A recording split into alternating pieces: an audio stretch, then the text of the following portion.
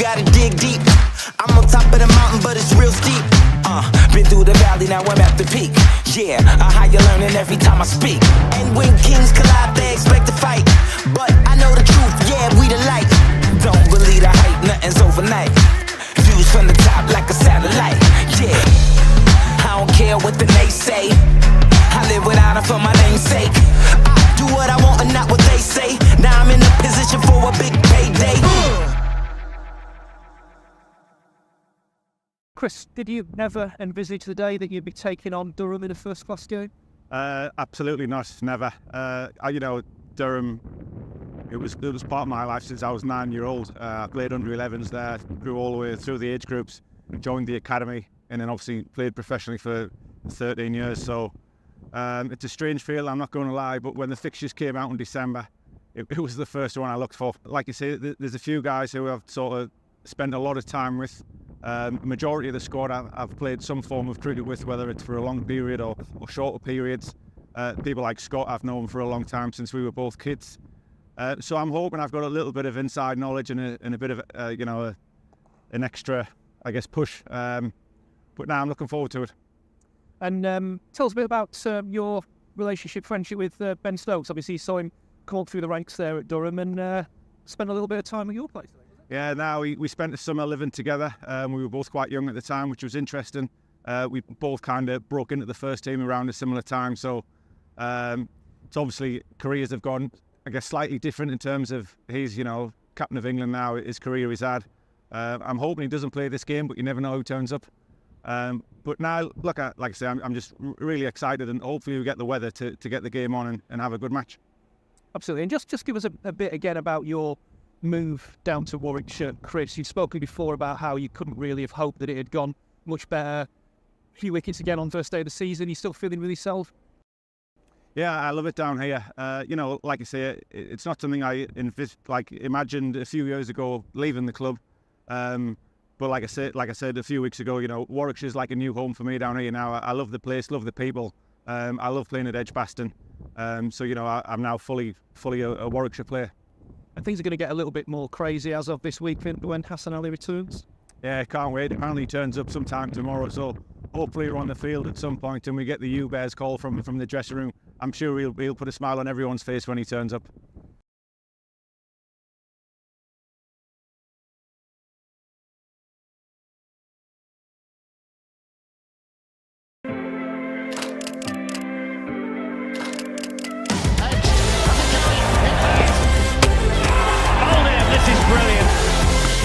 Off the edge, and that's taken as well. That's 4 in a row.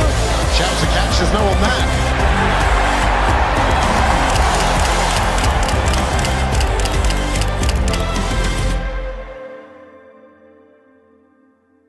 I know how hard it could be fasting whilst playing cricket, but I myself done it in Abu Dhabi in the 30-degree heat where it was tough, but it's not quite like that here. But I think that's why this Ramadan League is important and so crucial.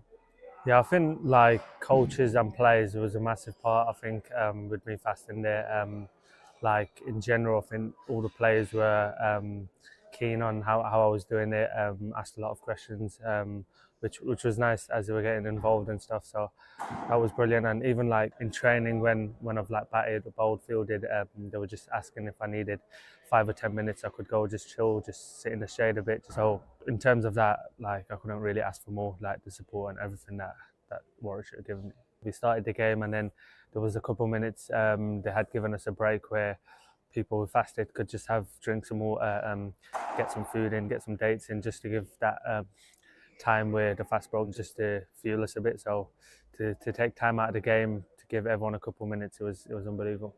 I think even like religiously, when you speak about fasting, is not a thing where fasting should like cause a barrier.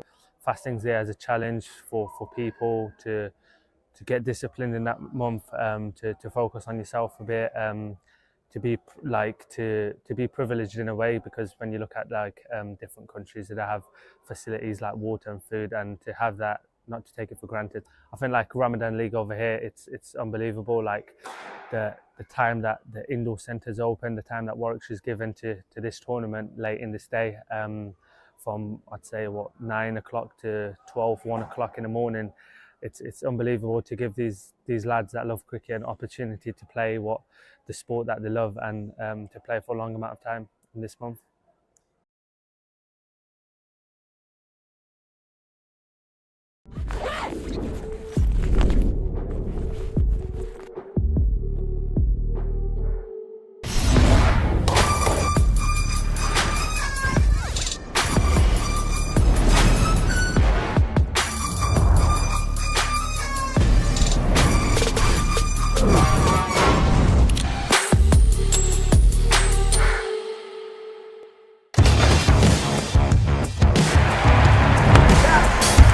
Again, what a shot that is. Easy as you like for Sam Ali. Hold it, brilliant from Woakes. That is stunning.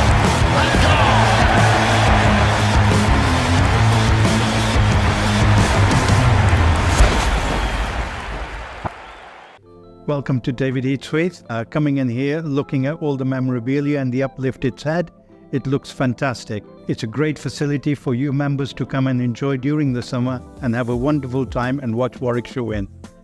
I recall my time starting in Warwickshire. I was the age of 14 when I walked through the gates here at Edgbaston. Over the years, it's been fantastic. I've been here a long time now and been associated with the club with a lot of success. And 1980 was the first success that Warwickshire had that I enjoyed.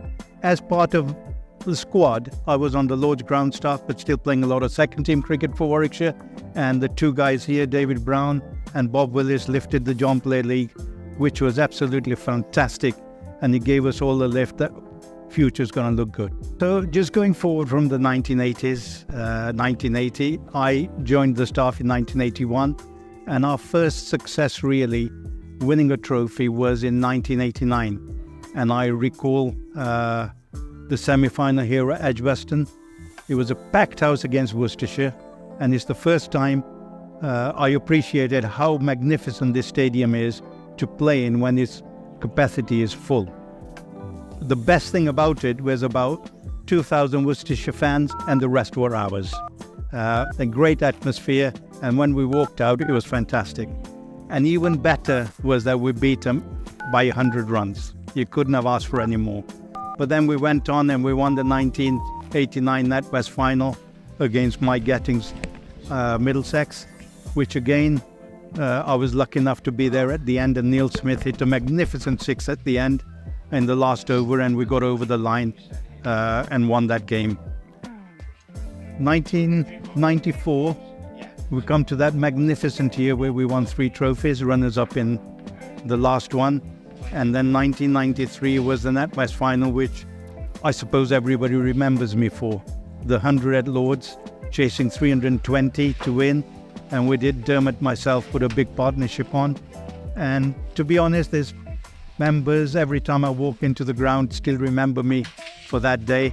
But at the end of the day, it was a great day for Warwickshire and for all the members, because at half-time we were 4-0 down, at full-time we won 5-4.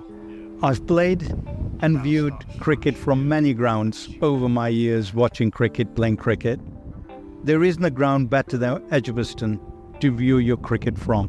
You can go to any part of this lovely ground and you get a great view. Please count yourself lucky that you're associated with this fantastic club, fantastic ground where your viewing facility is better than any other in the country.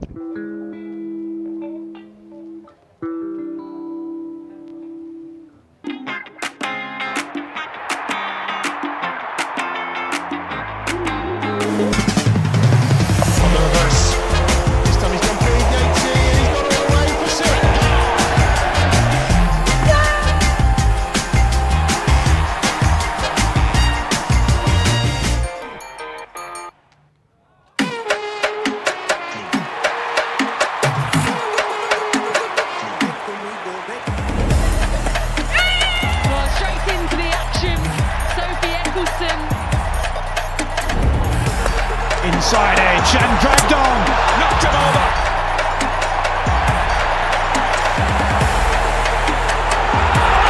It's got in Basto. More drama here at Edgbaston.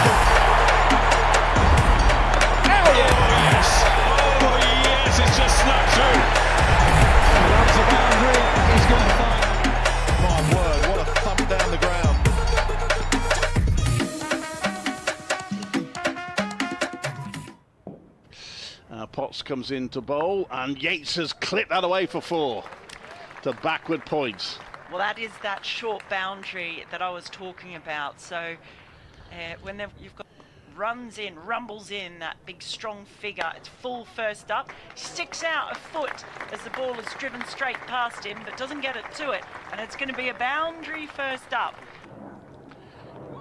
And that's edged and just beats the gully from Davis. I say edged, he might argue he opened the face of the bat, and he's run it down to 3rd for 4. It was certainly all along the ground anyway by the time it just got between. Excited to see what he does.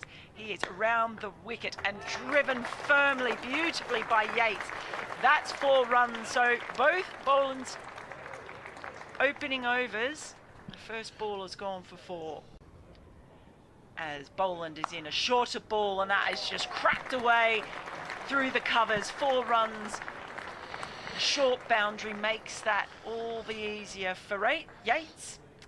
And he's in. It's shorter. That's pulled away, and there's a lot of vacant territory out on that leg side, and it goes over the deep square boundary for another 4 runs.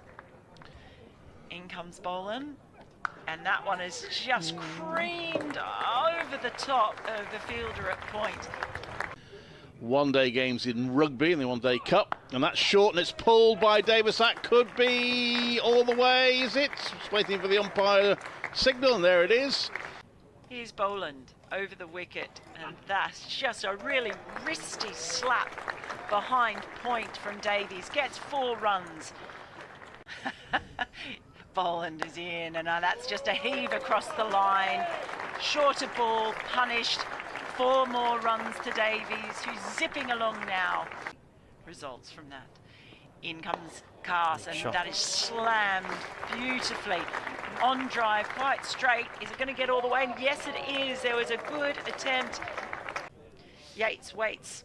In comes Cars, and that is slapped through the covers. Another 4, it's the long boundary, it doesn't matter. 4 runs. Yates on strike, and again slaps that one past the fielder at point, and it's back-to-back boundaries. Right arm over, and that's chopped away by Davis to the long boundary, the backward point for 4. He's looking in good form at the moment. Push on and turn these into big scores. That's carved away by Davis again, same place, just a backward point, and it's a slow outfield, but the ball will still make it. The rope hasn't been put all the way back to the stand, because that would be silly. Bowles, Yates is cutting this one away through the gap between 3rd slip and gully, and it's racing away to the deep backward point boundary and crosses the ropes. 3rd over, he's in. Bowles is clipped away beautifully by Davis. Wonderful timing, hit away the gap between mid-wicket and crosses the ropes and mid-on. Almost behind the last slip's a bit of a gap between 2nd and 3rd slip, and Davis has pushed that through mid-wicket, and that's going to, well, that's a ridiculously short boundary. That's a little dab shot for 4, and it's brought up the century partnership. This one is run away through the gully down to the 3rd man boundary by Davis. Open the face of the bat and run it away. Potts bowls, that's cut through the covers nicely, just slightly short of the length, and that's going to just make its way over the rope in front of the Holly stand for 4. Potts in again. A bit more of a yelp from him that time, and that was over-pitched, around about off stump, and it's driven up towards long off, and it's gone for 4. And that is Yates joining Davies with his 50 from 58 balls. He's in very close to the stumps and played late and delicately. That's a nice shot. Runs all the way down to the deep 3rd boundary. So 4 more runs coming to Davies. Last ball from Boland, and that is just delicately dabbed down to the deep 3rd boundary by Davies. There we go, got it right. Potts bowls driven, and that's gone away through that short boundary for 4 on the offside from Yates. Yeah, in comes, well, that's short, and it's pulled by Yates. Short and quite slow, and Yates says thank you very much and pulls that to backward point for 4.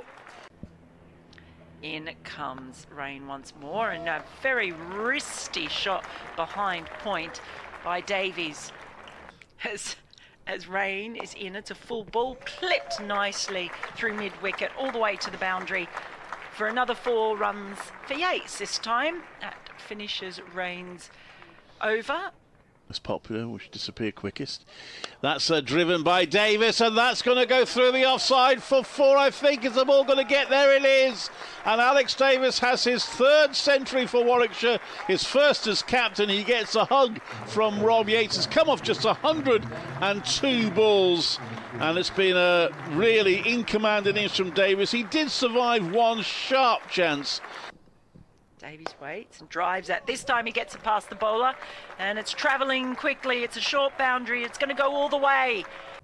But Rain is in again. It's full and it's driven. Just had enough width.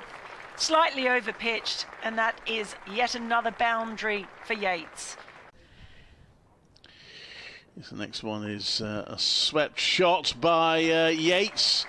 And that's going to go to backwards square for 4. It's always a bit unnerving when you listen to an Ashes match. Left arm over to Yates, who's pulled that out in towards the deep on the leg side. Can't even see where that's gone. Where is it? It's like a 9-iron into the green. And there is a big drive down the ground towards the city end, and that is 6, and he's got to his 100, so that's the 2nd time he's got 100 against Durham, and he is now on 102, which was the score he made the last time against them in a draw year. Cast bowls, and this is driven away beautifully through extra cover. Magnificent shot, crosses the boundary now, and that long boundary has been peppered all day. 233 for none. Parkinson from the city end bowls to Yates. Yates goes back into his crease and cuts hard at that late, and it's shot away through the covers to the short boundary. Casts in and bowls, and this is picked up beautifully off his legs by Yates, flicked away over the boundary at backward square leg for 6. This cast is in again, and this is pulled away again by Yates over the mid-wicket boundary this time for a 2nd consecutive 6. Lovely pull, just dropped it short of this side play. Well, this one is driven down the ground. Lovely shot, lovely timing, and that's racing away down to the long on boundary for 4 more. So Yates really going to town. He's raced on. Certainly a lot of experience there. Ackerman bowls flat, and it's full, and he's got all of this as Yates. That has been tonked, and it's 6 runs. Surrey in 2000. Ackerman to Yates. He's down on one knee, and he's launched that one again. That one's gone even further into the stands. And he's bowled a couple in the slot as well. And that one's in the air. This could be out. Fielder settling under it, and it's taken. So Yates doesn't get to his double century. Parkinson round the wicket, and that's played to square leg for a single, and that's 150 for Alex Davis, 2nd Warwickshire batter to reach that landmark in this game. He's in again over the wicket, and he's down on one knee. Gets a lovely piece of that, does Davies, and that goes all the way for 6. So breaks the shackles. They've been inching towards the 400. The close, 2 more maybe to get a point. That's turned around by Davies, and that is his 200. Alex Davies completes the first double century of his career, turning the ball around to square leg. Parkinson bowls. This is played by Rhodes up to mid-on for his 50. Coming a fairly sedate 88 balls, I think. Yeah. Davies has gone after that. That's going into the city centre, I think. Where's that landed? It's a 6 at any rate. It's a 6. I didn't see where it came down. No. In comes Cast to bowl, and that's played to back a square leg for a single, and brings the day to an end. Warwickshire finish it on 490 for 1. Will Rose with almost unnoticed but very efficient 60 not out.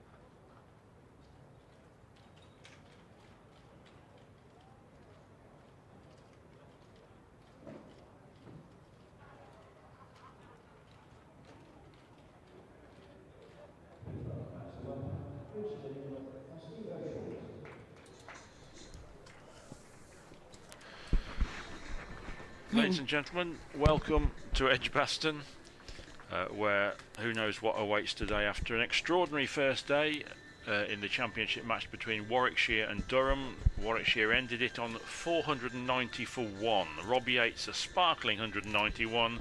Alex Davis will resume on 226. Will Rhodes snuck in an unbeaten 60, which I don't think anybody almost noticed on an extraordinary day. Of course, Durham having chosen to bowl 490 for 1. Who knows where today will go? Later on today we'll be hearing from Martin Emerson from BBC Radio Newcastle and Phil Britt, who's often a contributor of course here at Edgbaston, and straight away we hear from Mel Farrell, who was here yesterday. Melty, a pretty remarkable day's cricket. Certainly was a remarkable day. A day for lots of runs, not a day for many wickets. Only one falling in the end. There's a lot of discussion about what's happening in county cricket with the Kookaburra ball. I'll probably talk a little bit about some thoughts on that. I've been online. I've been getting views from people. So I think as we are now in the second week, there's probably a few observations that can be made. But the main thing is I've actually got really loud music in my left ear. If our technical colleagues could possibly, I really quite like this track. Come Up and See Me, Make Me Smile by Ian Jury and the Blockheads, but I could do without it right now because we're trying to listen and concentrate on the cricket. So if our technical friends could sort that out, that would be great. Yes, it's kind of hard to talk when you've got very loud music in one ear. So hopefully that will disappear quite soon. 490 for 1, and we are about to resume with Callum Parkinson, the spinner, taking up the attack for Durham. The spinner getting first digs, even though the ball is only 16 overs old. But the ball will be the subject of a little discourse during the day, I'm sure. The Kookaburra ball, which has been foisted upon county cricket for these 2 rounds of championship matches. And Callum Parkinson, with none for 128 behind him, bowls the first ball of the day to Alex Davis, who defends into the covers. 226 not out. Mel, Alex Davis, career best. I think we'll just have to put up with this the radio coverage in area holes until I've given an update at 4 minutes past, and then hopefully it will subside so we can concentrate on the cricket then. Here comes Parkinson again, and Davis gets his first run of the morning. Just eased up to long off. He moves to 227, 491 for 1. Yeah, Alex Davies talking to us last night referred to it, I guess, as almost the monkey off the back, getting a double century, and for him being new captain here at Warwickshire as well, I guess just making him feel a bit settled in that role. You want to be able to lead from the front with the bat in hand when you're captaining a side, and he's doing that for sure. Parkinson into bowl to Will Rhodes for the first time today, and Rhodes tucks it into mid-wicket. Rhodes ex-captain alongside the current captain for the Bears. And what a truly remarkable day's play it was yesterday. Durham winning the toss, choosing to bowl. As Parkinson comes in again, this is a poor delivery outside off leg stump and taken by the keeper. I love the fact that they appeal. I love an appeal on a wide, on a leg side sort of wide, even though it wasn't called. I think perhaps the appeal was designed to distract the umpire from actually raising his, giving his armpit some air. You know, it always is. Parkinson in again, another similarly poor delivery down the leg side, and this time the keeper can't get it, and there's going to be at least one bye. They turn quickly for the second bye, and the total goes to 493 for 1. Ollie Robinson really unhappy with himself there. It's been the sort of match where mistakes just feel especially expensive. Parkinson in again to conclude the first over of the morning, and it eased up to long on for a single by Will Rhodes. A quiet first over, but that's during it these two passed the 150 partnership. Rhodes and Davis, 151 from 212 balls. And where did Durham go from here, Mel? It really is a damage limitation exercise, isn't it? You almost think that what they we'll be hoping for at this stage is that we end up seeing a high-scoring draw. Yeah. That's probably the most they can aim for, isn't it, at the moment? Exactly. It is quite difficult, even after just one day. You know, where do they go? Mel, BBC Covent Warwickshire just about to come over for a report, so if I may, I'll just waffle for a few seconds, and then we can get stuck into the commentary proper. Glorious morning here in Birmingham. Sun beating down, pretty good crowd in, mostly gathered at the Wyatt stand end and on the family stand side of the ground where the pitch is. It's a very, very short boundary over there for this match, which the Bears batsman exploited yesterday. Potts begins from the pavilion end and is chopped away to the boundary straight away by Will Rhodes for 4 runs, 498 for 1. We're just about to update BBC Coventry and Warwickshire listeners. And welcome to Edgbaston, where Warwickshire have just resumed after an extraordinary first day on which they piled up 490 for 1 against Durham. Rob Yates made a sparkling 190. Alex Davis is still there on 227 with Will Rhodes on 65. The question now is, how far will the Bears choose to go? Could they even challenge the 810 they made against Durham here in 1994? The Bears 498 for 1. And there we go. And hello, Clive. Oh, well, never mind that. It's a pretty grotesque prospect of having to listen to yourself. I didn't enjoy that at all. But 498 for 1, and I will. Mel, if you'd like to just carry on for a second or two, I'll try and remove this noise. Well, I mean, noise. It's a bit of Madonna now. Ringing in my ears, never a bad thing. Will Rhodes on strike. In comes Potts, and he just strokes that leisurely down towards the backward point boundary. That is 4 runs. So first boundary of the day, and it brings up the 500 for Warwickshire. Now 502 for 1. So it is an immense score being built up, and as Potts slowly walks back to his mark, and it really is a chastening experience for Durham. Their first match back in Division 1, it was delayed by a week because they didn't get a start in their first match, but it's definitely chastening. And what do these bowlers learn? Rhodes, next ball, just strokes that beautifully through the covers again. Back-to-back 4s. It gets no easier at all. And really is just runs for fun at the moment now. 191 by Rob Yates. We spoke to him yesterday, and he was a bit peeved at himself for not getting the 200 himself, but he batted beautifully yesterday. As Potts starts his run up from the members' end, he's into Rhodes. This time just jams a ball down into the earth in front of him. I was a little bit worried it might roll back on his stumps, but no danger there. I guess now you think that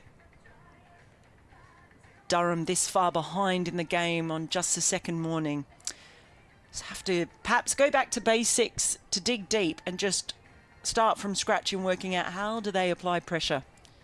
Where does it start? Unless the batter makes a big error, gets fatigued, they're going to have to work out a way. And with a pitch that's not doing much, they've done a wonderful job here, the ground staff, Gary Barwell and his team, in being able to get games underway after so much rain. Here's Potts, he's in. That one's just flicked off the pads down towards fine leg. I'll get a single, takes the score to 507. Davies now on 227. Saw him sort of touching his toes and stretching out as this over finishes. He's in the middle now having a chat with Will Rhodes. 507 for one. His back, he said, was starting to feel the wear and tear of having batted all day, because Alex Davies has never batted for a full day in his career, so that was a new challenge for him in not just being able to maintain concentration, but also just making sure nothing cramps up. A remarkable feat of fitness, really. It's going to be Parkinson to continue from the city end. And I've still got Madonna singing in my ear. In comes Parkinson. First ball's looped up and just creamed through the covers by Rhodes. He's not finished. He's eyeing the milestone as well. And that is another 4 runs to his account. Just a little bit too full. And not really much in the way of drift or turn for Parkinson at this point. Comes in again over the wicket, and that's just stroked towards cover as well, but this time can't beat the diving fielder. No run. I've got a message in, Mel. I do apologise to you, because this is not easy, is it, to commentate when you've got a radio station very loud in your ear hole. If anybody is listening from BBC Coventry or Warwickshire, please can you kill Q? 511 for one, 227 to Davis, 78 to Rhodes. Parkinson is again beautifully flicked away through the leg side field by Rhodes, who is closing in on what would be a rather unheralded century, wouldn't he? He's on 79 now, and he just came in after an opening stand of 343 and just kept the momentum ticking over. It's a thankless start to the First Division, their new First Division life for Durham, isn't it? They really have got some... I suppose that you could turn that around and say if they can come out of this without defeat, that will be quite a resilient performance. Parkinson is in again, and this is nudged into the offside by Davis for a single. 228 to the Warwickshire captain. Yeah, it certainly is. And I mean, you have to look at last week. Of course, there wasn't much cricket played anywhere in the country, or only partial games. There was a lot of rain about. It's a fair bit. I've just interrupted myself to say the radio station in my ear is gone, and it's blessed silence. Many thanks to Rob and Alec for sorting that out. And as Will Rhodes drives this one straight for a single, and apologies to the listeners if we've been a bit preoccupied there, but it really is jolly difficult to commentate on a cricket match when you have got very loud music and voices in your ear. So apologies for the staccato start to the day's coverage, but we're concentrating now, and Parkinson is in, and Davis just drops the ball in front of him on the offside, and that's a measure of the way Alex Davis has played. Isn't it, Mel? He said yesterday, didn't he, in an interview, that now he knows that he gets out too often between 50 and 100. He doesn't build enough big match-shaping innings, and there were several occasions yesterday when he almost visibly started again, didn't he? He went through periods whereby, right, I'm just going to build this innings further now. I'm not going to get giddy and go for the big shots. And 229 not out. Where's this going to go? Yeah, I actually enjoyed, so the two of them, Rob Yates and Alex Davies, came up and sort of spoke together. And one of the things I thought was interesting is they spoke about the lack of ego. Alex Davies said that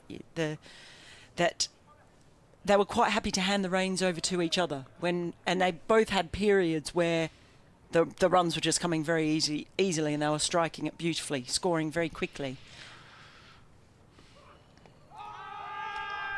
Potts begins another over from the pavilion end, and this one strikes Davis on the pad. There's no way in the world that's LBW, but an appeal is welcome for Durham, I think, isn't it, psychologically, just to think that they've forced a foul shot. But you are right, as the two guys said yesterday, the initiative swapped, didn't it? Alex Davis was off, he was first to 50, then after Rob Yates reached 100, he really climbed into the Durham bowling. Here comes Matty Potts, and this is down the leg side, and a poor delivery, which is very well taken by Robinson. And Durham's direction this morning hasn't been good, has it? Yeah, so this brings me back to the Kookaburra ball and a lot of discussion that's being had. I was on Twitter last night. I was asking people for their views, and I have some thoughts. And look, there's a fair bit that comes down to it, whether you think the county championship takes primacy in a competition in its own right.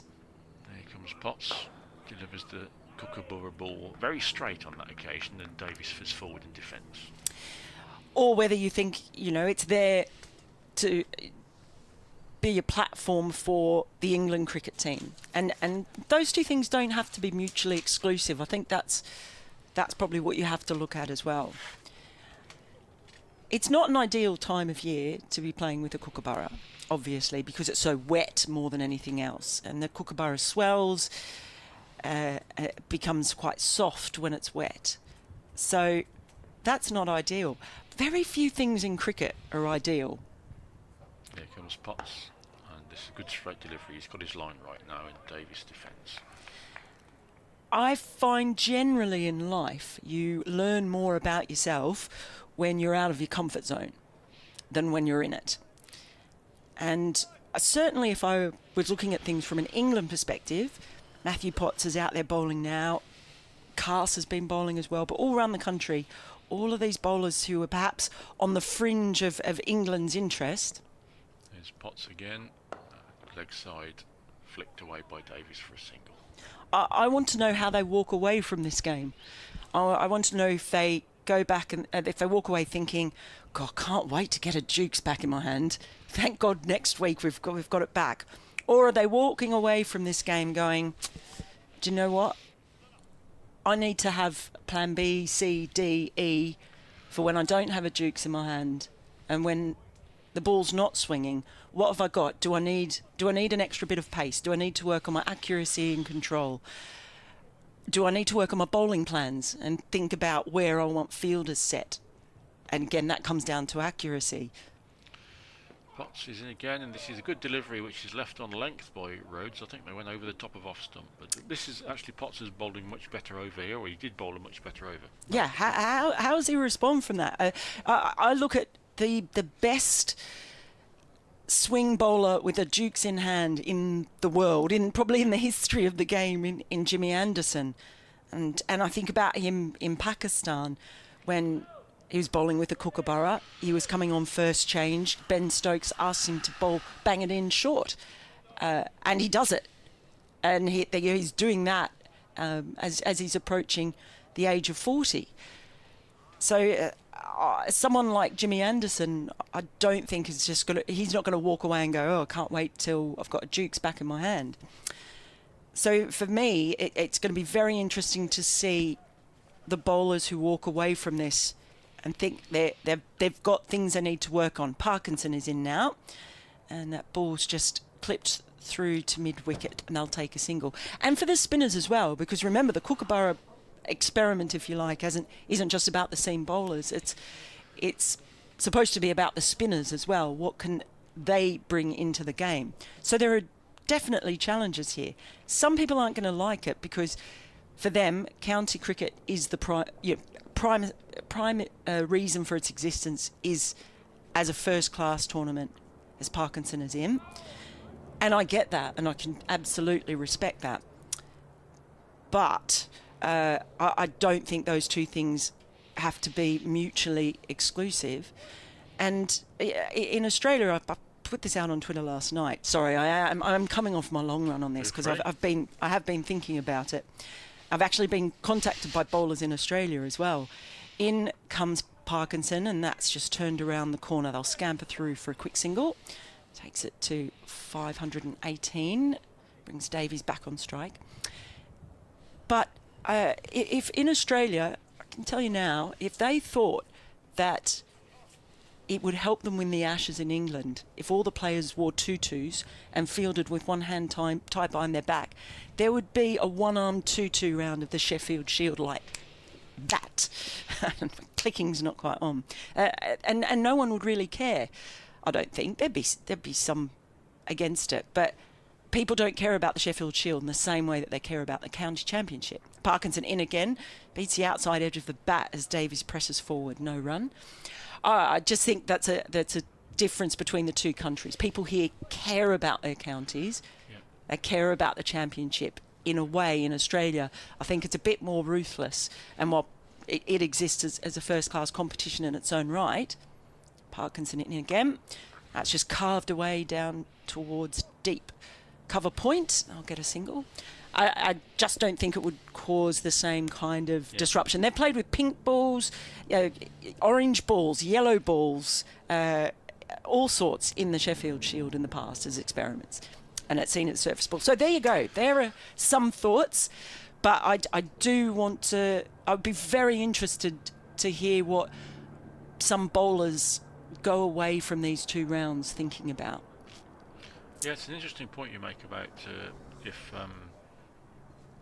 Sorry, just as Parkinson comes in, Parkinson.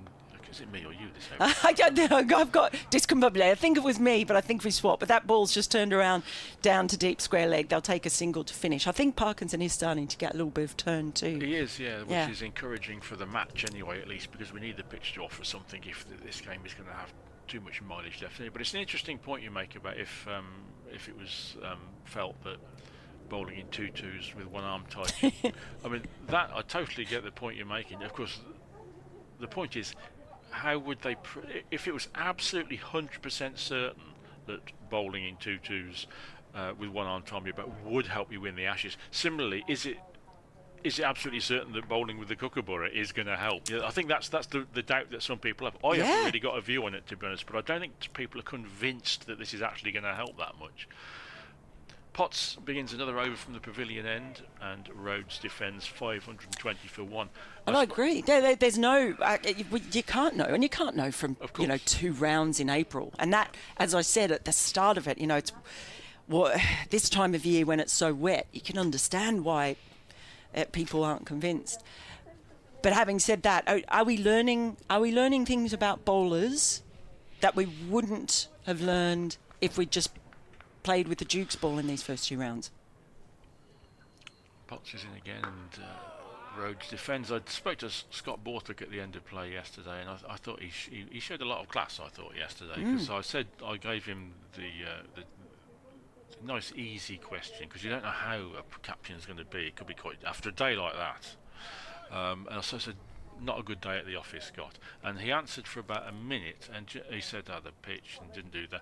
Didn't mention the kookaburra, and I thought that showed a great deal of dignity, because it would have been so easy just to say, this ball is terrible, we couldn't get it to move, but he didn't mention it at all as Rhodes defends into the offside.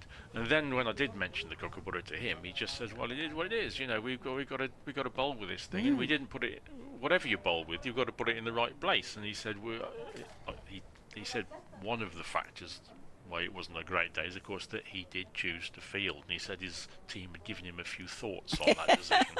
I'm sure they did. But he did think that there might be a bit of movement around early on, even with the kookaburra, with a bit of moisture in the pitch. But even then, he said, to exploit that, you've got to put the ball in the right place, and the bowlers just didn't do that. Potts is in again and beats Rhodes outside off stump, and that one went through to the keeper on the 3rd bounce, so a little bit of perhaps indifferent bounce coming into it as well. If we've seen one turn and one keep low, Warwickshire will be delighted with that, won't they, with 520 on the board? Absolutely. I'm just seeing poor Matthew Potts is just getting some encouragement from Rain as he polishes the ball. Some other interesting things came out of that chat yesterday with Alex Davies and Rob Yates. Potts around the wicket to the left-handed Rhodes, who leaves the ball but hits it into the ground, and Robinson takes it tumbling to his left. Yes, probably a bit fortunate. He could have easily chopped on at that point. Certainly one of the things I was saying that I found fascinating is Warwickshire got in a seam, or a kookaburra specialist, if you like, pre-season, to talk to them about how to manage the ball differently to the Duke's ball. So one of the things is that dry shining works best with a kookaburra, so less sweat off the brow in the old day saliva. Potts in to conclude his 21st over, which he does with a leg side delivery. Rhodes tucks it away to square leg, makes a single. Rhodes on 83, Davies on 232, 521 for one.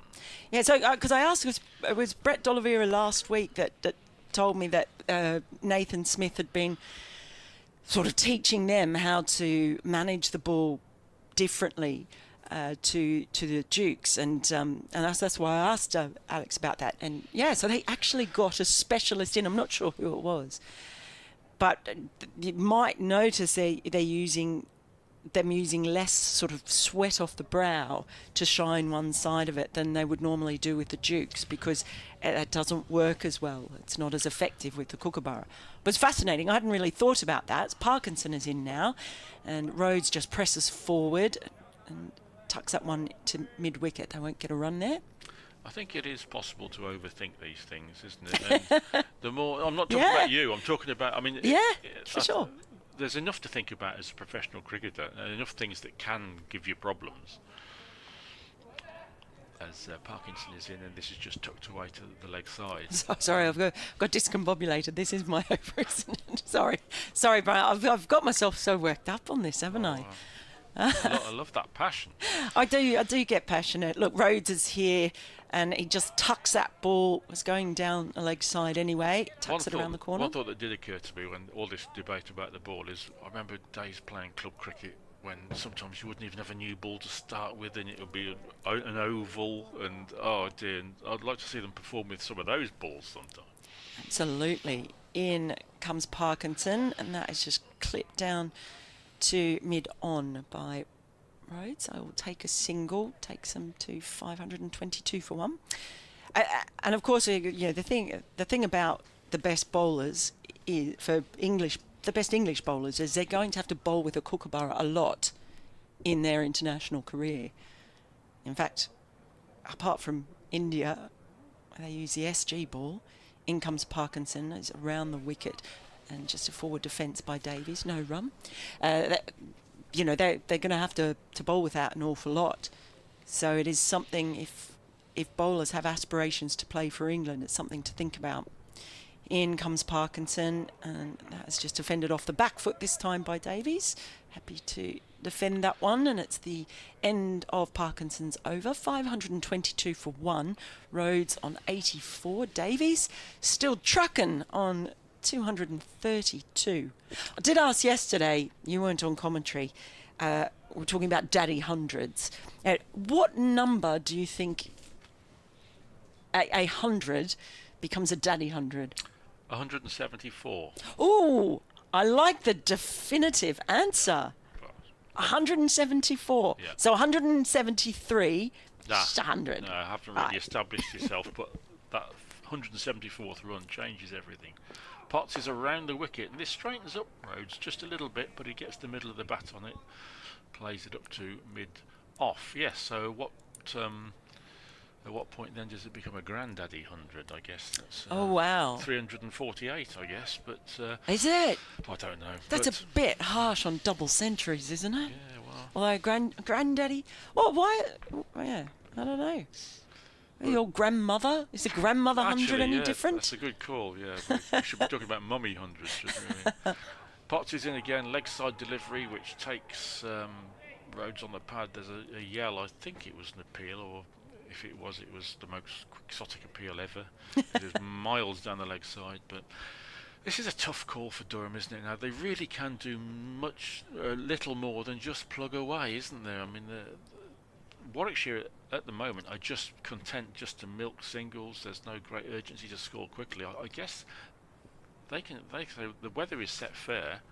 As Potts comes in again with none for 103 to his name, and Rhodes tucks the ball up to mid-off. What Warwickshire will be thinking is, if we just bat normally and make Durham field for the best part of 2 days, then they've got to go and bat. They're going to be knackered. They're going to be tired. The scoreboard pressure is going to be huge. So while there is a case for scoring quickly and getting a declaration in soon. There's also one for just wearing the life out of Durham's legs and arms. Yeah, and Alex Davis did speak about that yesterday in tiring out the opposition. Here comes Matty Potts, and this one does strike Rhodes on the pad. I shall finish this over, and we will hear for the first time today from Martin Emerson, our friend from the north, BBC Radio Newcastle, who's going to come in and join Mel. Yeah, a bit of a shout there, but I think that was both high and going down leg. So at least, though, Potts he's finding the pads and causing a few shouts this morning. So there's a few signs of encouragement. Here he comes again. This is outside the off stump and well left by Rhodes. That wasn't far outside. Whether we see Scott Boland today, he's got a bit of a niggle with his calf or ankle. Scott Borthwick said he was a bit hazy about the detail of it. But that's funny, because I heard heel. So some part of his leg. A part of his lower anatomy is troubling him. But he was having treatment in the last session yesterday, and as Potts comes in again to conclude his over, and Rhodes defence 522 for one remaining. There is a case, of course, if he's less than 100%, for rather than slogging away on a surface like this, maybe to get him back in for a game when he can do some real damage and perhaps win Durham a game. On that thought, Mel, I shall leave you with Martin. Thank you very much, Brian. Good to have your company this morning, and very nice to have Martin Emerson coming in, who very kindly gave me a lift into the ground this morning. As Parkinson is going to continue his spell. He's starting to get a bit of turn, Parkinson. So again, just looking for some encouragement. And that is played off the back foot by Davies, cut away down towards deep point. And again, well, I say deep point, but as we observed yesterday, the difference in the short and long boundaries here is really significant. So the fielders who are in the deep on the long side in front of the Holly stand are actually a long way in off the boundary rope. In comes Parkinson. That one just driven down to mid-on. I'll pick up another single. So continuing to milk for runs. As Martin Emerson gets his headphones on and joins us for the first time today. Nice to have your company. In comes Parkinson. Press forward in defence. It just runs down to backward point. Have you mentioned the Lara match yet today? No, I haven't. I've been ranting. You've been ranting? I know. I almost don't want to look at my phone because it's been pinging.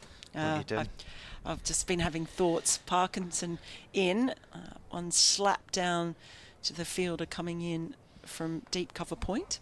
They'll get another single. Oh no, I won't go through it all again. Right, but yes, no. I've been talking about the Kookaburra and what we're learning. And which is not much. well, I don't know. This is my point. How do bowlers go away from these matches? Parkinson driven again, and as a dive from the fielder running across from mid-wicket over the matted strip that I guess will be used for the next match here. Warwickshire, they did get a single there, so 526 for one. Well, it was 30 years ago when Lara got his 501, which of course remains a world record. In is Parkinson, driven again down to mid-off by Davies, another single.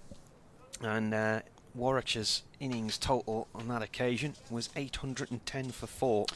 And you look at this scoreboard now, 527 for 1, and you're thinking, could that be broken? Unless they declare. I mean, this is just an absolute road, isn't it? There's just... Yep. Yeah, there's not much in the pitch at all. From what I've seen, I feel that this is just going to be a high-scoring draw.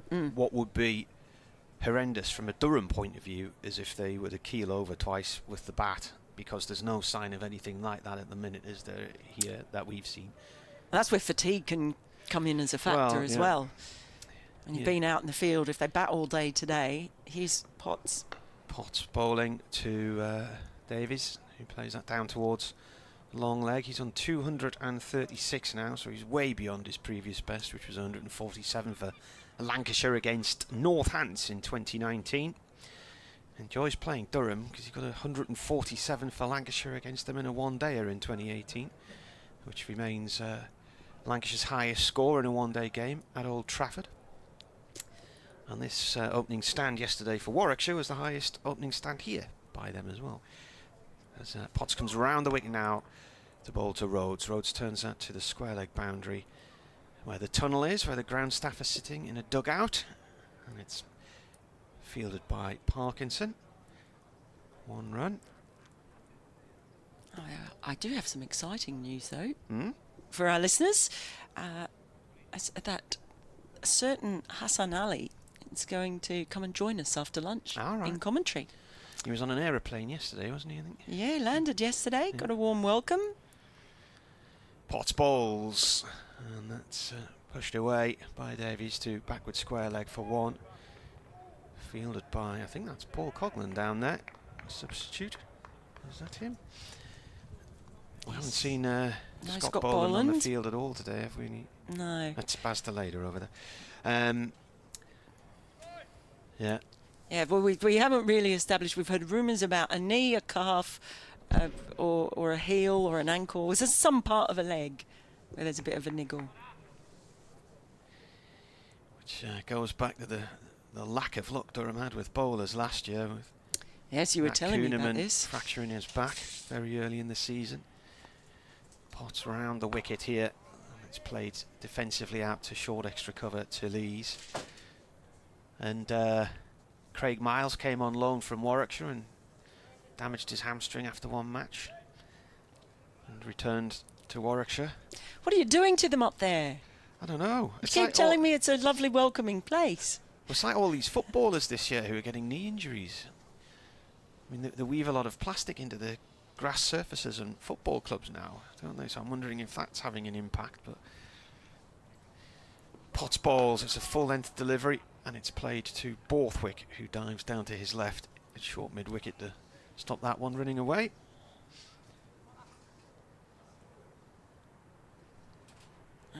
Brian's taken on the role of a carpet fitter here. He's down on his hands and knees in the corner. We've had all sorts going on. We did the first probably 15 to 20 minutes with a local radio station blaring in our ears, trying to talk about someone bowling spin while Madonna is blasting in your ear is quite a challenge, actually. Yeah.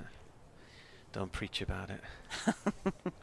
Did you get that? That was a Madonna joke. Yeah, very good. Got that one, yeah, I like it. Very good. That's all I could come up with in the time I had to work with there.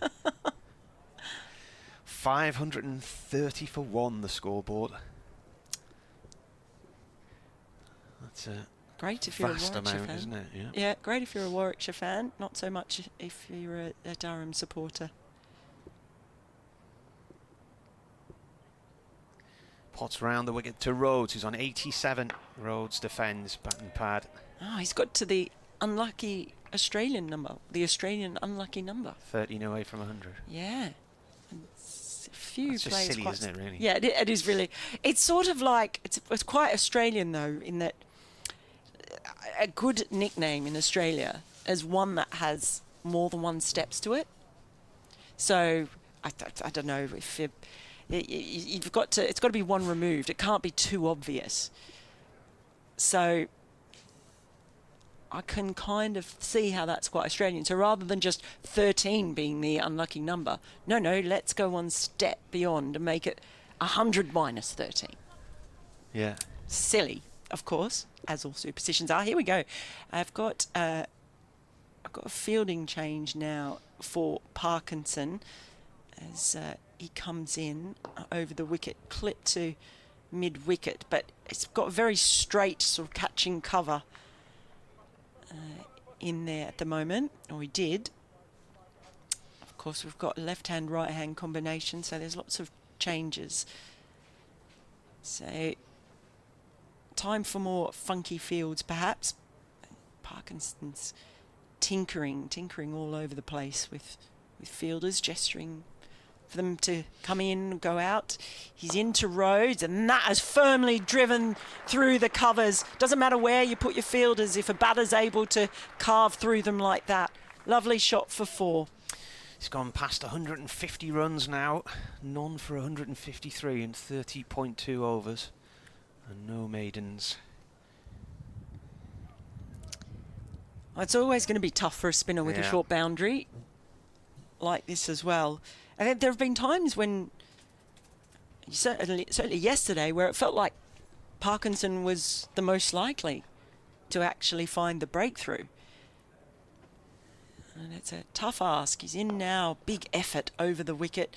This one's just tapped down towards mid-on.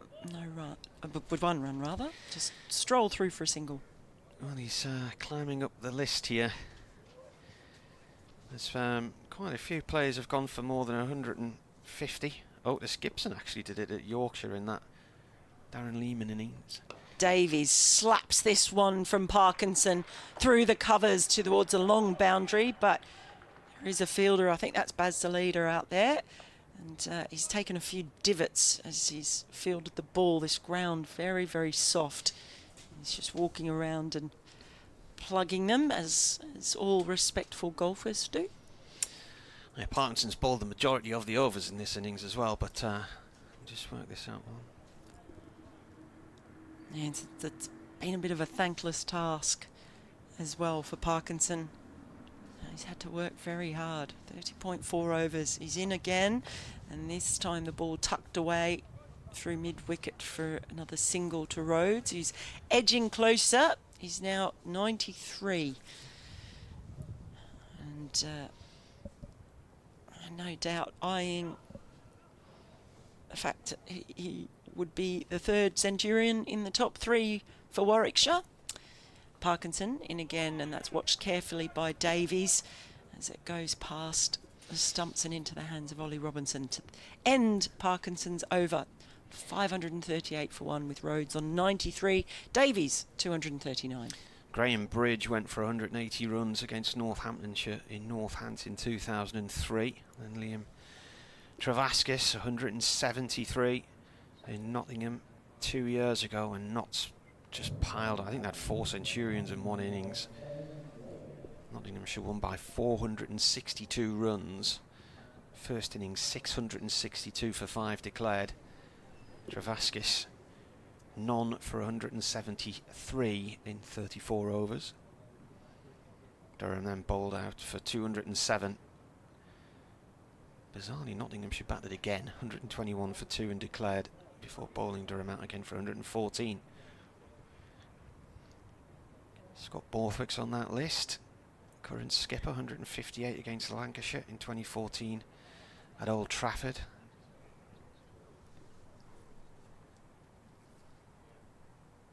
Ben Rain replaces Potts from the City end, and Rhodes chops the ball down into the ground right in front of the stumps. He's on 93. That game at Lancashire was a match where Durham batted first and were 5 down by lunch on day 1. It was a really stormy week. It was August time, and a certain Ben Stokes was released by England, and he was driving up from London to try and get to Manchester, and there were worries that he wouldn't actually get there in time. Raining again, and this is played towards the square leg boundary for 4. There's a man just slightly round that corner who couldn't get across to it, Graham Clark, and that's 4 more runs there. So Rhodes moves on to 97 and looks set to join Davies and Yates in the Centurion club in this game. Durham lost that match at Old Trafford by 1 wicket, went right down to the wire. It was seen as a relegation decider, but then Durham fought back and got out of the bottom 2, and Lancashire went down instead a few weeks later. 542 for 1. You've got a short cover in. Rain bowls, that's left, angles just past the off stump and through to the keeper. So just starting to see some experimentation with the field. And I think we'll see a lot more of that as this game goes on, certainly this innings goes on, it's just hard to see where the breakthrough is going to come from. Tough old work. So there's still some records to be broken. Is what you're saying. Rain. And he's played off the back foot and through the covers it goes. No run. Picked up by Lees.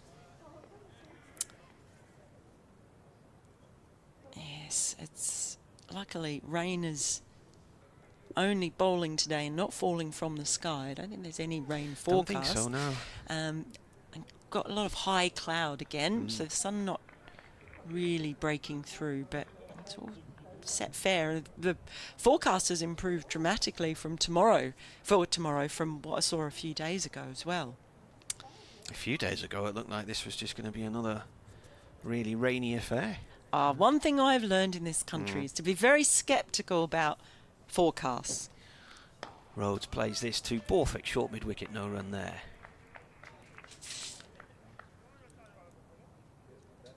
Yes, so often. My favourite one is when you see the cloud on the forecast, a cloud with the sun peeping out, and then a raindrop, or maybe a snowflake, and it's pretty much the forecasters shrugging their hands up and saying, "I've got absolutely no idea." Final ball of the 108th over. Rain bowls. Oh, that nips away from Rhodes. He has a little jab at it, and it goes through to the keeper.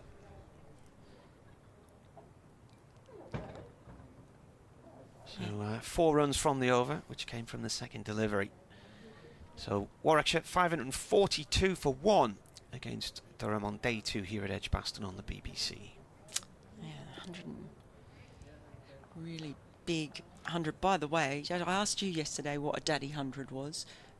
Brian Halford, or did I ask? Was it you I asked or Clive? No, it wasn't me. I hadn't heard that phrase. Oh, right. Well, there you go. I'll see if you agree with Brian Halford. When does 100 become a daddy 100? Do you have a number? I don't. What does the phrase mean? Have you not heard daddy 100? No. When people, a big 100. When there's the 100, but there's a daddy 100. I don't believe you haven't heard that. No. No, well, there you go. Well, probably when you get past 200 then, isn't it? Well, Brian Halford says 174. In comes Parkinson. That one's just neatly clipped through the covers. And that brings up the 200 partnership between Rhodes and Davies of 279 balls. Crowd appreciating that one. They've been treated to some partnerships, all right. Well, only 2. Because there have only been 2 partnerships in this innings so far. But these 2 look very settled and comfortable out there in the middle. Alex Davies batted all day yesterday and had a rest overnight. Probably quite happy to let Rhodes take over some of the hard work. He's on strike now. Parkinson is in. Just tucks that around the corner. No run. Daddy 100, 174, eh? Yeah, that's what Brian says. He's never heard the phrase, Brian. Here comes Parkinson and Rhodes again. Just tucks it around the corner. This time he's able to get it square. Our fielder coming in from deep square leg keeps it to a single. So he's edging 191. Closer. 191. Yeah. Oh, that was what Yates got yesterday, wasn't it? Yeah, so he just got the daddy. In my mind. Parkinson. Oh, and this time he bowls a quicker delivery and it's just chopped at. But no run, so eventually beats the bat. Davies is not having any of that. We've lost the scoreboard again. There's been a few gremlins 544 for 1. Just don't want to miss the century. Essentially, next ball just defended back towards the bowler, but Davies is on strike, so there's no danger of that at the moment. Rhodes has 98. Yeah, 14 falls. So just a couple of singles coming off this over, and then there's about to be a third on the last ball as it's pushed out towards deep point. And Baz the leader does the fielding. So scoreboard's back. There we are. 545 for 1. And Davies is keeping the strike. He's on 241. Rhodes, the non-strikers end on 98.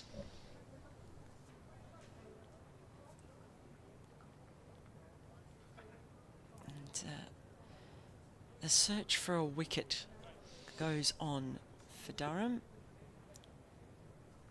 It's asking a lot for captains as well. We've got a fielder again in a very straight, sort of silly, almost silly, straight mid-wicket with a fielder behind him at mid-wicket. And that has turned around the corner. First ball. Tickled away, fine for 4 up towards the City end of the ground. 549 for 1. Davies moves on to 245. Yeah, that fielder is almost bang halfway down the pitch, standing just in front of where the non-striker is, so he's right in Davies' eye line. So search for a way to just put him off his game. Rain, right arm over, slower ball. Let's guide it down to third man to Clark for 1. That's the 550 then. 550 for 1 after 109.2 overs. They'll be feeling disappointed they can't just keep racking up batting points. Yeah, having hardly got any last year. Helicopter just swinging around to the east of us. Looks like the police helicopter. Rhodes then on 98 from 151 balls. As he turns this out through mid-wicket, he'll get a single. So when he came to the crease yesterday, I pointed out that Rob Yates had started the day on 900 and so had Will Rhodes. So he's 1 away from his 10th and keeping level with Yates. And also for him personally, I mean, he stepped down from the captaincy this year, handed it over to Alex Davies. He's in his last year of his contract here at Warwickshire. So he really wanted to focus on his batting. And that's certainly one of the reasons that he did step down. So for him to be able to get himself in this position, have this kind of innings early on in the season, will undoubtedly be encouraging. This is a leave from Davies. So these two then, what have they put on now? They've just gone past the 200 partnership, haven't they?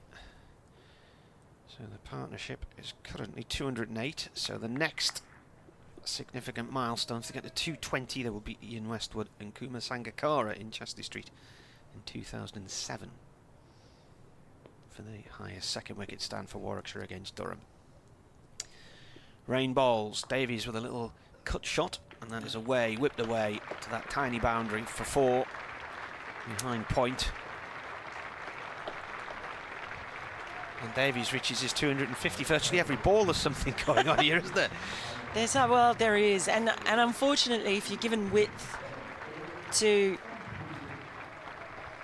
anybody or with that short boundary there, it almost seemed like he hardly had to touch that ball. Yeah. And it was already at the boundary.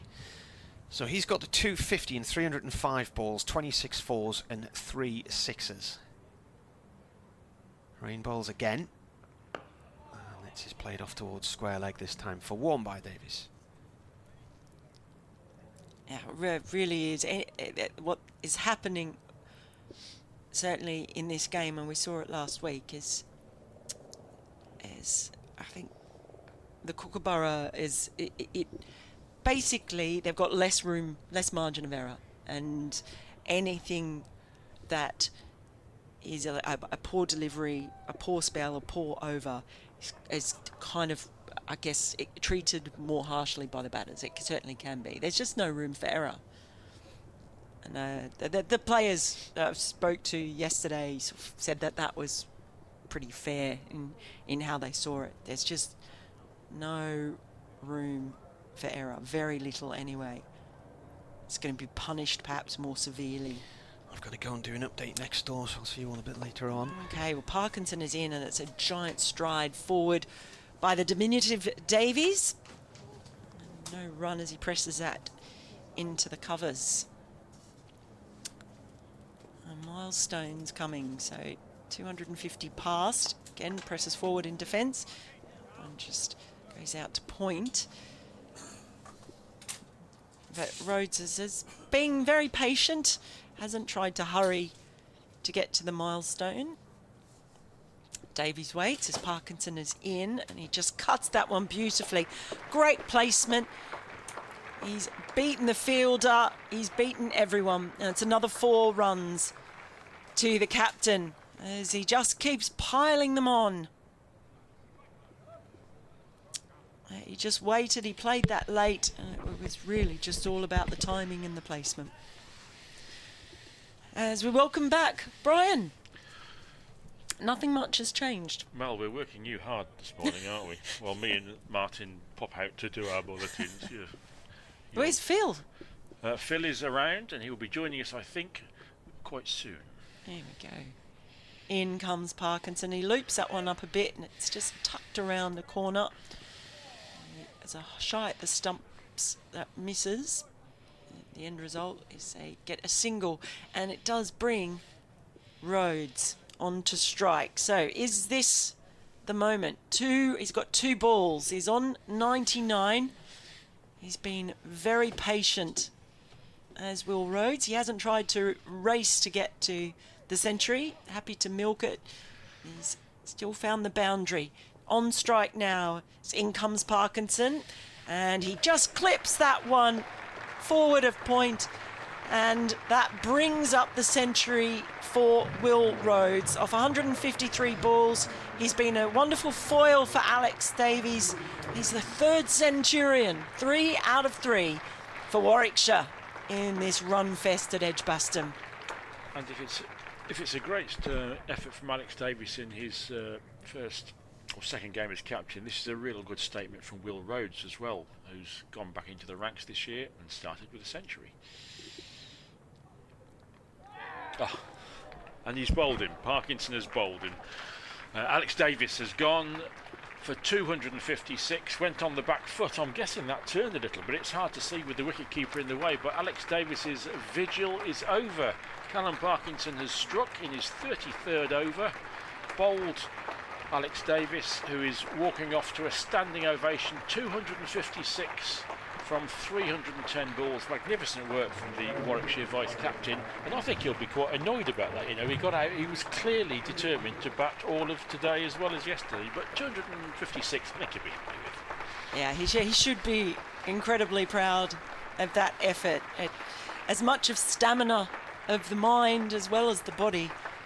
He kept his concentration, but on that occasion, Parkinson able to get through, and he has been finding a bit of purchase and a little bit of turn today, Parkinson. So some much needed encouragement for Durham. It's been really tough going out there for them this first day and this second day.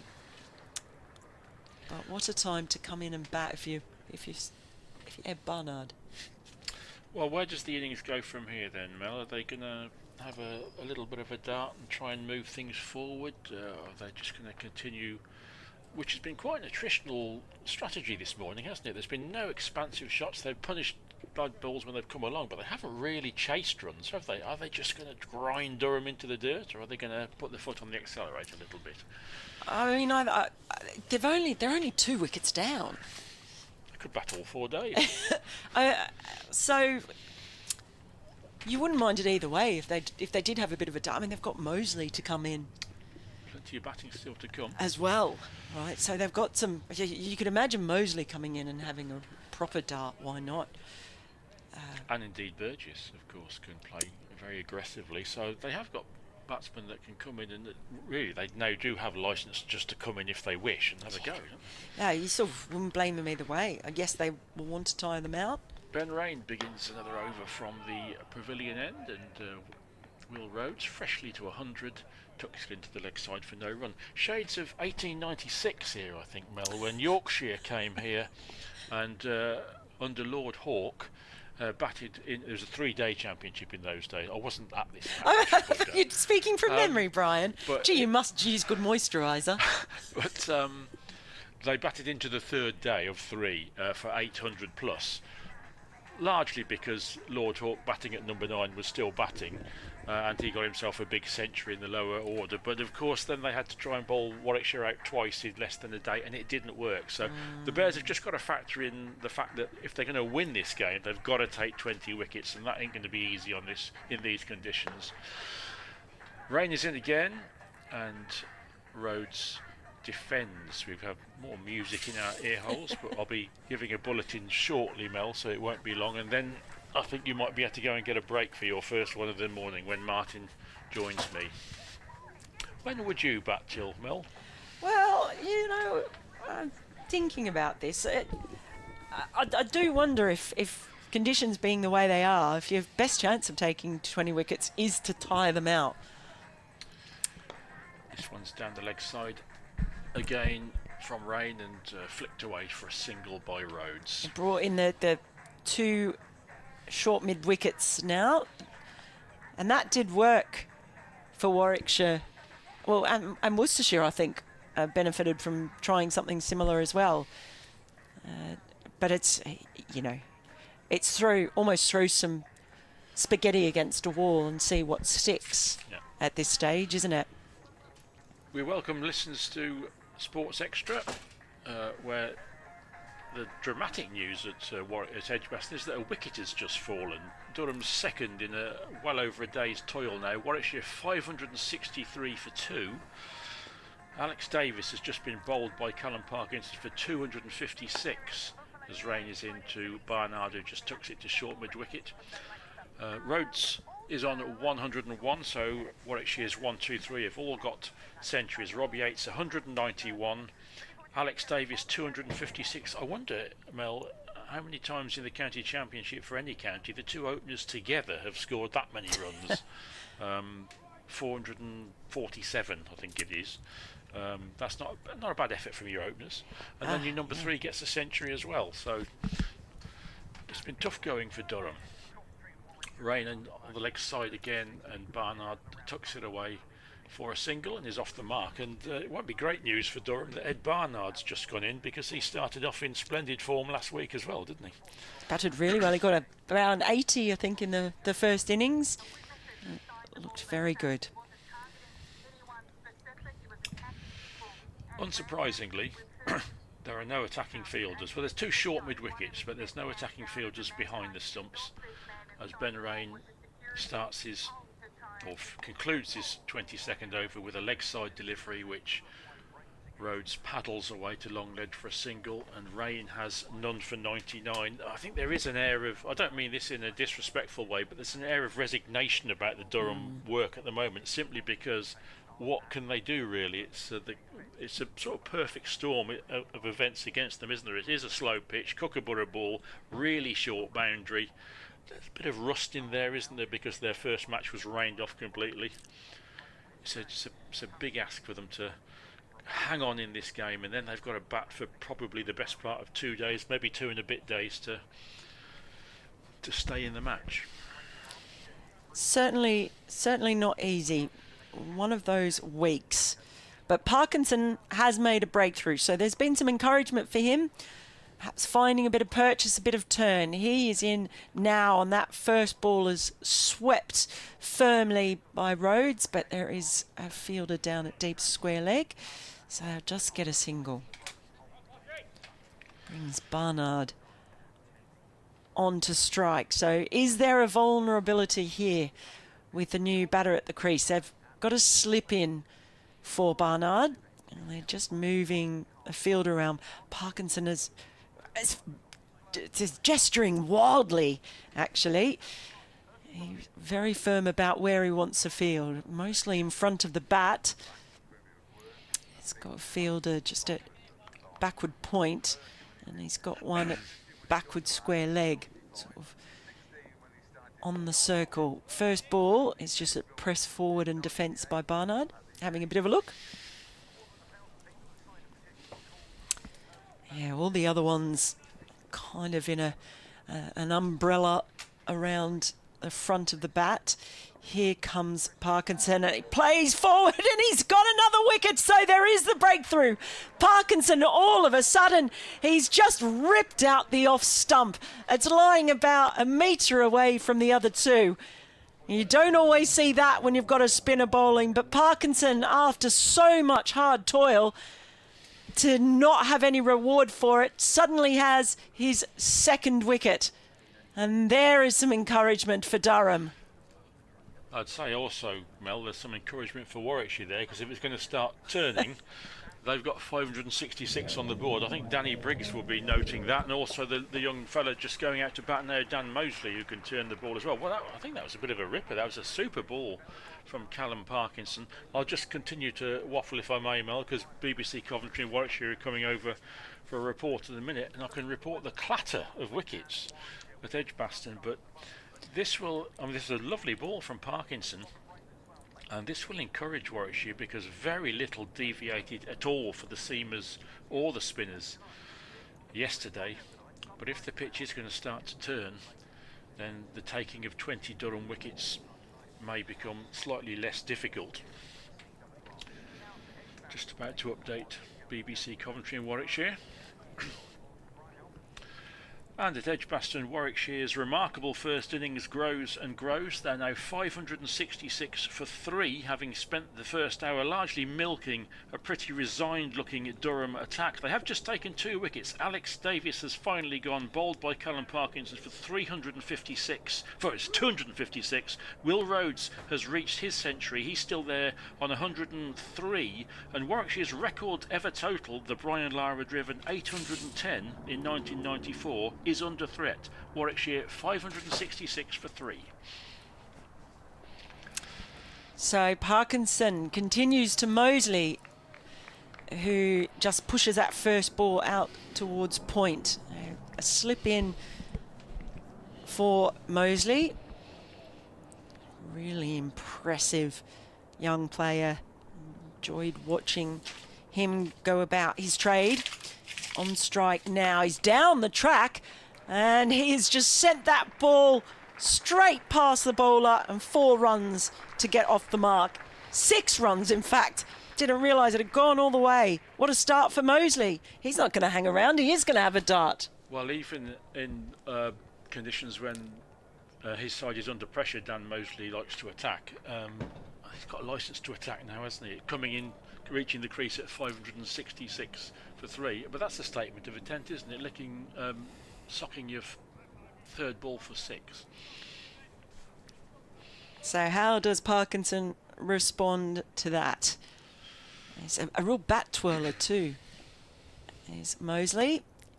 He waits now as Parkinson is in. It's a flatter ball. He's just pulled that one across the line, but fielder at mid-wicket, Pastelita, make sure it doesn't go any further. So it's, I feel like I've woken up from a bit of a slumber, but at the end of the over, it's 572 for 3 with Rhodes on 103. New batter Mosley, he's on 6, having faced 3 balls. Yes, and we wait to see what Warwickshire's strategy will be now. Dan Mosley's made his intentions clear. Will Rhodes can just take up the Alex Davies anchor role if he chooses, and still a number of batsmen to come for Warwickshire who can, Jacob Bethel can score very quickly. Michael Burgess can, as Rain begins another over around the wicket, and Rhodes defends. So still, despite the encouragement of the last quarter of an hour and a couple of wickets for Durham, they could still have a great deal of work to do today, depending on the way Warwickshire approach this. Will they want to get Durham in perhaps a little bit before tea, or will they grind them into the dust for the whole second day as well, the whole first day? I love a bit of declaration speculation. Rhodes leads forward and pushes this one into the covers. Yeah, always the factor of time in there, as well as numbers on the board. We haven't seen Scott Boland yet, and he just bowled 13 overs yesterday and did have treatment in the last session. This is over pitched by Rhodes, by Rain, but Rhodes scuffs the drive into the ground and won't get a run. The Durham bowling figures don't make awfully happy reading, do they? Matt Potts, none for 106. Boland, none for 54. Ben Rain, none for 99. Bryden Cast, none for 95. And the spinners shared all the wickets so far. Callum Parkinson, 2 for 172. And Colin Ackerman, 1 for 38. Got the wicket of Robbie Yates yesterday.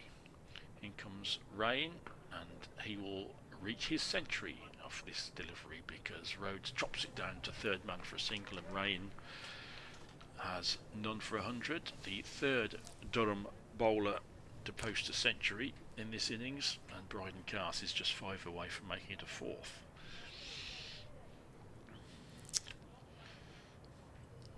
Also worth mentioning, it is much warmer here today at Edgbaston. I've not even got a thermal on today. It almost feels like the first time in the last 2 days I haven't got an overcoat on. Yeah, so it I'm is quite nice. happy about that. Good cricket watching weather, and there's a good crowd in. Most of them gathered, of course, on the family stand side of the ground, which is very close to the pitch. It's a very, very short boundary for this match, which the Warwickshire batsmen have plundered, although not exclusively, had they? There were times yesterday when Alex Davis was punching the ball to the long boundary very effectively as well. Rain is in again, good delivery on middle and off, and Moseley pushes it up to mid-off. Yeah, that short boundary, I found out, it's 50 yards. I'm reliably told. I reckon it's probably double that the other way. Certainly close to double that. Possibly even more, yes. Yeah, maybe more. It's a really huge difference. And yet there is still one dogged spectator sitting right at the back of the Hollies stand. It's always there every day, yeah. the same seat. He must be about half a mile away from the pitch. Yes, it's a long, long way away. And he doesn't have binoculars either. That is a long way. No, he's always there in between the 23 and 24 in the Holly stand. Every time I'm here. Rain coming in to finish is over, and this is cut away by Moseley, but straight to point, and there's no run. 573 for 3 it remains. The question is, Mel, will Warwickshire have a dart at 810, which of course is their record ever total, which isn't that far away now, is it? And that of course was against Durham in 94 when Brian Lara scored his 501. 810, that'll probably take them into maybe the evening session. Would they take up that much time, do you think, or will they have they could have a real clatter at it this afternoon and go for broke? What do you think? You'd be tempted to go for broke when you've already got 573 on the board, and you've still got 7 wickets in hand. You've got one player who's out there, has already got his century, and you've got an exciting, aggressive batter in Moseley. He's just come out. Here is Parkinson to Rhodes, and he just pushes that one down with mid-on running in, and it looked like he might have a shy at the stumps, but through safely for a single. It does bring Moseley onto strike, and he really went for Parkinson in the last over. Beautiful lofted shot down the ground, straight down the ground. Does he go again? He was unafraid to use his feet. Just taps his bat and waits. Here is Parkinson. Drops that one a bit shorter, and this time very happy to take the ground route down to long on. So a single. Yes, still to come for Warwickshire. Jacob Bethel and Michael Burgess, who both score quickly if they get in. Danny Briggs can hold bat, certainly so can Craig Miles, who Durham will know well. Parkinson over the wicket, and that's just swept by Rhodes, but they won't pick up a run. Chris Rushworth, of course, who Durham know very well, and Ollie Hannon-Delby, who probably won't be needed with the bat in this innings. But he will have a lot of work to do to try and get some of those 20 Durham wickets. Rhodes tucks this next ball, was on leg stump by Parkinson. Round the corner they get a run, and Parkinson just kicked the ground in frustration. At that, he's managed to pick up a couple of wickets, so he should be feeling happier at this point in time, Parkinson. He certainly grafted very, very hard. He's in again, and that ball is just pressed by Mosley, drops it down on the ground, rolls to the leg side.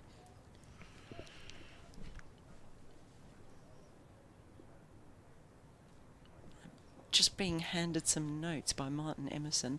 I'll try to get to them. That one's a shorter delivery. It's just hacked around the corner. I'm going to come back for a second run quite comfortably in the end. So adds another 2 to Mosley, and he finishes the over on 9. And I'm actually going to hand over Martin. I'm going to let you talk about this. Most expensive bowling for Durham is Graham Bridge at his bridge. You have to work on your handwriting, Martin. 3 for 180. Well, if you want to go and get a break, because you have had it's been a big opening session for you, especially with the accompaniment of Madonna and various other tunes. So go and have a coffee, and you'll welcome Martin. Thank you very much. Thank you. Great work. 578 for 3. 2 wickets for Durham this morning. Alex Davis bowled by Parkinson for 256. Magnificent work from the Warwickshire captain. And then Ed Barnard bowled from one that appeared to turn quite sharply from Parkinson. Barnard went for 1, but that will have been of interest to both.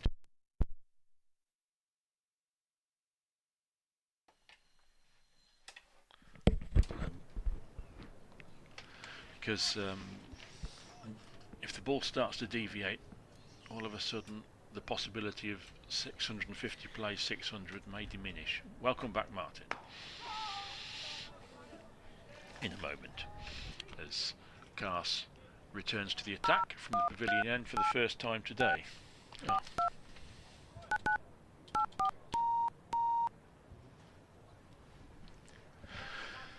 Apologies, ladies and gentlemen, little technical difficulty there. We are back, and you have missed a dot ball from Cars, who is back in the attack from the pavilion end with none for 95 from his name to his name. And it's going to be none for 99, as that one nearly goes all the way for 6, but Rhodes pulls it mightily to the short mid-wicket boundary, and there really is very little margin for error on this track, Martin. It's a merciless one to bowl on. Certainly is. You just stray slightly off your line, and it's off to the boundary, isn't it? So that second wicket stand, by the way, which seems an age ago now.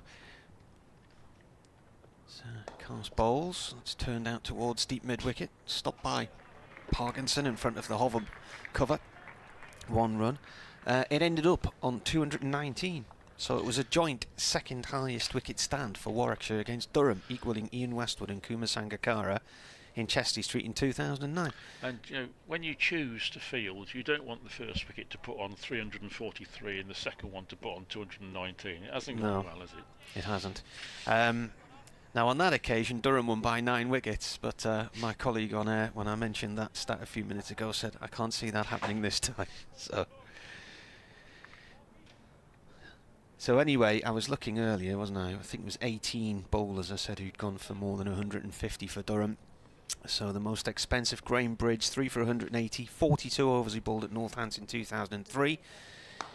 And this is punched off the back foot here by Mosley. Up towards Rain, wide, long off, 1 run. Liam Travaskis, none for 173 at Trent Bridge in 2024 when Notts just piled on the runs and were determined to bat Durham out of existence, which they did. They won by 400 odd on that occasion. And at the minute, Callum Parkinson on his county debut, 2 for 177. This is defended by Rhodes, who's on 111. How long would you bat for, Martin, today? Probably, given how flat the track is, I'd probably bat for about maybe another hour after lunch, and then if it's going to take a bit of spin, that might make things interesting. Briggs. Yeah, and Moseley and Bethel and Yates. I mean, there was a few spin options. Carlos round the wicket, tries to York that one in there to Rhodes. Rhodes plays it away to point. I mean, Durham haven't really seen much of Scott Boland in this game, have they? Was it 13 overs he bowled yesterday? Yeah. So he's not been on the field today. And you think back to that Brian Lara game where I think Durham lost 2 or 3 bowlers during that match.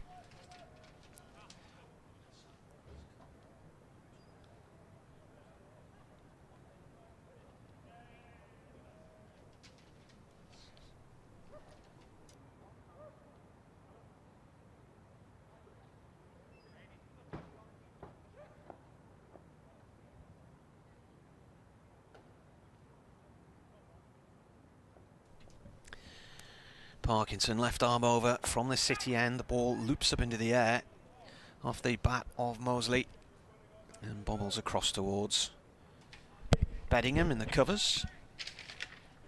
No run.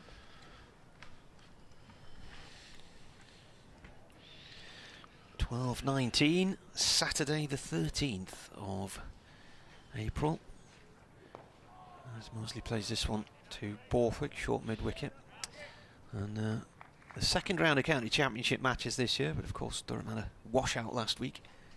Only the 5th time that's happened to them. First time it's happened to them in April at home. Parkinson bowls again. Mostly forward to this one, pushes it up to long on for 1. It's quite an important couple of days now for Durham, isn't it, Martin? Because they've had a really, really tough baptism to the Division 1, but if they could come out of this, you know, batting well and with a good respectable draw, it'll be a real sign of resilience, right? Yeah, yeah. They'll take a lot from that, I would think. They've got the batting to do it. They've got the top scorer in the country from last year in Alex Lees. This is a little paddle around the corner range there at backward square leg, but the ball bounced about 3 yards in front of him. Rhodes on 111 still, 585 for 3 here on the BBC. On an overcast day in Birmingham, the second city. Parkinson bowls. Played to Borthwick, short mid-wicket, no run there. Ever changing skyline of Birmingham as well, with all those cranes. Seems to be going further across towards the northeast now, the city centre, doesn't it? This is driven by Rhodes up to mid-off for 1. End of the over, and all the construction when you're coming in past Tamworth and in round towards Birmingham for the high speed 2. The line coming in across from the east of the city. Presume that's what some of those cranes are for. Yeah, and just driving in from down in the south of Warwickshire, where HS2 really has devastated a lot of the countryside. The scale of it is almost hard to take on. And one time you'll drive past it and you'll just think, wow, where's all this gorgeous countryside gone? Here comes Bryden Cast from the pavilion end around the wicket to Will Rhodes, who chops it away down to third man for a single. Will Rhodes has played very watchfully, hasn't he? As Alex Davies did. Very careful and patient and quite ruthless, not giving Durham a chink of hope. Yeah, he's well, he didn't need to come out and be in a hurry, did he? Because yesterday when he got his 50 on the board, it was, I think I described it as a quite sedate 50.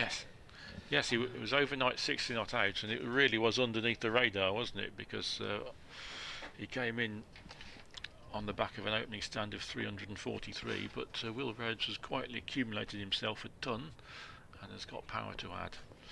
He's at the other end, at the non-striker's end now, as Cass comes in to bowl to Dan Mosley, who has a waft at a wide one. That must have been close to being called a wide, but it's through to wicket-keeper Ollie Robinson. His 50 came in 88 balls and 7 fours. Quite measured.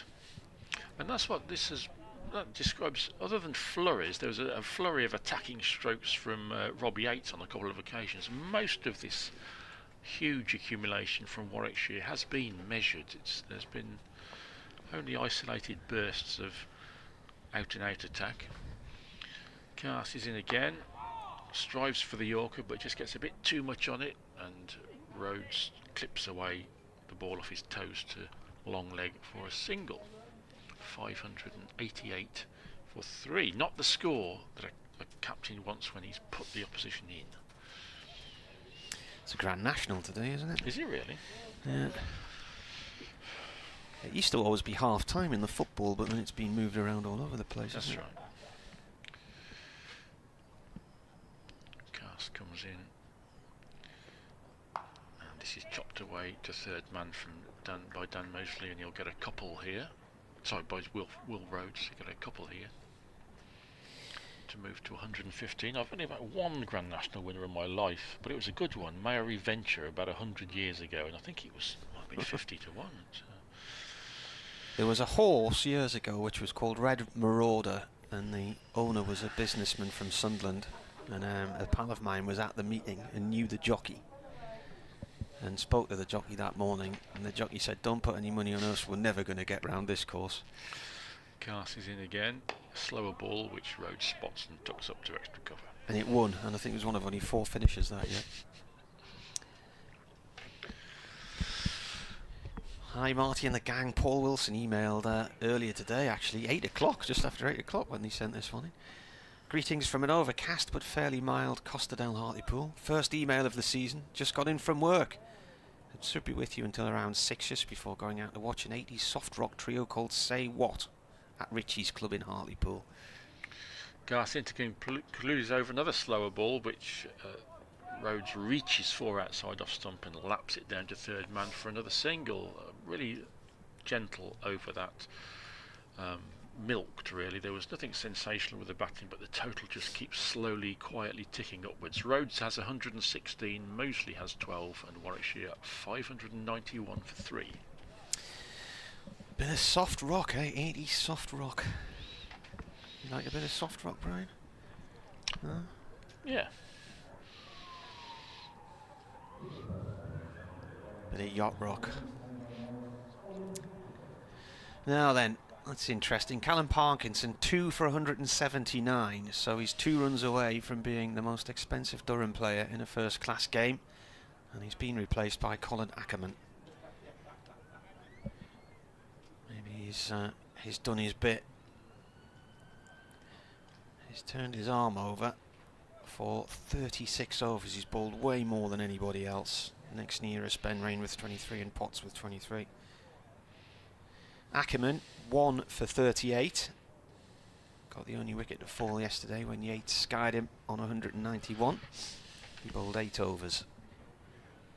Well, Ackerman's got a bit of Warwickshire history. He did take 7 for 18 against them once. Yeah, well that was a world record, wasn't it? Yes. For Leicestershire. Here he comes, right arm round, and this is paddled around the corner by Rhodes, and it's cut off by Lees down below us at fine leg. 2 runs. Were you at that game? Was that at Grace Road, was it? It was. Yeah, were you there or I not? wasn't there for that one, no. I wonder if it still remains a record in T20, that one, or if somebody else has equalled it since. Being the principal records in play for. Ackerman in again, and defended by Rhodes on a length. That was more of a medium pace delivery.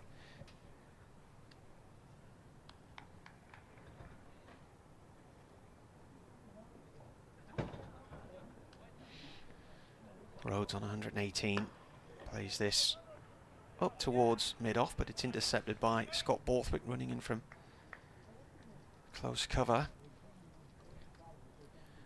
Pigeon going one way and a goal going the other past our window. I come in round the wicket at the city end. Rhodes tickles that down to fine leg to Lees again. 1 run.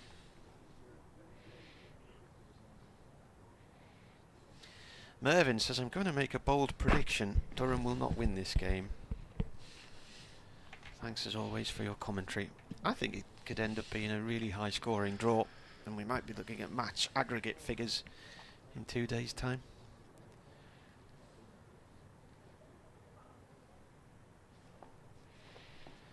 $594 for 3. This is defended by Mosley. Yes, I think you may be right, Martin. Warwickshire's bowling didn't shine in the opening game last week. They're without Hassan Ali, who is not going to make his debut until next week. Reverse sweep, and it's wrong-footed and possibly wrong-sighted Ben Rain on the cover boundary there. I think he lost sight of that in the stand opposite. It's gone for 4, 598 for 3. Boundary at the end of the over. So mostly on 16, Rhodes on 119. Yes, Hassan Ali, sorry, not making his debut, of course, his seasonal return. Hassan Ali, who played so well for Warwickshire last year, he arrived in Birmingham yesterday and will return to the fray in the game at Hampshire next week. And but his absence, they were expecting Hassan Ali to be here from the start of the season, but he was called to a Pakistan training camp. But his absence allied to a new injury for Liam Norwell, and then Craig Miles has been recalled from loan at Glamorgan, so the Warwickshire bowling attack is not as strong as it might be. Bryden Cast to start another over, and it's short and fiercely pulled by Rhodes and very well fielded on the mid-wicket boundary by a gentleman of Durham. Gentleman of Durham. Is that a Shakespeare play? Beddingham, was it? Beddingham out there, because he is on the boundary, but the boundary is so close that if a batsman connects well, you've got to move very quickly. But Rhodes takes a single to move to 120. And Dan Mosley, who was off the mark in fine style with a 6, and now has 16. Ready to face Cars. Overpitched, eased into the gap wide of mid-off, and that brings up Warwickshire's 600 for 3. Only 15 extras in that, which is a pretty good effort from Durham. There's a silver lining to the cloud. They've only conceded 15 extras in that lot, but won't be much of a silver lining because they're going to have to do an awful lot of batting to get out of this trouble. The follow-on figure is already 450 as Rhodes waits and just guides this one into the offside, and they scamper a single. 601 for 3. Let's just have a look. I'm intrigued by that. Just 11th time a side scored 600 against Durham. Only 15 extras is a remarkable effort. Well played, Durham. Just trying to find out the breakup of those.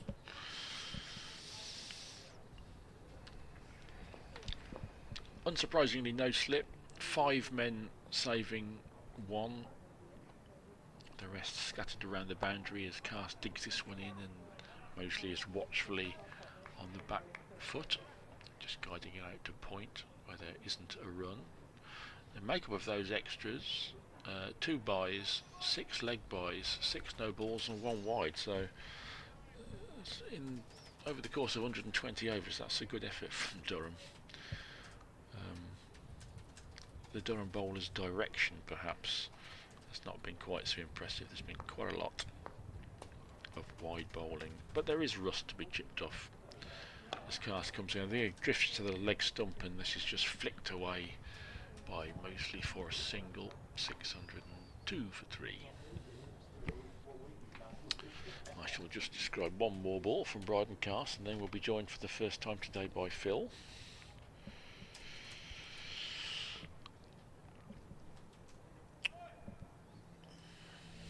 Grey sky, but the light is good.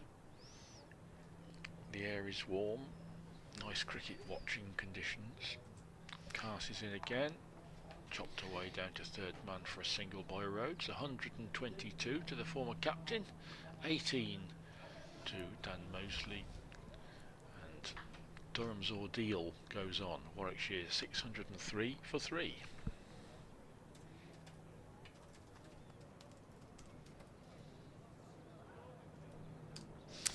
Most recent high score against Durham past 600 was Nottinghamshire's 662 for 5 declared. Mentioned a few minutes ago the Liam Travaskis game in 2022.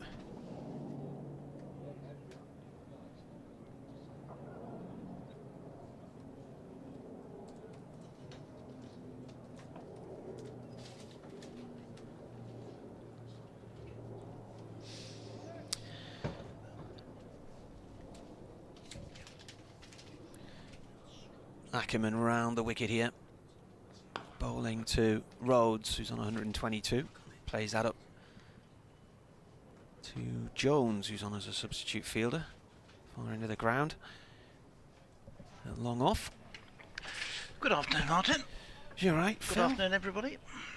Yes, very well, very well. 604 for 3. When would you declare then, Phil? 650-ish. Yeah. Ackerman in again, and this is played by Mosley up to long on for 1. How many days in are you of your photographs that you're putting on Facebook each day? How long's that been going on for now? I haven't seen one today. I haven't looked. Oh yes, one there today. You don't like them, I noticed. Eh? You don't put a like by the side of them. Well, there's not many of them, but I mean, I like looking at them, and you've been to some lovely locations. Yeah, I said this year I would do a photograph for each day on Facebook, Right. and so far Ackerman bowls. That's gone down to backward point. No run there. I get an awful lot of people say, "Oh, I really like those photographs," but they don't sort of put a little blob by the side of them each day. But we don't expect that. Ball is driven up to mid off there for 1 by Rhodes. I've tried not to make them football and cricket related or any other sports. I've done the odd one, but most I've tried to stay away from that.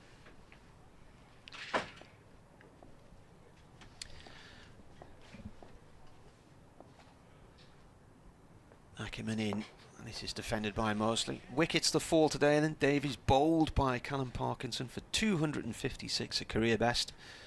That was in the end of the 111th over. He put on 219 for the second wicket with Rhodes. Will Rhodes now has 124.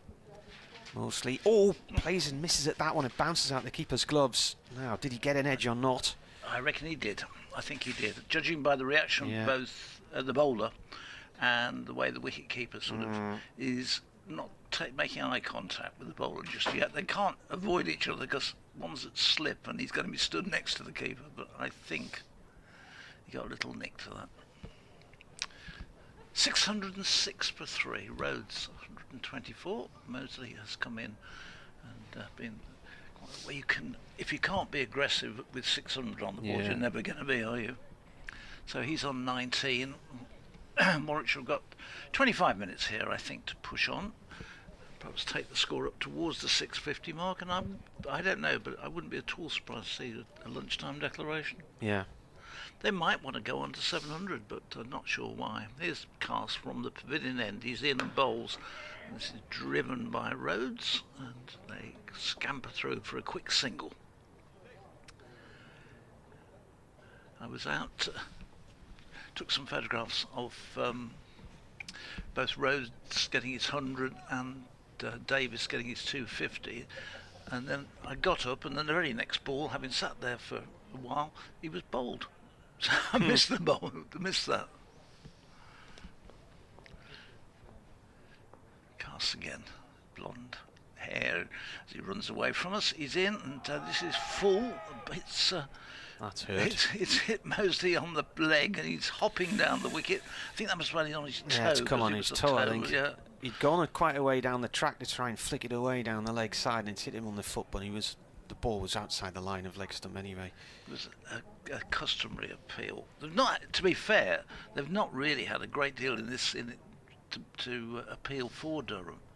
Mosley's still hopping. It was sort of, he'd turned it into a Yorker length delivery by the time he'd come down so far.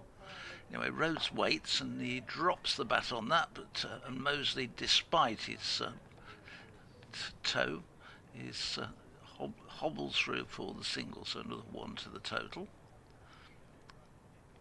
609 for 3.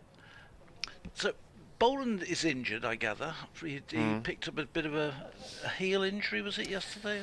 Well, something I think around the foot or the heel, yeah. That's, I gather, was what a lot of the discussions were about yesterday. Yeah, whether they there could was a few stoppages and starts, weren't there, and discussions with the umpires. But, well, that's a blow for Durham. As Cars in again, and bowls. This one, he's worked away nicely, picked up beautifully off his toes, down to fine leg for 4 runs by Mosley. That was again full knot, but this time fired off leg stump and flicked away. 45-degree angle between square leg and the wicket keeper, down to the vacant boundary. Backward square leg tried to get round to it, but he really was always on a loser there. Is Mosley still a thing in rugby? Mosley, did they become Potemps Bees? Slightly different spelling. Yeah, Mosley. No, not as powerful as they were. Right. Pre-leagues. This next one sees Mosley up on his toes, cuts it just behind the square on the offside. Because they used to play just up the road here at the Reddings, which is probably half a mile from this ground, up towards Mosley Village, but they've moved and they're now Birmingham Mosley, I think they call themselves. But they're certainly have climbed the divisions, and in the way that they're, I think I'm not sure what the rugby divisions are now, what they're called, because I don't follow the rugby so much. But they're quite high up. This one is short and wide outside the off stump. A wild delivery from Carson, signalled by umpire O'Shaughnessy for a wide. 615 for 3. Yes, they used to be a really powerful side with lots of England internationals playing there. But they had a blip, and the Reddings were sold, and they've now moved to a new ground a bit further out. He's cast in the bowls, and this one is worked by Mosley, just off his hip, turning it into the mid-wicket area, and they just amble through for another single. So Mosley moves on to 23, 127 to Rhodes, and that's the 50 partnership between these two. Ed Barnard must be sat back in the dressing room and thinks, how did I miss out on this? What happened to me? He got 100 against Durham a couple of years ago for Worcestershire as well. He had... his stumps went flying. His dismissal, he was bowled by Parkinson, and it all came an over or two too late for Durham, those 2 wickets, didn't they? They just missed out on the bonus point. 2.5 overs, wasn't it? Yeah. For missing out on a bowling point. It's a rarity not to see them get a bowling point. Well, yeah. Can't remember the last time that happened. Well, here's Callum Parkinson coming on, so 2 runs away from... Would that make him the highest ever aggregate against a bowler in an innings for Durham? Yeah. Even taking account of the Lara 801? Yeah. Wow. The highest, Graham Bridge, 3 for 180, bowled 42 overs at Northants in 2003. An attempted reverse sweep here from Mosley off Parkinson. Not sure if he was making a polite inquiry to Richard Illingworth, the umpire there.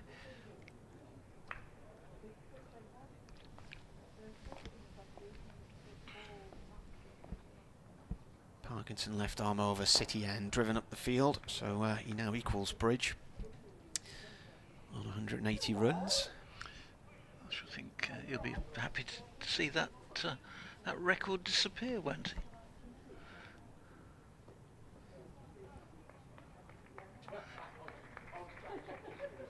Well, Phil Bainbridge went for 169 runs in that Lara game. For Simon Brown, 164. Cox, 163. This is a single for Rhodes up to mid-off.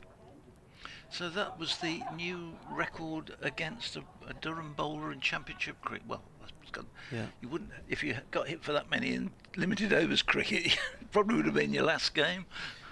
This is his 37th over, so that one's turned round the corner and down for 4 by Mosley. Well, he's going to make this record one, which is going to take a while to beat, I think, here, you know, Martin. He can go in the books for a while. Yeah.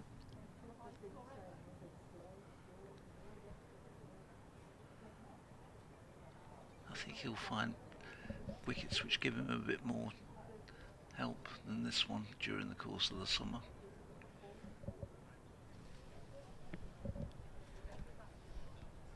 I think this is what's called taking one for the team, really, isn't it? Yep. Yep. He's going to come left arm round now. And that ball is... Birmingham, Clive Eakin is commentating as Birmingham play Coventry this afternoon in a must-win game for Birmingham. So Parkinson now bowled 37 overs. 2 for 187. Ackerman has changed ends, so he's coming on to bowl here at so Carr out the attack, and Ackerman is back in. 623 for 3. His 10 overs have only gone for 48, and he got that wicket. And he had, I think he had a drop catch, didn't he? Yesterday, was it the Sky, or was that off him? I'm trying to think. When it was coming over Potter's shoulder. I can't remember. Yes, I think it was. It was just that little flurry before lunch, wasn't it? Yeah.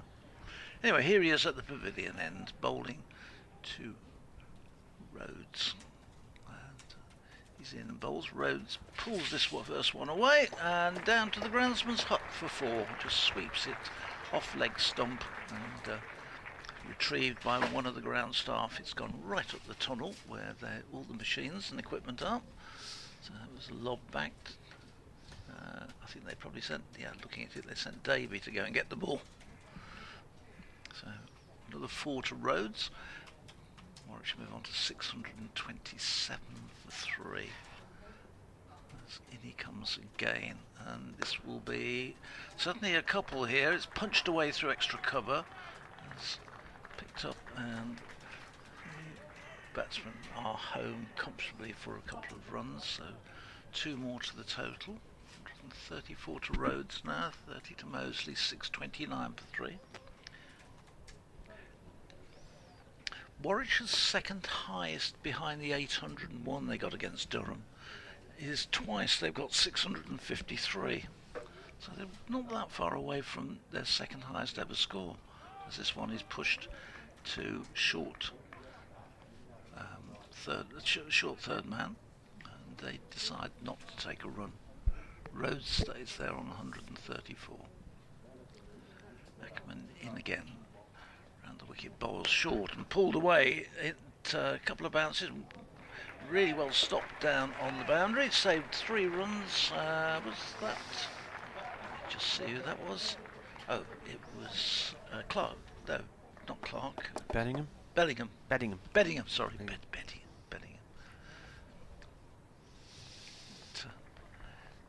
The fielders have moved around, have been changed around so much. Alex Lees was out there for a long time. Ackerman in bowls. This is punched away beautifully. Again, down towards the groundsman's hut, and again I think it has to be retrieved from the groundsman's hut. So 2 in the over have gone down the tunnel, which leads down to the equipment. 2 Durham fielders waiting for it to be returned. It is 634 for 3. Mosley moves on to 34, 135 to Rhodes. 634 equals Leicestershire's score against Durham at Grace Road in 2004. So what's the other highest after the 801 against Durham? 677 for 7. Yorkshire against Durham in the final game of 2006 at Headingley. This next one is it's short and turns away from Mosley and through. Are you able to look up on there the Warwickshire highest totals, Martin, whilst you're on? I haven't got my computer with me. I think it's 653 behind the 801. And they've done it twice.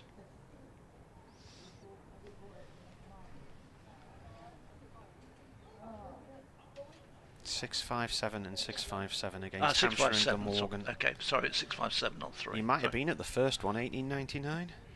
No, you weren't. I was at work. All right.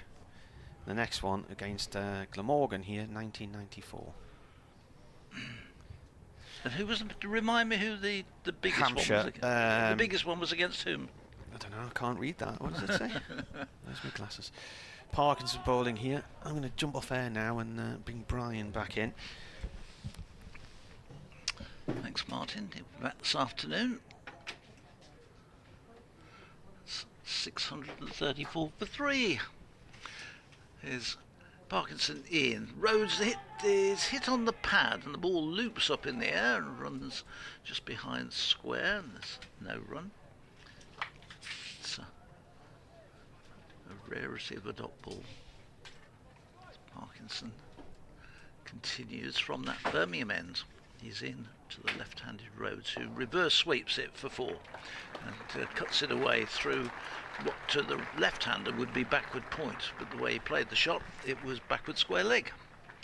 But whichever way you want to call it, it was 4 runs.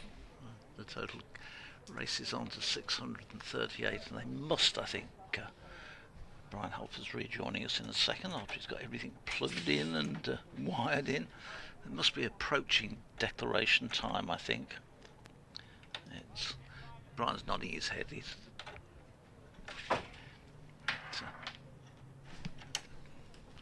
going to be Parkinson to continue as he moves towards 2 for 200. He's in and bowls, and this one is guided fine by Rhodes, running way down towards third man. He won't quite get there. It's picked up. I hope that they get 2 runs there. Back is Rhodes. So 141 Rhodes moves to 643. Good afternoon, Brian. Hi, Phil. What do you think they'll pull out? Well, that's a great question, isn't it? I think they'll... Lunch? No, well, that's an option. You think they'll go on? Parkinson bowls and Rhodes pushes into the onside.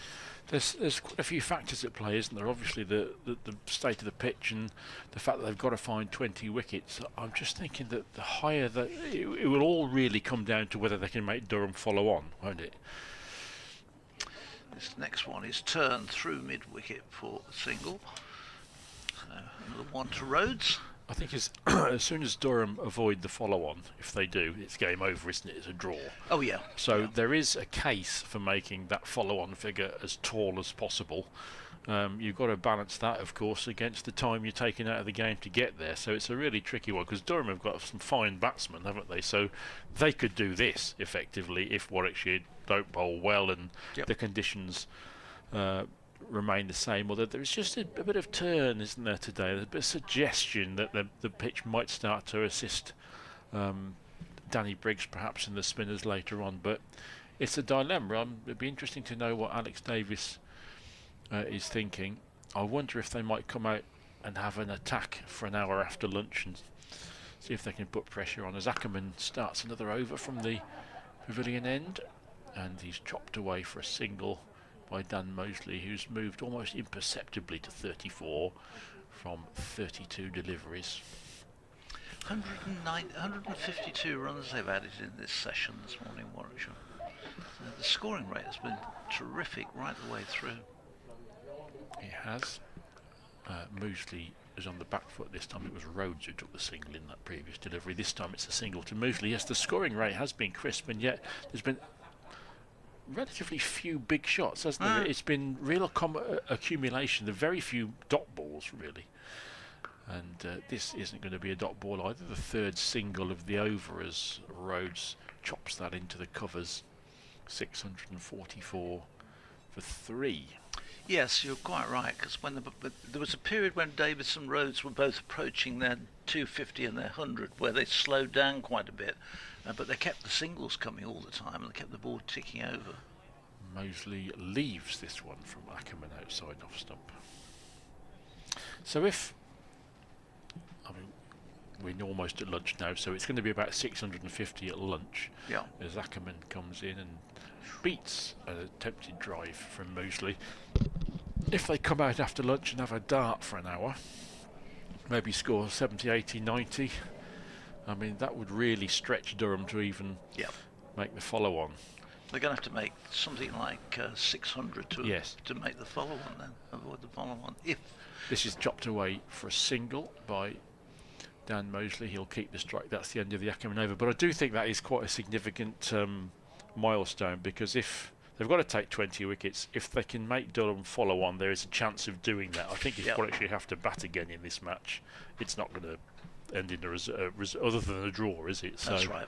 That's right. So there is a case for making that follow-on figure as tall as possible. But I mean, in essence, Phil, I think Durham have got to bat really well, or Warwickshire have got to bowl really well. I would suggest that it's probably the latter, that somebody somewhere has got to bowl really well. Parkinson starts a new over and he's reverse swept, this time by Mosley, down to fine leg or third man for the left-hander, and he gets a single this time. He goes on to 37, 646. Warwickshire just 11 away from equalling their highest their second highest ever total in Championship cricket. There's Parkinson in. This is clipped away nicely down towards fine leg by Rhodes. It's being chased down and well fielded by Potts, who came chasing down below us and tumbled down just inside the ropes and pulled it up. So just 2 this time to Rhodes. He gets closer and closer to that 150. But if he gets there, he'll be the third player, Warwickshire batsman, to reach 150 in this innings, which you don't see very often. Parkinson in. This is driven. It's driven up to long on for a single. That's all it'll be this time. I think Ed Barnard needs to take a good look at himself. I just said to Martin, he's sitting there in the dressing room and he's shaking his head and thinking, what on earth am I doing? Got to go down the order, I think, Brian, definitely. Parkinson in and bowls, and mostly punches this one away into the offside to bring up Warwickshire 650.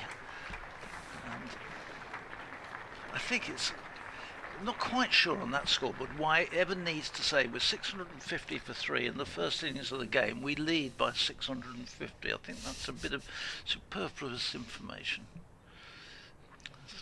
This one is short and hoisted away down to deep backward square leg, where Least does the fielding by Rhodes. 651. So the runs continue to flow, and Parkinson has got his double century. He is now 2 for 200. So he's well and truly the most expensive bowling figures by any Durham bowler in the history of the club. This one is driven down the ground by Mosley for another single. Yes, there's one or two in the Durham team that will remember this game. I think in later in life, Scott Borthwick's nearest and dearest will say, do you remember that time you won the toss? You won the toss, and the openers of the oppositions put on 343 and the second wicket put on 290. Do you remember that one? And you had time to reflect on whether you did the right thing, Scott. Yeah. Well, he did say at the end of play yesterday in a rather charming interview, actually, he did say that his teammates had offered him a few thoughts on that decision. But who'd be a cricket captain? You get away with something. Sometimes you come up with a brainwave, and what a genius you are. On other occasions, it doesn't quite go that way. Colin Ackerman to bowl what I think might be the last over. Well, we might get another one in after this before lunch. It's a wide ball outside off stump, and Mosley chops it away to deep cover for a single. Moves to 40. Does he not bowl at all now, Scott Borthwick? No, that's right. Because he got into the England team as a bowler, did indeed. didn't he? Yeah. One or two that have surfaced very briefly as spinners, and for whom it hasn't gone well. Simon Carrigan, of course, in that category. Who's now working here? Rhodes chops this one into the deep field, and there's a single. There's a sort of unreality to the cricket at the moment, whereas Durham are serving up balls that they hope will only go for 1 or 2, and Warwickshire are very happy to take those 1 and 2, and I think everybody's just ready to tuck into some salad sandwiches. This is a short delivery which, for the third successive ball, is just milked away to the deep offside field for a single. 655 for 3. What an astonishing day and a session we've had. 256 for Alex Davis before he was bowled by Callum Parkinson this morning. Ackerman around the wicket, and another single to the deep offside field, and Rhodes has 150. Will Rhodes 150 from 208 balls with 17 fours, and as you say, Phil, not many times, if ever, in Warwickshire's history have 1, 2 and 3 all got 150. I'd certainly, that's a very good point. The first 3 in the batting order are all over 150. Ackerman is in again, and we are on target for a single to the deep offside field off every ball of this over. That's now equalled Warwickshire's second highest, behind the 801 total. 657 for 3. Phil is on it, Martin is on it. Yeah. The calibre of people in this broadcasting box. Ackerman in to complete his over, and this time we won't get a single because it's chopped straight to the man at backward point, and Warwickshire have 657 for 3, and I think we are going to sneak another over in before lunch. Parkinson, 39 overs, hasn't managed a maiden yet. 2 for 201. That was interesting analysis for your debut. Yes, welcome to Durham. He'll remember this one as well, won't he? And of course Durham will remember this if they can get out of this game after a torrid first 4 sessions, and who knows what the rest of this day will bring. If they can bat well and bat deep and respond with serious runs, it'll be a really good effort.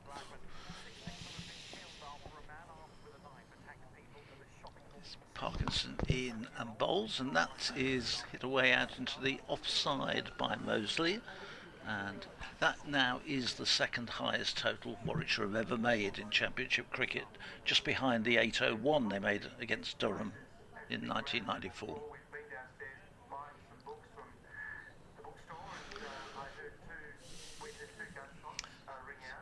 So, little change to the field. 43 that took Mosley to. Rhodes on 150. As Parkinson in again, and forward comes Rhodes watchfully. I might have to step in a moment, Phil, because yeah, at no, 4 minutes in past. fact, you take it up. Shall now. I waffle on for the remainder of this over? Easier that way. We are on the brink of lunch as Rhodes comes down the track to this one from Parkinson, almost Yorks himself, but doesn't. 658 for 3.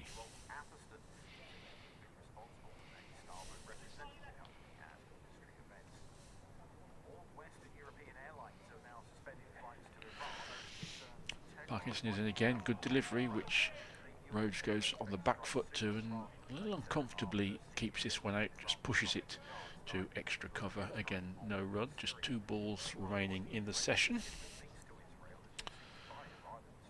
Will Rhodes on 150, and this one takes the edge. That's a good delivery, which will bring Warwickshire 4 runs. It's gone all the way down to the boundary, and poor Parkinson, with 200 runs all to his name already, he's got his head in his hands there looking at the earth and thinking, what do I need to do?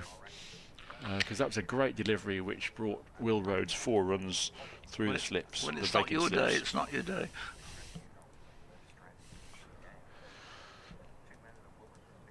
Who would be a bowler? And there's a slip going in now, rather blatantly. Just there's somebody taking the mickey out there. a slip goes in for the last ball before lunch, which Rhodes tucks back up to the bowler, who feels athletically, and again contemplates life there. Bless him, Callum Parkinson. That's the end of the session, ladies and gentlemen. 662 for 3. Alex Davis 256, and Will Rhodes on 154, Dan Mosley on 43. Please rejoin us at 20 to 2 for further coverage.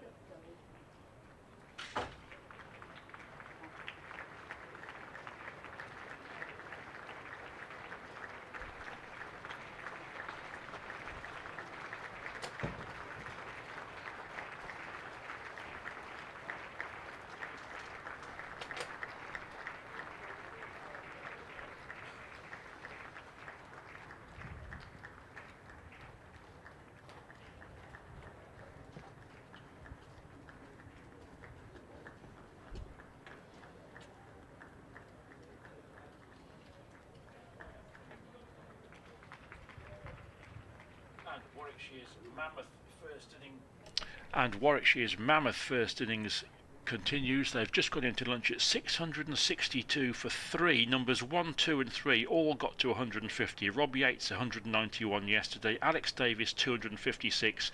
Will Rhodes is 154 not out. Dan Moseley 43 not out. 662 for 3 is the Bears' record ever total of 810 under threat.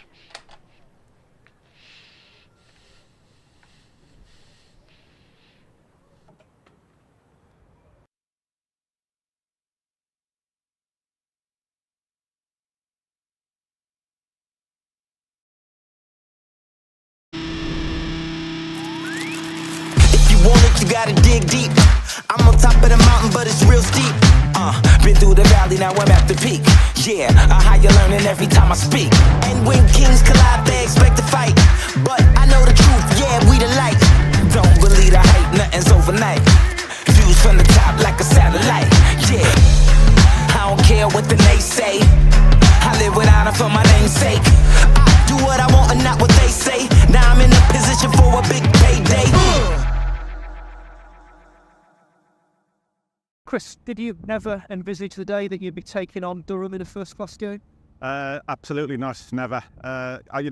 Durham, it was part of my life since I was 9-year-old. I played under 11s there, grew all the way through the age groups, joined the academy, and then obviously played professionally for 13 years. So it's a strange feel, I'm not going to lie, but when the fixtures came out in December, it was the first one I looked for. Like you say, there's a few guys who I've sort of spent a lot of time with. Majority of the squad I've played some form of cricket with, whether it's for a long period or shorter periods. People like Scott I've known for a long time, since we were both kids. So I'm hoping I've got a little bit of inside knowledge and a bit of an extra, I guess, push. But now I'm looking forward to it.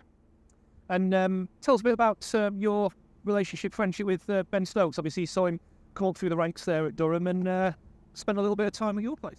Yeah, now we spent the summer living together. We were both quite young at the time, which was interesting. We both kind of broke into the first team around a similar time. So it's obviously careers have gone, I guess, slightly different in terms of he's, captain of England now, his career he's had. I'm hoping he doesn't play this game, but you never know who turns up. But now, look, like I say, I'm just really excited, and hopefully we get the weather to get the game on and have a good match. Absolutely. And just give us a bit again about your move down to Warwickshire, Chris. You've spoken before about how you couldn't really have hoped that it had gone much better. A few wickets again on first day of the season. You still feeling with yourself? Yeah, I love it down here. Like I say, it's not something I imagined a few years ago leaving the club. But like I said a few weeks ago, Warwickshire's like a new home for me down here now. I love the place, love the people. I love playing at Edgbaston. So I'm now fully a Warwickshire player. And things are going to get a little bit more crazy as of this week when Hassan Ali returns. Yeah, can't wait. Apparently he turns up sometime tomorrow, so hopefully we're on the field at some point and we get the U-Bears call from the dressing room. I'm sure he'll put a smile on everyone's face when he turns up.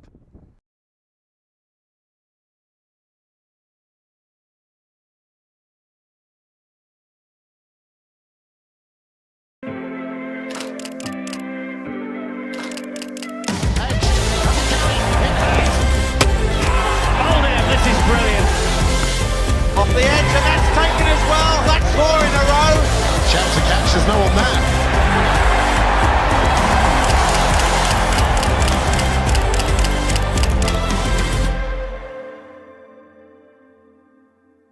I know how hard it could be fasting whilst playing cricket, but I myself done it in Abu Dhabi in the 30-degree heat where it was tough, but it's not quite like that here. But I think that's why this Ramadan League is important and so crucial.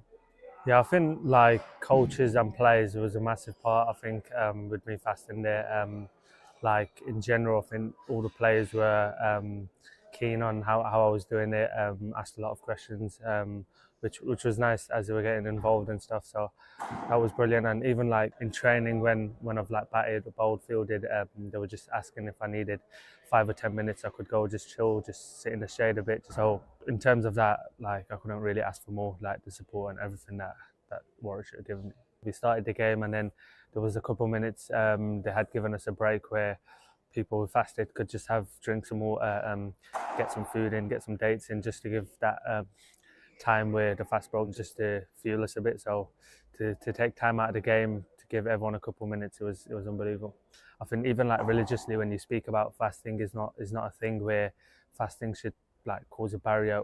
Fasting's there as a challenge for people to get disciplined in that month, to focus on yourself a bit, to be privileged in a way, because when you look at like different countries that have facilities like water and food, and to have that, not to take it for granted. I think like Ramadan League over here, it's unbelievable. Like the time that the indoor centres open, the time that Warwickshire's given to this tournament late in this day, from I'd say 9 o'clock to 1 o'clock in the morning.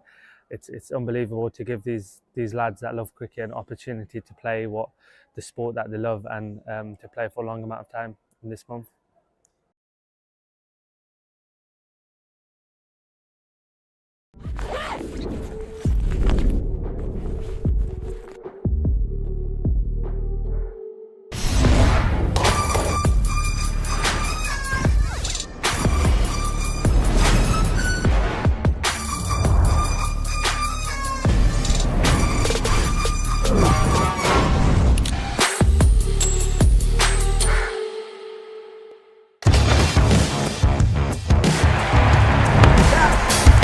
Again, what a shot that is. Easy as you like for Sam Ali. Hold it, brilliant from Woakes. That is stunning. Let go.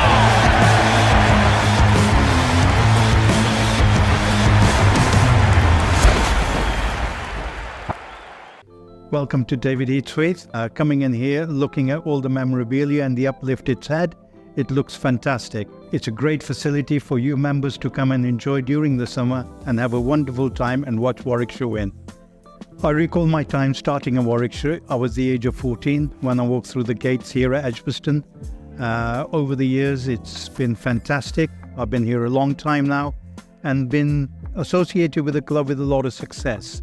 And 1980 was the first success that Warwickshire had that I enjoyed. As part of the squad, I was on the Lord's ground staff, but still playing a lot of second team cricket for Warwickshire. And the two guys here, David Brown and Bob Willis, lifted the John Player League, which was absolutely fantastic. And it gave us all the lift that future's going to look good. So just going forward from the 1980s, 1980, I joined the staff in 1981. And our first success really, winning a trophy, was in 1989. And I recall the semi-final here at Edgbaston. It was a packed house against Worcestershire. And it's the first time I appreciated how magnificent this stadium is to play in when its capacity is full. The best thing about it was about 2,000 Worcestershire fans, and the rest were ours. A great atmosphere. And when we walked out, it was fantastic. And even better was that we beat them by 100 runs. You couldn't have asked for any more. But then we went on and we won the 1989 NatWest final against Mike Getting's Middlesex, which again, I was lucky enough to be there at the end, and Neil Smith hit a magnificent six at the end in the last over, and we got over the line and won that game. 1994, we come to that magnificent year where we won 3 trophies, runners-up in the last one. And then 1993 was the NatWest final, which I suppose everybody remembers me for. The 100 at Lords, chasing 320 to win. And we did, Dermot, myself, put a big partnership on. And to be honest, there's members, every time I walk into the ground, still remember me for that day. But at the end of the day, it was a great day for Warwickshire and for all the members, because at half-time we were 4-0 down, at full-time we won 5-4. I've played and viewed cricket from many grounds over my years watching cricket, playing cricket. There isn't a ground better than Edgbaston to view your cricket from. You can go to any part of this lovely ground and you get a great view. Please count yourself lucky that you're associated with this fantastic club, fantastic ground where your viewing facility is better than any other in the country.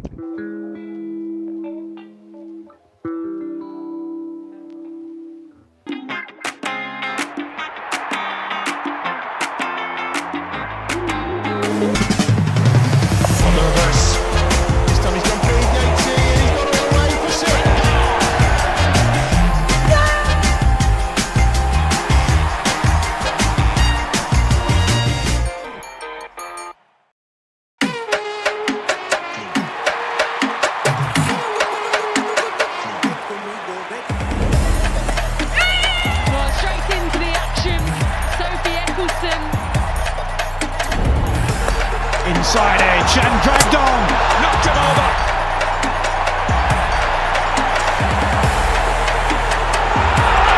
It's gone in Basto. More drama here in Edgbaston. Oh yes, oh yes, it's just snuck through. Runs the boundary, he's going to find.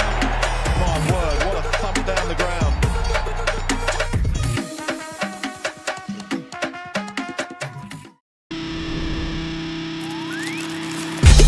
You gotta dig deep.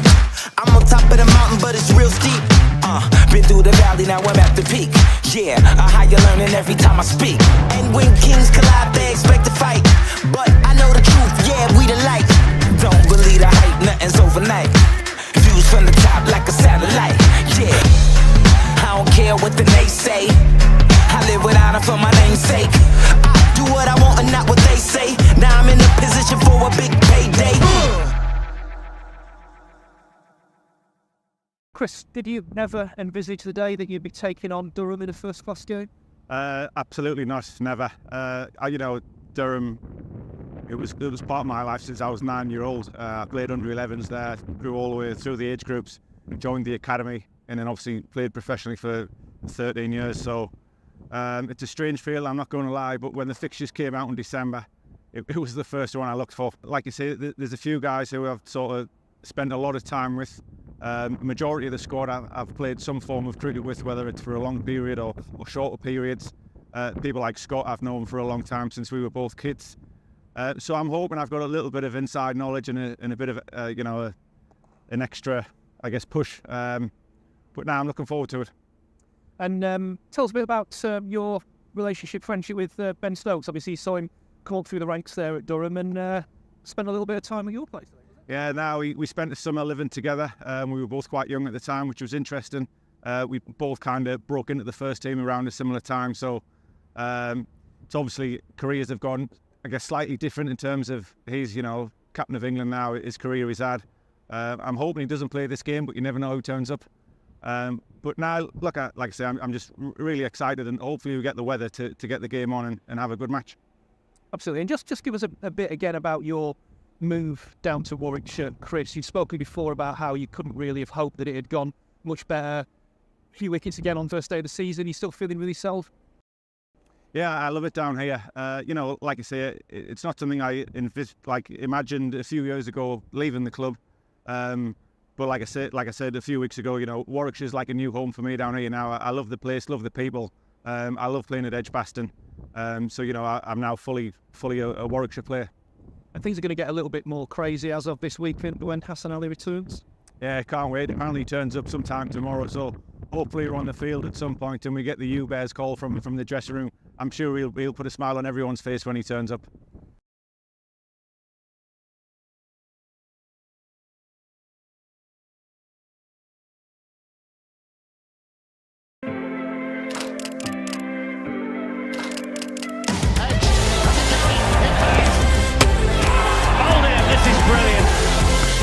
Off the edge, and that's taken as well. That's 4 in a row. Shout to catch, there's no one there.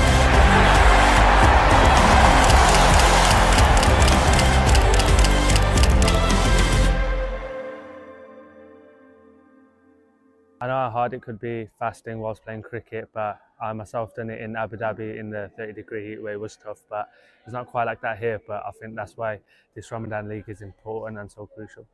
Yeah, I think like coaches and players was a massive part. I think with me fasting there, like in general, I think all the players were keen on how I was doing it. Asked a lot of questions, which was nice as they were getting involved and stuff. So that was brilliant. And even like in training, when I've like batted or bowled, fielded, they were just asking if I needed 5 or 10 minutes. I could go just chill, just sit in the shade a bit. So in terms of that, like I couldn't really ask for more, like the support and everything that Warwickshire had given me. We started the game and then there was a couple of minutes they had given us a break where people who fasted could just have drinks and water, get some food in, get some dates in, just to give that time where the fast broke, just to fuel us a bit. So to take time out of the game to give everyone a couple of minutes, it was unbelievable. I think even like religiously, when you speak about fasting, is not a thing where fasting should like cause a barrier. fasting's there as a challenge for people to get disciplined in that month, to focus on yourself a bit, to be privileged in a way, because when you look at different countries that have facilities like water and food, and to have that, not to take it for granted. I think Ramadan League over here, it's unbelievable. The time that the indoor centres open, the time that Warwickshire's given to this tournament late in this day, from I'd say 9 o'clock to 1 o'clock in the morning.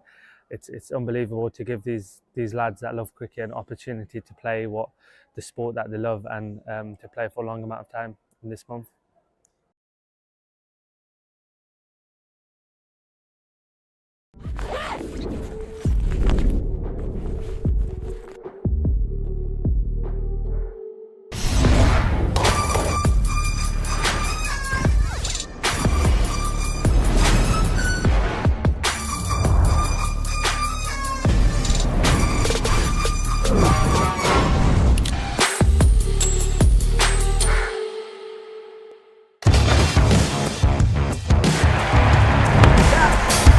Again, what a shot that is.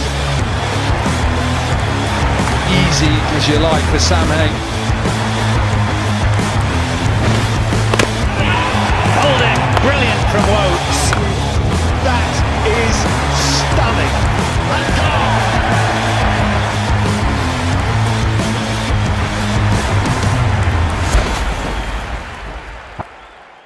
Welcome to David Eats With. Coming in here, looking at all the memorabilia and the uplift it's had. It looks fantastic. It's a great facility for you members to come and enjoy during the summer and have a wonderful time and watch Warwickshire win. I recall my time starting in Warwickshire. I was the age of 14 when I walked through the gates here at Edgbaston. Over the years, it's been fantastic. I've been here a long time now and been associated with the club with a lot of success. And 1980 was the first success that Warwickshire had that I enjoyed. As part of the squad, I was on the Lord's ground staff, but still playing a lot of second team cricket for Warwickshire. And the two guys here, David Brown and Bob Willis, lifted the John Player League, which was absolutely fantastic.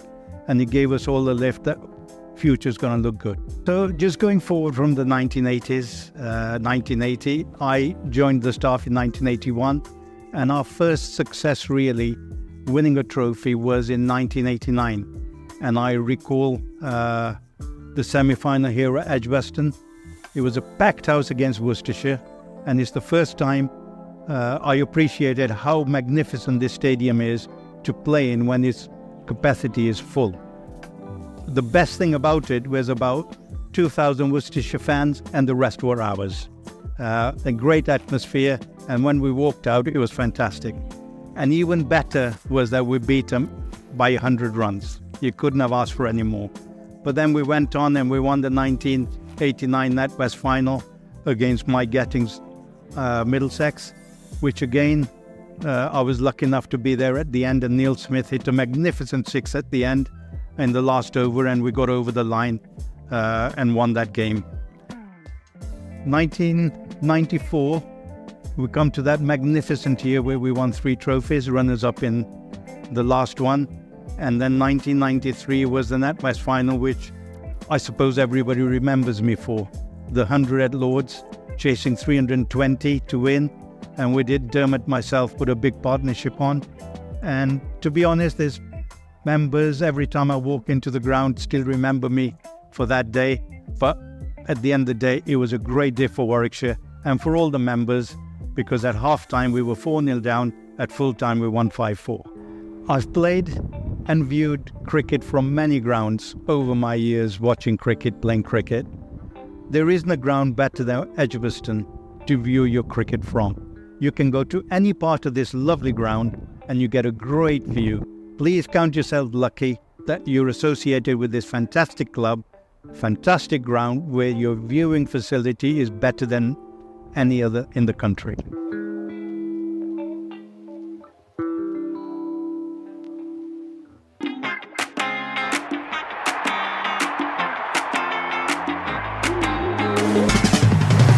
On the reverse. This time he's gone through Yates and he's got all the way for Sir.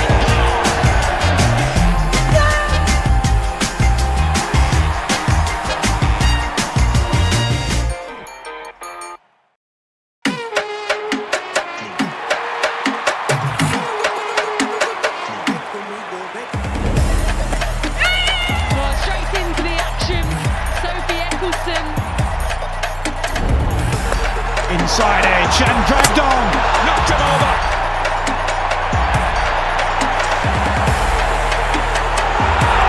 It's got it best though. More drama here at Edgbaston. Oh yes, oh yes, it's just snuck through. Runs the boundary, he's going to find. My word, what a thump down the ground.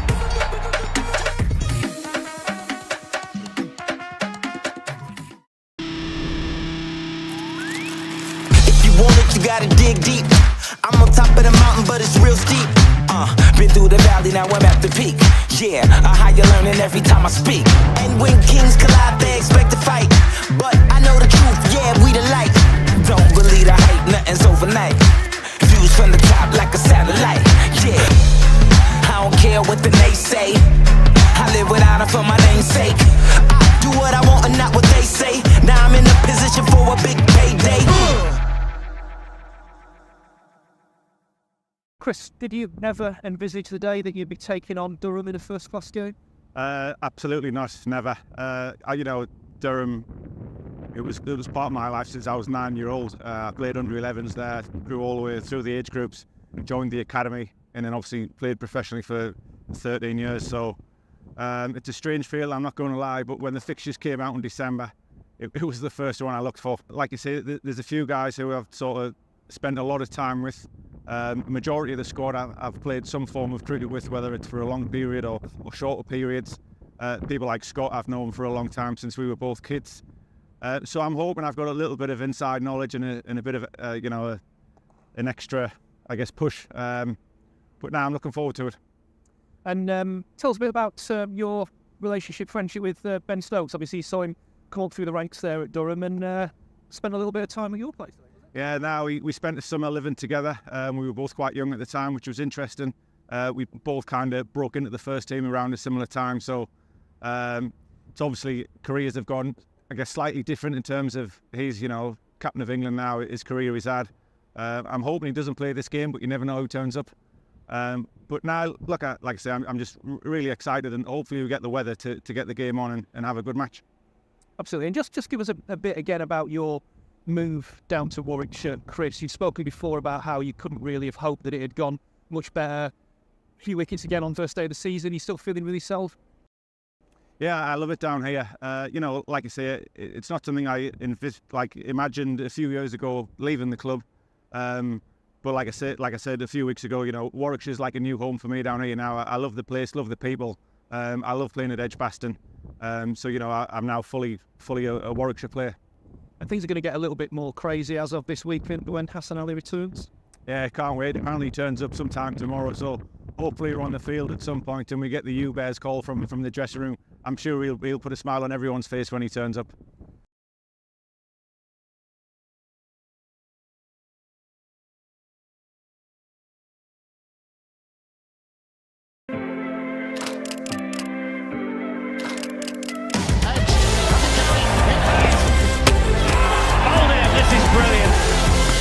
Off the edge, and that's taken as well. That's 4 in a row. Shout to catch, there's no one there.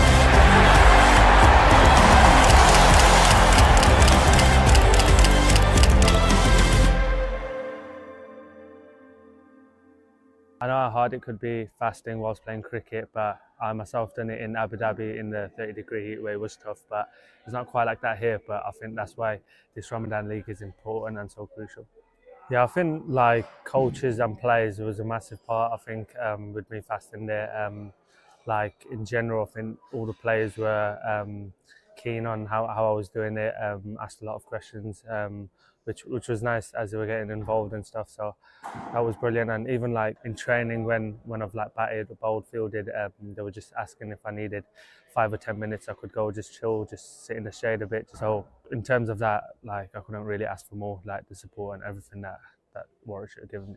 We started the game and then there was a couple of minutes they had given us a break where people who fasted could just have drinks and water, get some food in, get some dates in, just to give that time where the fast broke, just to fuel us a bit. So to take time out of the game to give everyone a couple of minutes, it was unbelievable. I think even like religiously, when you speak about fasting, is not a thing where fasting should like cause a barrier. fasting's there as a challenge for people to get disciplined in that month, to focus on yourself a bit, to be privileged in a way, because when you look at different countries that have facilities like water and food, and to have that, not to take it for granted. I think Ramadan League over here, it's unbelievable. The time that the indoor centres open, the time that Warwickshire's given to this tournament late in this day, from I'd say 9 o'clock to 1 o'clock in the morning. It's unbelievable to give these lads that love cricket an opportunity to play the sport that they love, and to play for a long amount of time in this month.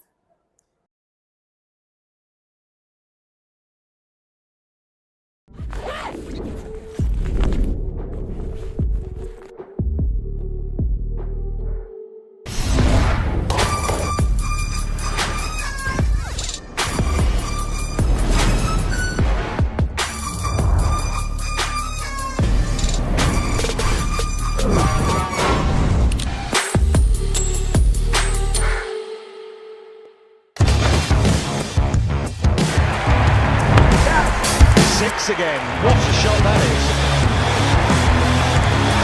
Easy as you like for Sam Ali. Holding, brilliant from Woakes. That is stunning.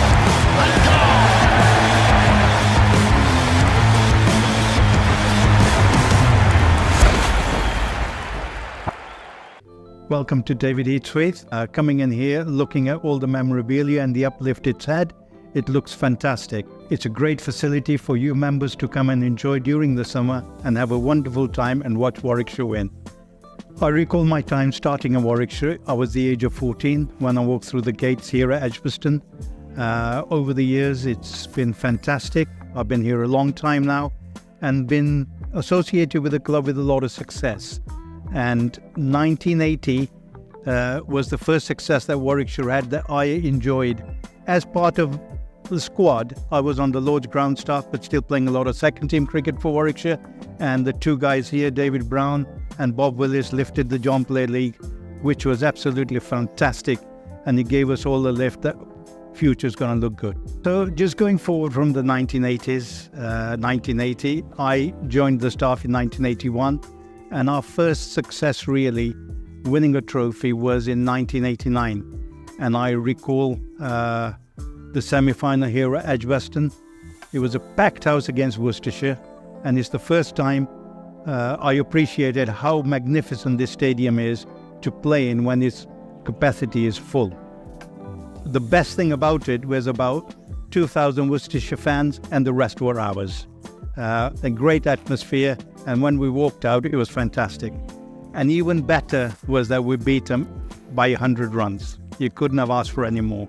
But then we went on and we won the 1989 NatWest final against Mike Getting's Middlesex, which again, I was lucky enough to be there at the end, and Neil Smith hit a magnificent six at the end in the last over, and we got over the line and won that game. 1994, we come to that magnificent year where we won 3 trophies, runners-up in the last one. And then 1993 was the NatWest final, which I suppose everybody remembers me for. The 100 at Lords, chasing 320 to win. And we did, Dermot, myself, put a big partnership on. And to be honest, there's members, every time I walk into the ground, still remember me for that day. But at the end of the day, it was a great day for Warwickshire and for all the members, because at half-time we were 4-0 down, at full-time we won 5-4. I've played and viewed cricket from many grounds over my years watching cricket, playing cricket. There isn't a ground better than Edgbaston to view your cricket from. You can go to any part of this lovely ground and you get a great view. Please count yourself lucky that you're associated with this fantastic club, fantastic ground where your viewing facility is better than any other in the country.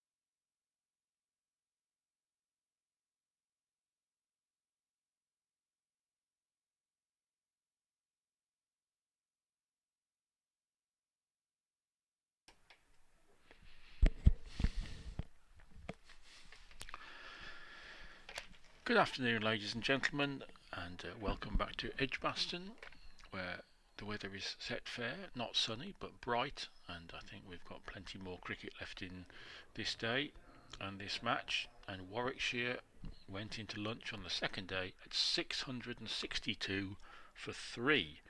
Rob Yates 191, Alex Davis 256, Ed Barnard 1 of the 3 men out so far. Really tough going for Durham, who have plugged away and stuck at it in really tough conditions, but it's been a battle for them. The 2 wickets to fall this morning, 2 wickets in 3 balls, a little flurry for Callum Parkinson on his debut. He finally dismissed Alex Davis for 256, clean bowled.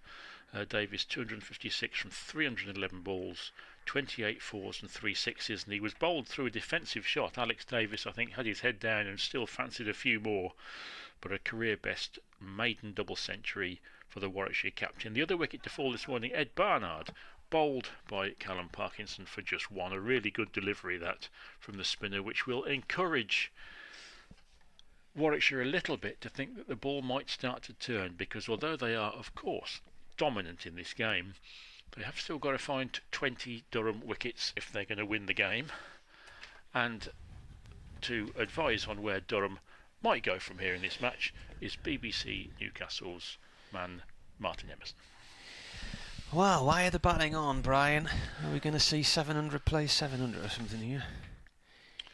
It's an interesting one. My theory, Martin, is that as soon as Durham avoid the follow-on, this match is dead, isn't it? So I just wonder if Warwickshire will try and make that follow-on figure as tall as possible. Of course, that means they take more time out of the game, isn't it? So it is a tricky one, but they've got to make Durham follow on. If Warwickshire bat again, it's a draw, isn't it? So it's a tricky one.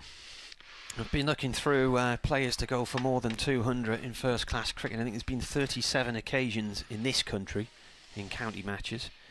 So unfortunately today Callum Parkinson's joined that club, the first Durham player to go for more than 200. But it's Ackerman who bowls the first over after lunch, round the wicket from the pavilion end to Mosley, who plays that into the covers to Borthwick. The sun is suddenly shining very brightly on Durham's whites. Ackerman, the Dutch international, who was recently at the World Cup with Pasteleda. There's another World Cup coming up this summer as well, isn't there?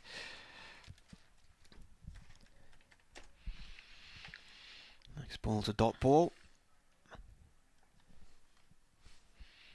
And he comes again and bowls, and that's played out into the covers by Mosley for 1. He moves on to 44. So just to our right this afternoon will be Birmingham City on the hill at St Andrews against Coventry, and across to our left this afternoon, West Brom against Sunderland. So I don't know where Villa are this weekend, but or indeed Walsall. 663 for 3. Ackerman comes round and bowls, and the ball is driven down the field to Lees down below our commentary position at long off for 1 by Rhodes. Newcastle were winning 2-0 against Spurs at half time in our commentary game on Radio Newcastle moments ago. Ackerman up to the stumps and bowls, and that's a wideish delivery taken low by the keeper as Mosley looked to try and cut. You've omitted the big game in the Midlands this afternoon, Martin. Leamington versus Stamford, which is a huge game in terms of the Southern League Premier Midland Division playoffs race. All right. Ackerman in again. A reverse sweep straight into the keeper's gloves. He's missed that one into the over, so 664 for 3. My cousin Jess and her husband Dave Faulkner, they own Redditch United. Really? Yeah. I was at Redditch a couple of weeks ago. It's a lovely little setup, isn't it? Just, yeah. I went there in June last year, and they were doing some pre-season training and signing a few players, and what a really nice ground. It is, and lovely people as well, and they're in the thick of the playoffs race as well. It'd be lovely to see them get promoted as well, because they're just over the border into Worcestershire, aren't they? But very much in our patch, but club with a lot of history, Redditch as well, and of course a town that is the birthplace of Harry Styles, so they've got there you go, a bit going for them. 664 for 3, turning back to cricket. And now I guess what Warwickshire don't want to do now, Martin, is just drift and just go nowhere particularly. They want to force this game forward. As Bryden Carr starts with a very short delivery which goes way over Rhodes' head. But we're getting to the stage now, I think, where Durham are almost content to take time out of the game, because any time that they're not batting is obviously time they don't need to survive. And we will get to the stage where Warwickshire is consuming their own time in terms of how to get at Durham and take wickets. So this is Alex Davis has got to time this declaration right. Rhodes settles again to face Carson. That's chopped away into the gap for 4. There's 2 men back on the offside at point and third man, and it's a very, very short boundary. So if it's well timed and in the gap, neither fielder could do anything about that, and Rhodes moves to 159. If they were playing in the middle of the square, that's a single, isn't it? You know. And instead, somebody asked earlier, what's the minimum length for a boundary? And I think it's 50 yards. Yeah, and this is that. Yeah. Mel was saying this morning she found that out. It is the absolute minimum boundary. Cars is in again, short delivery, and this time it's just guided down to third man for a single. The other side is maybe twice that, maybe 2.5 times that. Huge boundary out towards the Holly stand, and even then, the other side of the rope, there's a good probably 15-20 metres of grass. So the pitch is right as far as it possibly can be over towards the Pershaw Road side of the ground. Remember a few years ago, towards the end of the season, Durham played at Lord's, and Middlesex asked the ECB for special permission to effectively play the game on what was a practice wicket. Cast is in again, another very short delivery, and paddled round to fine leg for a single. And I think that was 45 yards, that one. This sometimes end up with a really short boundary at Wantage Road at Northampton, across towards the groundsman's hut in the corner. I think Trent Bridge has served up a few minimum boundaries for blast games as well. They like the 6s there, don't they? You can top edge a 6 in a blast game at Trent Bridge, and there have been some very big scores up there, notably by Sam Hain for the Bears. 670 for 3 as Rhodes waits, and this is an appalling delivery. How was that not a wide, Martin? That was That's a full toss down the leg side. Certainly would have been a one-day wide. I'm just thinking of small boundaries. When Durham last played here in that Bob Willis Trophy game in the conference section, it was their penultimate match in the initial group, and they lost 2 days to the weather. So it meant, and they also got docked a couple of points for a slow over rate, so it meant their final group game is they were trying to get into Division 1 at the halfway split. They played Notts at home. Cast is in again, a straight delivery which Rhodes drops down in front of him, and they canter a single. When I arrived at Chastity Street for day 1, I was actually convinced they'd moved the ropes in because they were cutting the grass, or they hadn't been moved following a junior game the day before. And Durham had actually gone for the smallest permissible boundary in a bid to get maximum points, and I don't think they got a single batting point in that game, and they ended up in Division 2. And then progress in that second section of the season was ruined when Surrey announced they weren't coming up to the North East to play a match because of COVID in their squad. So that season petered out, but they actually hammered Warwickshire in Chesley Street earlier that year by an innings. Incredible win. 671 for 3. Ackerman then bowling here, and the ball is chopped out into the covers and stopped by the diving Borthwick off the bat of Rhodes. So where are we now? So this is the third highest score against Durham. So the highest, Warwickshire's 810 for 4 declared in 1994. Then Yorkshire 677 for 7 declared in 2006 at Headingley. That's a dot ball there as it's played to Borthwick again. That was a really high scoring game. Lehman got a massive amount of runs there, and Durham held on for a draw following on and stayed up by half a point at the end of the season. This is a slog down the ground. He hasn't got hold of that well, and it doesn't reach the boundary. It sort of has a bit of backspin on it and pulls up near the pin. 2 runs though. Warwickshire being forced to do something indiscreet if they're going to go big against Ackerman. His leg side field is 4 men on the boundary, nobody in, just 4 fielders between long on and long leg on the boundary. Rhodes on 163. Looks to drive this, and he's got an edge, and it's gone flying past the keeper, and it's away down towards the far end of the ground. Has it got the legs to go over the rope? It's been chased by Cars. Did he get to it or not? I don't think he did. The ball has come to rest against the rope in front of the City end. 4 runs. Colin Ackerman looks to the skies, and Colin Parkinson had a taste of that before lunch, didn't he, when he bowled a beauty. And one of the rare occasions when the bat is defeated, or the stroke is defeated, and ends up with 4 runs through vacant slip.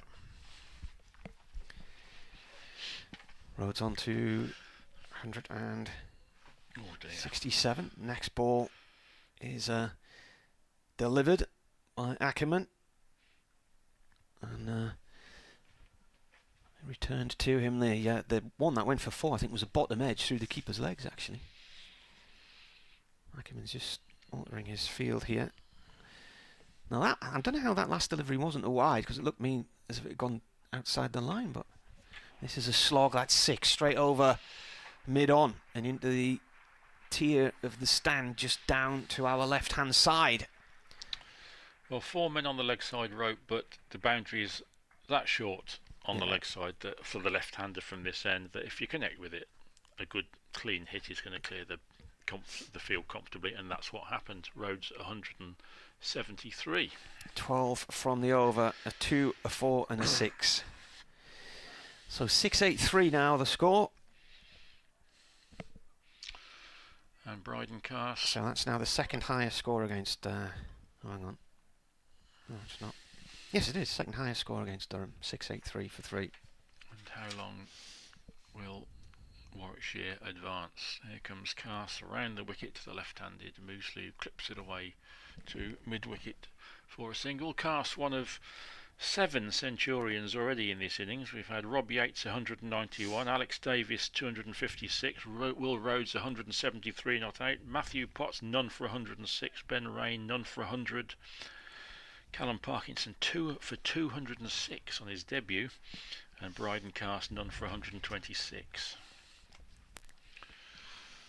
684 for 3 is the remarkable scoreline here. Cast short, poor delivery, well taken down the leg side by Robinson. I wonder if, I keep saying these are poor deliveries, they may well be bowling wide just to prevent runs. It might be a strategic plan, which is entirely understandable. It's a negative mindset, but my word, when you're in this position, you do what's necessary to stop the opposition advancing, and bowling wide, as long as it's not too wide and gets penalised, makes sense. Cast is in again, another wide ball down the leg side, and Rhodes tries to lap this over the keeper's head and misses it. And I think Will Rhodes is just getting a little bit impatient now, because there was a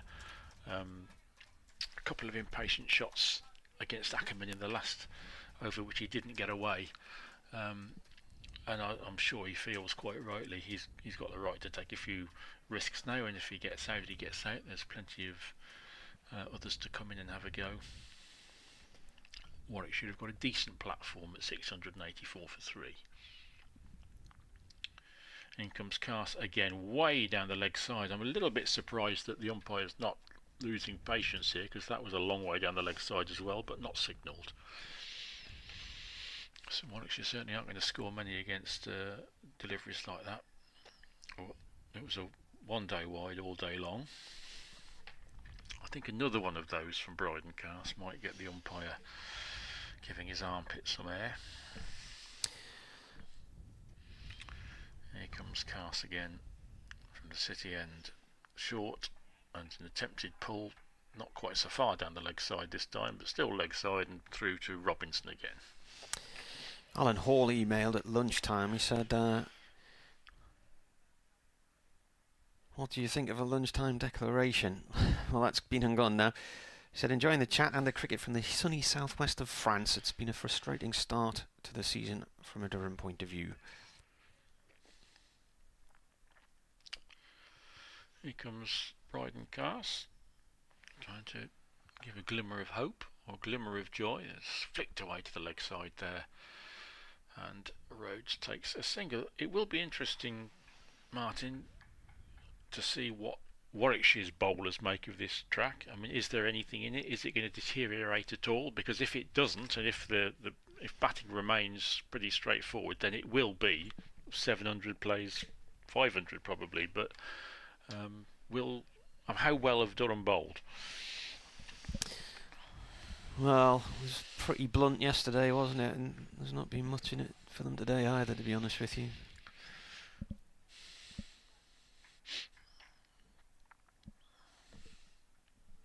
Ackerman then, starting new over, 685 for 3, bowling to Rhodes, is on 174. Rhodes drives the ball out through the covers. Lees comes round down below.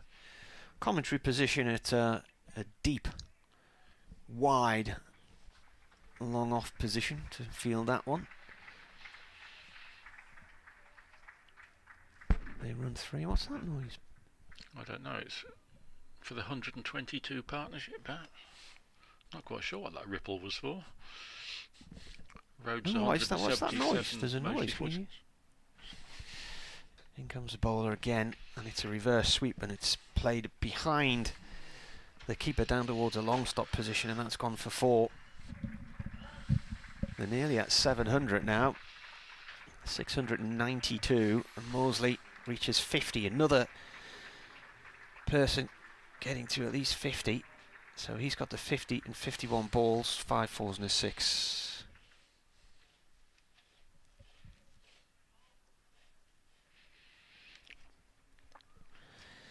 So Yates got to 191, Davis 256, Rhodes has 177, Mosley's made 50, and the one man who stands out on that scorecard, Ed Barnard, who was out for 1. Another sweep from Mosley, that's gone down the tunnel, and that is 4. Past square leg. In fact, it's clipped the rope and gone into the front tier of the stand there, on the front row of the stand on the western side of the ground, which was the Priory stand at one point in time. I don't know what its official title is these days. But well, it will be coming down soon anyway, so that's where the new hotel is going to go up in the next couple of years. It's wide of off stump, and it's cut away out towards the covers to Basteleda, who's on as a 12th man. 1 run. Durham are going through the process of getting planning permission to build a new hotel at the north end of the ground, which would mirror the extension to the hotel at Old Trafford, with the bank of seating underneath it.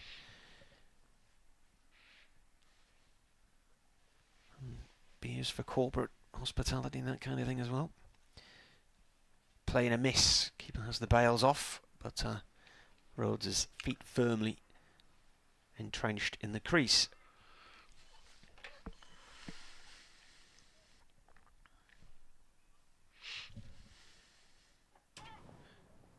There you are. I thought it sounded a bit funny. Couldn't hear the outside world. Here's Ackerman in and bowls. The ball played out through the covers for 1 run.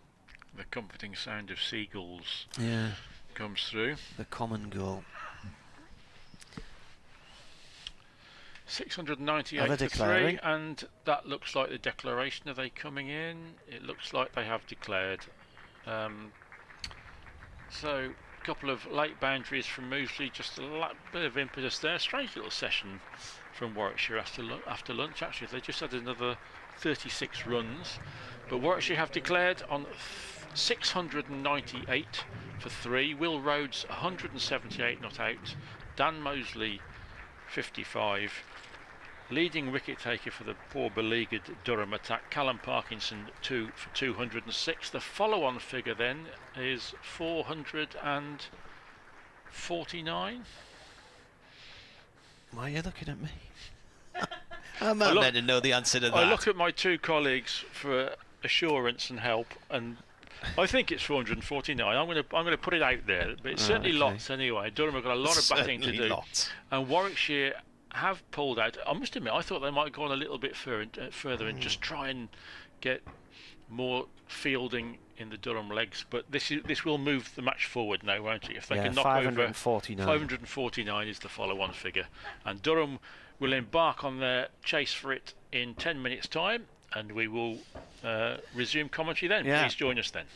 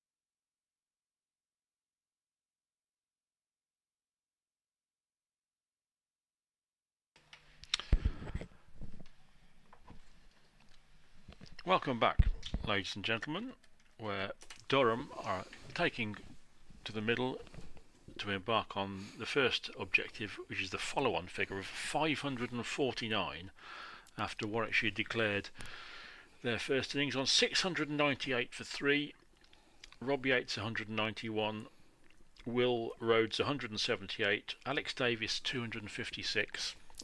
I'm joined immediately by Mel, and Hassan Ali is going to come and join us very soon just to introduce himself back to the Warwickshire fans and say hello to the Durham fans. But in the meantime, before Hassan joins us, Mel, how did Durham go about this then? Wow. I mean, just saying that number, 549, to avoid the follow-on, that is an immense task. I guess a lot of it will come down to how fatigued they are from being in the field for so long. Just not just physically, but mentally as well. It's certainly going to be a challenge. It's Chris Rushworth, get my R's and my W's. He's going to open the bowling. Alex Lees first up. There's a big shout as the ball whistles past into the keeper's gloves. And we are underway. This monumental task. And I can tell you, Hassan Ali has just walked into the box behind me. And he's going to join us for a chat, which will be very interesting as well. As we get this underway, there's 3 slips at the moment as Lees waits and Rushworth is in. And he just really shoved his hips back. I'll let that one go through in the end. A very good afternoon to you, Hassan Ali. Very good afternoon. How are you? I'm very good. How's the jet lag? I wasn't in a jet lag. No jet lag. I was okay. Oh, that's good. I mean, you've been hard at work, though. I've been following you on social media, and you've been on a camp where they've had you carrying big, heavy rocks above your head and all sorts of things. Yeah. Just get this ball out of the way as Rushworth is in, and he just chips that one down fine. There is a fielder down there. Yeah, that was the army camp, the fitness camp. So we were doing training with the army. It's quite nice. We had really good fun and become more fitters, and we runs in the miles. So it was good to be back here in my second home, and I'm here, and my team is, they almost make massive runs in the first inning. Yeah, some welcome, boy. Oh boy, they'll be saying you're. It's a great welcome from my boys. It is indeed. I'm sure the bowlers have been very grateful that they've made this job. It's not the first time that Pakistan has trained with the army either, as Rushworth is in around the wicket. That's just a nice wristy clip away to mid-wicket, who does a good job diving and saving the runs. I remember 2016 when Pakistan went to #1 in the world, and that was the Misbah push-up. Yeah, push-up in the Lord. So that was my first official camp for the Pakistan, and that was the army camp. Imagine the 19-year-old, 20-year-old guy training with the army boots camp. So that was really tough. But this year, it wasn't tough, but it's quite nice.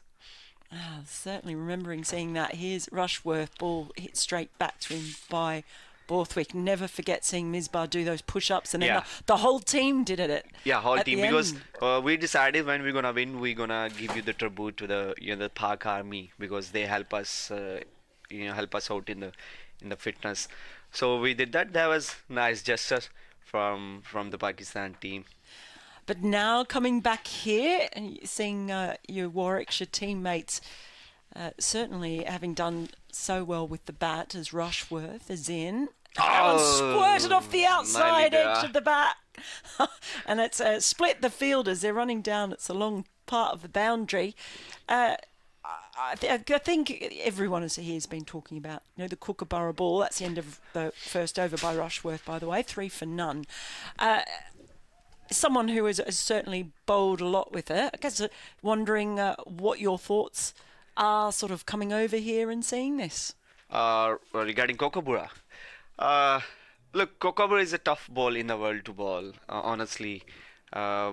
as a bowling, we grew up in the Kokobura. We playing with the Kokobura in Pakistan on the flat tracks, and we got to have some experience with the Kokobura. But interesting thing to bring Kokobura in county championship. I think for more spin, to play more spin, and I heard Sven's I think the skipper Ben Stokey saying we're going on the Asians country, so we get more spin. So I think it's a nice I can say it's nice plan to play with the Kokobura. Last year was 2 game, and this year is gonna be 4 game with Kokobura, and it will be a different experience. Yeah, it's a tough to ball on flat tracks. As Oliver Hannon-Dolby is in for the first time, and the ball just defended straight back past the bowler, no run. Yeah, the Kokobura doesn't swing much, doesn't seem much, but yeah, there's highly chance to get reverse. So, and these two, I mean, Oliver Hannon-Dolby now bowling. He and Chris Rushworth maybe a bit rusty last week, but they did struggle with it. What do you think is key? I think the wet condition doesn't suit Kokobura because it's get really soft and much early. As Hannon-Dolby is in, he's over the wicket, and it's just pressed into the covers. Yeah, so for Kokobura, I think is as a bowler, when the ball is doing nothing, you just bowl straighter and play with the fields, straighter fields, and make the batsman mistake. And obviously, it's a hard work with the Kokobura, so keep coming hard and. The just bowling straight ball, and I think that's only key. You won't have the Kookaburra. You'll have the Duke's ball when you come in. So I'm sure you're looking forward to that as Hannon-Dolby in at City End. And that's just pressed out to points. I played 1 game last year against Essex. We lost, but it was good experience with Kokobura to playing here in the county championship. We got reverse, we got some wickets, and we got some turn as well. I'm very comfortable with the Kokobura and with the Duke because I'm used to do with the both ones. Yeah, being able to adapt. And back here, of course, in Birmingham, as Hannon-Dolby, he's in over the wicket, and again, just pressed into the covers, no run. What is it that you love about being here?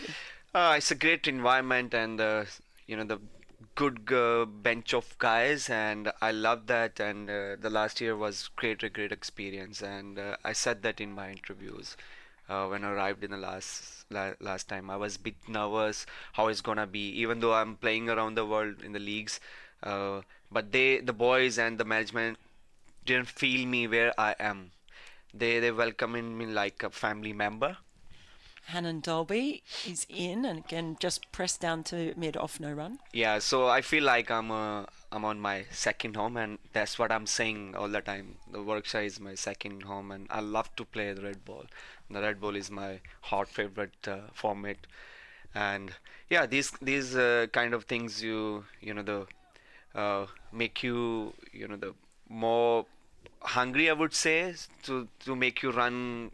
Running, coming again and again and again and again. So I love that, and I have very good memories belong to Edgbaston.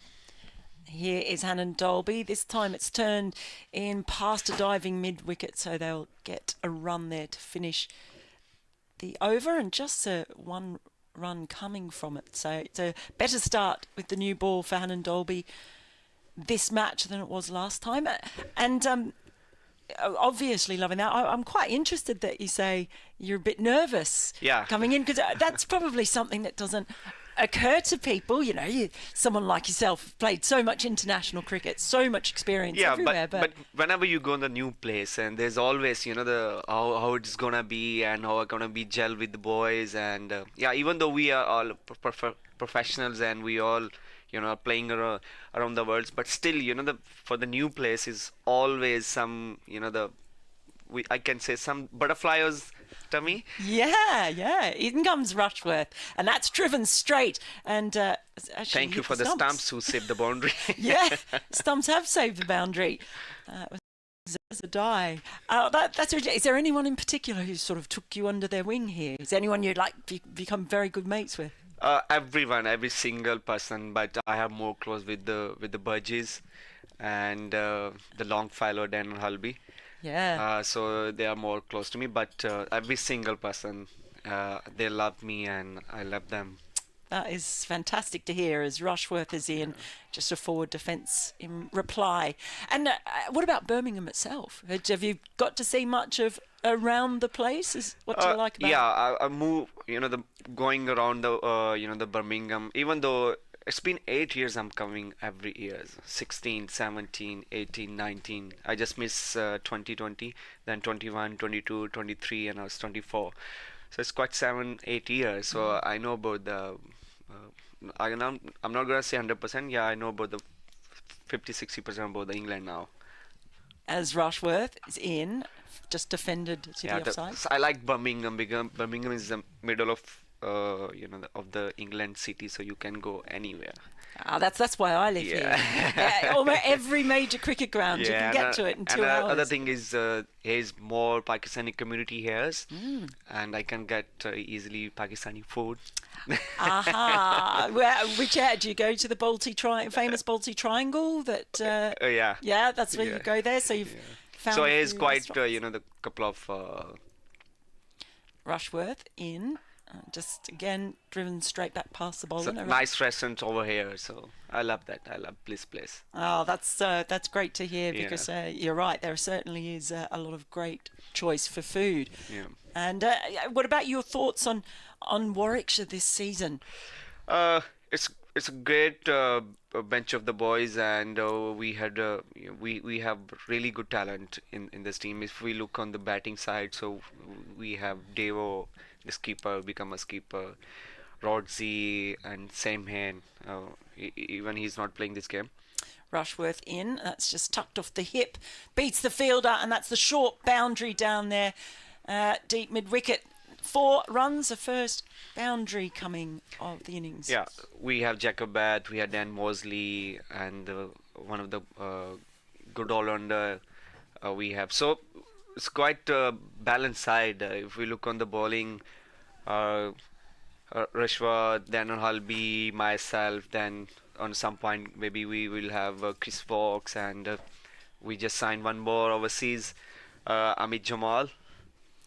Rushworth in, just defended to the offside. And in the spin we have Breaksy. So it's a balanced side. We just need to be on the top, and just need to be a bit more smarter, and be aware how we gonna run the games, and how we gonna catch that moments for the win the games. So I think it's a very nice, quite nice group of the boys. And just yourself, personal ambitions for this year? Obviously, I'm here to perform and to lift my team, and I really want to win that championship, and I really want to be there where team needs me, and where team needs me to perform. So I really want to be there. So yeah. As Hassan Ali is in, and that's just tucked around to the leg side. I had really good season in the last year, so I'm looking forward already. Excited. I know. You were in my other home in Australia too over the winter. Which part of? Well, you wouldn't have been to my hometown. It's called Orange. I do have to tell everyone this. It's about 4 hours inland from Sydney. Okay. So over the Blue Mountains and. So we were there in Canberra, Sydney, Perth, and Melbourne. Tough tour for us. It was. In comes Hassan Ali, just defended back. But there was some really encouraging cricket. It was, I think, a lot more competitive than people thought it was going to be. Yeah. I think we just some drop catches cost us. Otherwise, we playing some good cricket, and the people love it. We are more competitive, as you're saying, and as a group, we can do better. We could do better, but unfortunately not. But yeah, we learn as a group. We learn lots of things. So I was actually interviewing your skipper Shah Masood recently, as Hassan Ali is in, And that is just flicked off the hip, fine, but there's a fielder in the deep, so they'll just get the single.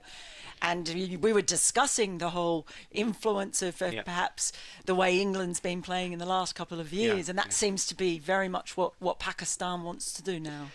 Yeah, every team has a different way to play. The England brings some buzz ball, and they have their own style. If you look on Australia have their own style. So every team has a different style to play.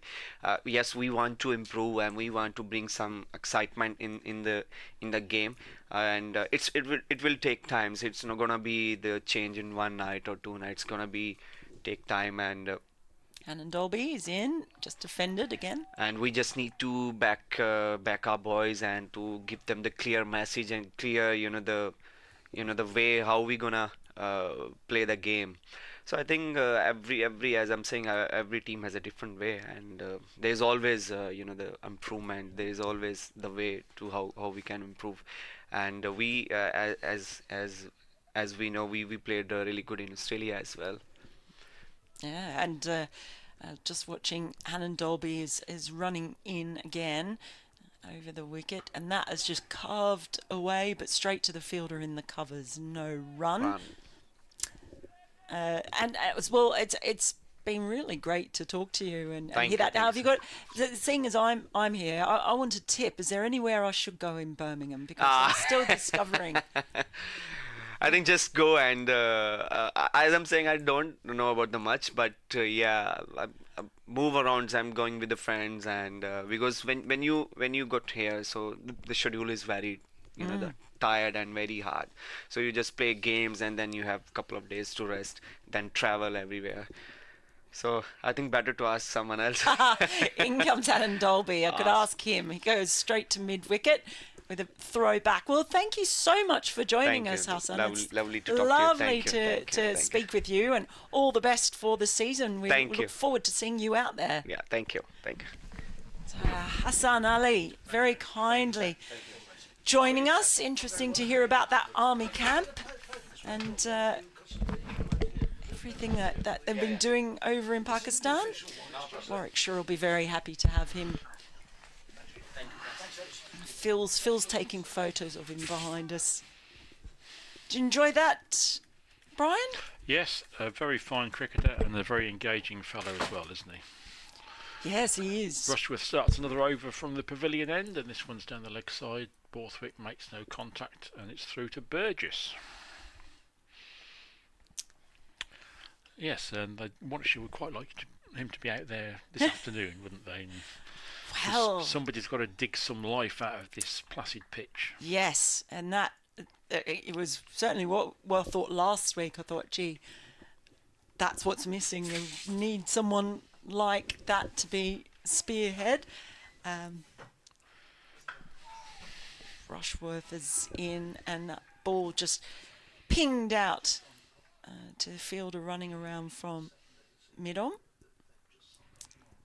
So no run. I'll tell you one thing though, just on the basis of a few overs, Warwickshire are bowling much better with the new ball than they did last week in their first round. So I think that probably says something, doesn't it, about these two teams and first run out. Absolutely, Mel. For Durham, it really has been a perfect storm, hasn't it, of the placid pitch, loss of the first game last week. Warwickshire's opening bowlers last week, they're fine bowlers, but the rhythm wasn't there, the rust was there. As Rush was in again, turned to the leg side, and that's nicely timed, and that'll be a boundary for Scott Borthwick's 13 without loss. And this is where Durham are now, isn't it? There's never mind the ball and the pitch, they're rusty. Scott's Bonnet's just arrived on a flight from Australia. So there's a lot of factors that contribute towards Durham conceding 698. I wouldn't, if I was a Durham supporter, I wouldn't be too concerned. I think they're going to do okay this season. They certainly look, when you go through their squad, they've got a huge amount of talent. Some of it will, of course, be drained through the international season. Ben Stokes has been here today. He spent an hour and a quarter down in the nets this morning. as Rushworth is in, and that's just clipped down to mid-on, no run. Yeah, so he was down there having a net, due to play in May. So that'll be undoubtedly a nice boost for them, just having him, even having him hit down here. And interesting to hear that from Martin say that there's work and quite ambitious plans for the ground. It's one of my favourite grounds, I think. Have you spent much time there, Mel? It's a lovely place, and lovely place to watch cricket. Rushworth is in again. I can't remember who's over this season, Mel. We're invading each other's territory here, but Rushworth doesn't mind about that. He's settled and he's in his rhythm, and Borthwick is forward to this one. Yeah, so I mean I did a few tests up there before that all came crumbling down and they stopped playing tests up there. So I was up there for when did Australia play up there? I'm sure I've been up there watching Australia. I definitely remember Sri Lanka played a test up there. That must have been 2016, I want to say. Rushworth is in again around the wicket, and Borthwick is solidly forward. It's my abiding memory of Durham. I covered lots of Warwickshire Championship matches, and on the first morning you'd arrive, and always the Durham stewards would say, "You're going to get thrashed this," and in a friendly way. They were lovely. Everybody that I always met associated with Durham cricket was really nice, but we always got assured that we were going to get hammered. And to be honest, in that, my word, Durham had some fine bowlers in that era, and the Graham Onions, and Warwickshire did get hammered on a fairly regular basis up there at one stage. But then the pendulum swung, and Warwickshire handed out a few beatings. There's some great cricket between these two sides over the years, and of course Warwickshire were the first class visitors to Chester Street all those years ago. Hannon Dolby is in. There's a big swish from Lees, and ball goes straight through to the slips. I don't think there was an Ashes test there in 2015. That was my first summer over here, but I can't recall. Can't remember if there was one. Definitely Sri Lanka. I was up there year before last, for the Ben Stokes ODI retirement game when it was blisteringly hot. And it's not often that I say that. The queues for the water were longer than the queues for the beer. That's how hot it was. It's Hannon Dolby's in, and that time it's a nice wristy carve, and that goes all the way to the boundary for 4. So plenty of runs on that short side, undoubtedly on offer for Durham. Well, we've got 18 overs to go before tea, and I think even by tea time, Mel, we're going to get a pretty decent idea of where this game's going. If Durham is something like 120 for naught, then I think we're in for a fairly gruelling next 2 and a bit days. Can Warwickshire prize some life from this surface? Hannon Dolby is in, and that ball's just chopped straight down into the turf in front of Lees and dribbles off to the offside.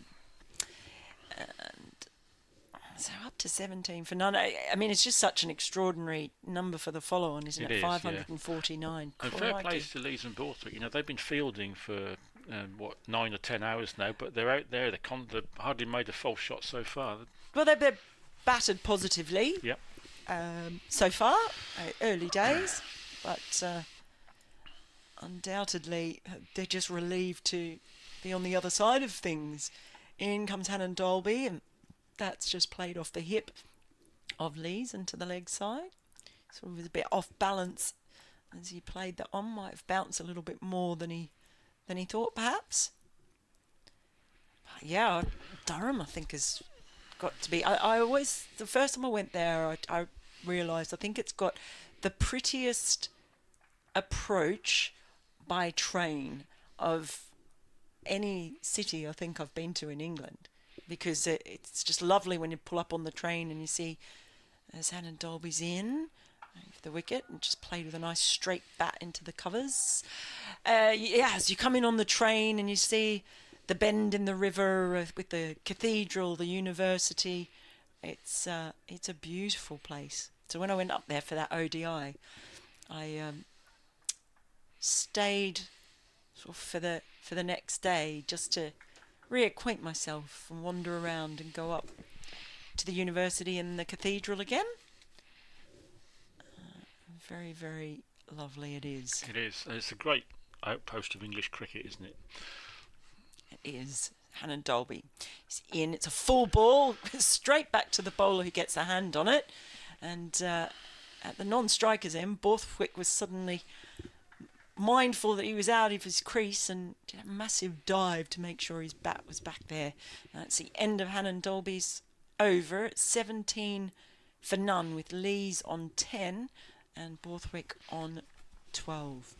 Durham will regard getting through the new ball without damage as huge in this innings, not only because of the Kookaburra's well documented loss of fizz after the new ball, but also Chris Rushworth and Ollie Hannon-Dolby, they took over half Warwickshire's championship wickets last season. If they don't make breakthroughs, then Warwickshire may struggle to make any. Rushworth around the wicket, good delivery on off stump, and Borthwick leans forward. And Warwickshire's bowling attack is, of course, without Hassan, who we've just heard from, who was delayed getting to England by a Pakistan training camp. He'll make his debut at Hampshire next week. Michael Booth, who made his debut last week, is injured. Liam Norwell has got a new injury, a torn muscle in his pec. He's had a lot of bad luck, hasn't he? He's had rotten luck since the last time Liam Norwell played for Warwickshire. He bowled them to safety with an incredible 9 for 64 as Rushworth comes in, and this just nips inside the forward defensive shot, but there's no chance of an LBW decision, but good delivery from Rushworth. So Norwell's last appearance for Warwickshire was possibly, well, certainly amongst the best bowling displays ever for Warwickshire, and he hasn't played first team since, sadly. So the back injury that tormented him for all of last season is now okay, but he's torn a pec muscle infuriatingly, so he's out for a couple more weeks. It means that Craig Miles has been recalled from loan at Glamorgan. As Rushworth is in again, draws a drive from Borthwick, but he does middle it and finds Davis at mid-off. So after the opening bowlers, Warwickshire have got Craig Miles as a seamer and Will Rhodes, who bowled very well actually in the first game of the season against Worcestershire last week. And then it's over to the spinners, Danny Briggs, Jacob Bethel and Dan Mosley and Rob Yates. So I think Durham, if they can get through the new ball, will fancy their chances of having a real good go at this follow-on target, as Rushworth bowls quite a quick delivery, which Borthwick allows to pass outside off stump. So no Michael Jones in the side too for Durham. So interesting that Borthwick has decided to open the batting, wondering what they might do with the rest of the lineup, where Colin Ackerman is going to come in. That is, of course, they've been the rejigging of the side. Scott Borthwick's really interesting for me because I think of him as that leggy. First saw in the Ashes in Australia, 13-14. That was just when I started in cricket. That was my first series. Yeah. And seeing him as a leggy sort of came in at the end of that Ashes series, and he's ended up being a completely different cricketer to sort of what we saw of him in that one test. As he's pretty unlucky, you think, too, Scott Borthwick. Sort of coming at that stage. It's a matter of timing, isn't it? It is, absolutely. Rushworth in again, and solidly forward comes Borthwick. Rushworth has 4 overs for 11. Hannon-Dolby 3 overs for 6. A solid start for Durham, and that's what they need above all. They need to keep the scoreboard ticking over, obviously, and they can't be too static because they've got a lot of runs to claw back. But the most important thing is that it's without loss, and at the moment they're 17 without loss. And I guess when you talk about timing and Test cricket and selection and all of that, I mean, Alex Lees is a great example of that as well. I mean, lost his spot in the national side, obviously, to Ben Duckett, even though you thought he might be a good fit for that England team, but he's still obviously in the sights as Hannon-Dolby is in. angled bat just runs that ball down to the deep third boundary, Lees. So not just aggressive, but elegant and smart as well. But he was the quickest to 1,000 runs last year across both divisions. He was a Cricket Writers Club County Championship Cricketer of the Year as well. So still lots of fans for Alex Lees. I'm sure England keep an eye on him. Here comes Hannon Dolby. It's just ended into the cover. I'm sure Lees and Hannon Dolby will know each other inside out from Yorkshire days. Yes, used to the captain of Yorkshire, did not. In white ball formats, and then just for 1 year, I think, according to my notes, which I obviously take copiously before a match. Hannon Dolby turns at the top of his mark. Sun's come out fully in Birmingham. He's over the wicket, and that's just nicely clipped down towards the deep square leg boundary. The chase is on, and a ball comes back, and boundary not on, but another 3 runs. They've run 3 there. Plenty of time to run when the ball is in the longest part of this rather lopsided oval here. Short boundary on the Pershaw roadside, and the long boundary on the Hollies stand side. Alex Davies out there giving the ball back to Oliver Hannon Dolby, and do you know, it's the little and large thing. It's a bit like last week when Brett D'Oliveira was doing the same with Jason Holder. In comes Hannon Dolby, just defended to the offside by Borthwick. And welcome back, Martin. I've missed you. Size. Do you think those photographs on the wall downstairs are to scale of the players? No. Look, you know, I don't, because I went up to the one of Alex Davies, and well, look, he's not listening, is he? Because he's out there, so I can probably get away with this. And I went and stood next to it. It says he's 5'7" on that picture downstairs. It's Hannon Dolby is in, and just up on his toes is Borthwick. Just punches that to the onside. And you said it was just a little bit taller than me. I've got some heels in there. I'm 5'5". Now, he came up and spoke to us yesterday, and I think at best he's as tall as me. I'm not sure that I'm not slightly taller. Now, I'm 5'5", so I have serious doubts about the veracity of those images downstairs and how tall they say they are. In comes Hannon Dolby. That whistles past the stumps. It was left confidently, but it wasn't far off, and that's the end of the over. 24 for none, and Lees is on 17. Borthwick is on 7. And what do you think? What do you think? I don't think you're as tall as you make out. I'm 5'5". Right. I'm well, he definitely was taller than 5'5". you on the picture, though. Yeah, but in real life. I didn't see him standing next to you in real life yesterday. Well, you stood next to him. Very briefly. I mean, he walked past me. I'm dubious. Let's put it that way. I'll have to go back to back. What I should make him do is go and stand next to his image on those pictures downstairs in the concourse. I want to see if he's actually as tall as himself in the picture. Might be a way to do it. Chris Rushworth then, ball in hand, record wicket taker for Durham in first-class cricket.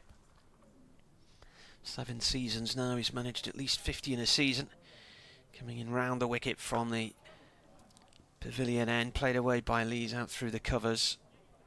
2 runs. Interesting to see the change in opening partnership this year, because Michael Jones isn't playing in this game, so Scott Borthwick's moved up to open. Yeah, I just mentioned that before. I was going to pick your brain because we weren't sure where does Colin Ackerman fit in. Yeah, That was our discussion yesterday morning, looking at the team sheets, wasn't it? And has he opened often Borthwick? I can't really remember that he has. Rushworth in. This is pushed out through mid-wicket for 1 by Lees. He may well have done in the dark and distant pasts, but my memory isn't what it used to be. That window's reflecting against us again today, briefly. Which window? Underneath the Radisson Hotel, there's a brown and white building, and there's a window. Oh! Reflecting the sun. It lasted for about a minute yesterday afternoon and then disappeared again. Rushworth to Borthwick, that's left. Tell you what, you're observant. I would not have seen. Well, it's shining right at me. Maybe it's not directly shining at you. I don't know. No, I can see it now. Yeah. I can see it now. Yeah, it's like when someone holds up, annoyingly, a mirror, and it just flashes in your eye. It's 27 for non-Durham. We just got to get the colour off this ball, soften it, and then just put the runs on the board, just like Warwickshire did. Rushworth round the wicket to Borthwick. He stabs that down into the ground, past the slip cordon, and it's away to vacant third man. It should have the legs to get over the ropes, and it does, in front of the side screen at the far end of the ground. Not being used for this game, though. Parked in front of those sight screens is 3 rows of heat lamps as well. Ah, yes. One of them, I don't know if they're if it's the wacky backy lamp. Was retrieved by the police, was it, following a raid or something? Yes, and Brian didn't know this story. I couldn't believe it was me telling him that. Yeah, they got it from the police after a raid. Right. And they've got that's not the only one that they use, but that's certainly one of them. Rushworth again to Borthwick, who defends, plays that up to mid on, no run there. But I believe in recycling, so I'm all for it. Whatever it takes. Interesting to see how long it takes before the new drainage system, those sort of bare scratches in the turf, before they all grow back. I'm sure they are going to grow back. It just does look quite odd. Whatever works, though, I tell you what, they'll be happy for the drainage system that's allowed them to get underway. Rushworth over the wicket now to Borthwick, and that's gone right through him. Keeper takes it. 3 in the slip cordon for that delivery. That is the end of the over. 31 for none, 9 overs so far for Durham. 47 remaining in the day. There were, when they came out to bat, 56 overs left of day 2. And just a little bit of extra nip there from Rushworth might give them a bit of hope. We did see the Kookaburra start to turn as well. Maybe a little bit of variable bounce at times, balls getting through low, so there'll be various elements that Warwickshire will have noted with interest. And Dolby, it is going to bowl his 5th over from the city end. It's definitely been he's enjoyed the benefit of having bowled with his Kookaburra once before now. He's in, and that ball's just guided straight down to deep third boundary by Lees. That was effortless. He just used the pace of the ball, opened his bat face, and the ball did the rest. 35 for none. So again, positive stuff from the Durham batters, and that's what they have to be as well. The daunting task of scoring another 514 runs from now to avoid the follow-on. 2 slips in for Hannon Dolby still. To the left-handed Lees. He has a quick glance behind him just to see who's there. In comes Hassan Dolby, and oh, he's bent over and just had a cross-battered slap at that. He's still bent over at the moment. That ball stayed quite low, and he's probably quite lucky to have not got anything on it in the end. Just takes a little walk away from the crease and walk back again, just to reset his mind. Does Lees. Now he lifts his bat and waits as Hassan Dolby is in. It's a full ball driven straight up to mid-off, no run. You're doing lots of calculations on your phone. Bits of sums here and there. Look, the reflection's gone from the building now. See, it didn't last long, did it? No, it didn't last long. I never would have noticed it. And there's one that's like a red light in the other building, just to that's the tail of a crane that I didn't notice yesterday. It's blending in with the same colour of the building behind it, so I don't think we added that as one of our 19 cranes on view yesterday. Now there certainly are quite a few cranes.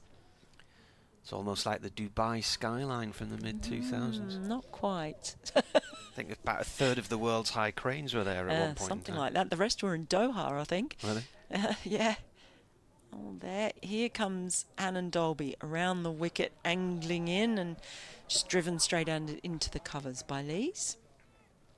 The wind has picked up a little bit as well.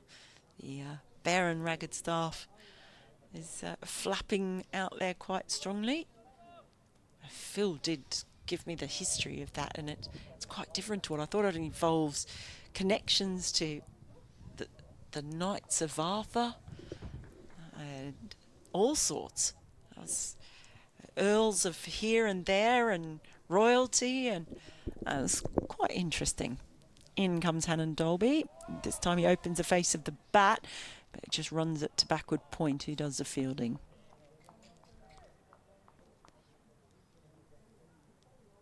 Yes, I do like the fact that you can see the skyline from here. That's one of my criteria for if I like a ground or not, is you have to be able to get a sense of the city you're in. Well, the city seems to be shifting. It's going down the hill towards Digbeth and the bottom end, Millennium Point, where they're building the new railway station for HS2. Yeah, that too. Is it still happening? Every time I say look, it's happening or it's not happening, I have no idea. Well, it's coming up to Birmingham. It's interesting because I have a relative who's working on the project, and each team is responsible for a particular section of the line that's being built. Here's Hassan Dolby. It's in, and that ball's just pressed out to the fielder. He's got two fielders in catching positions either side of the stumps. Hassan Dolby, and that's the end of his over. So 35 for none. Lees has moved on to 24. Borthwick on 11.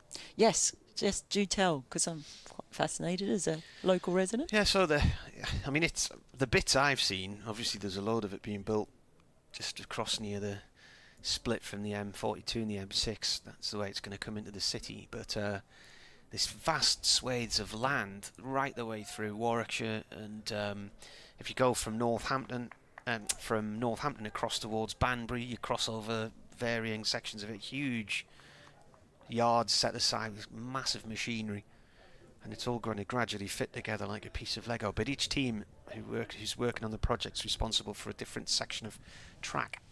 Chris Rushworth over the wicket here to Scott Borthwick, his former teammate, both men from Sunderland.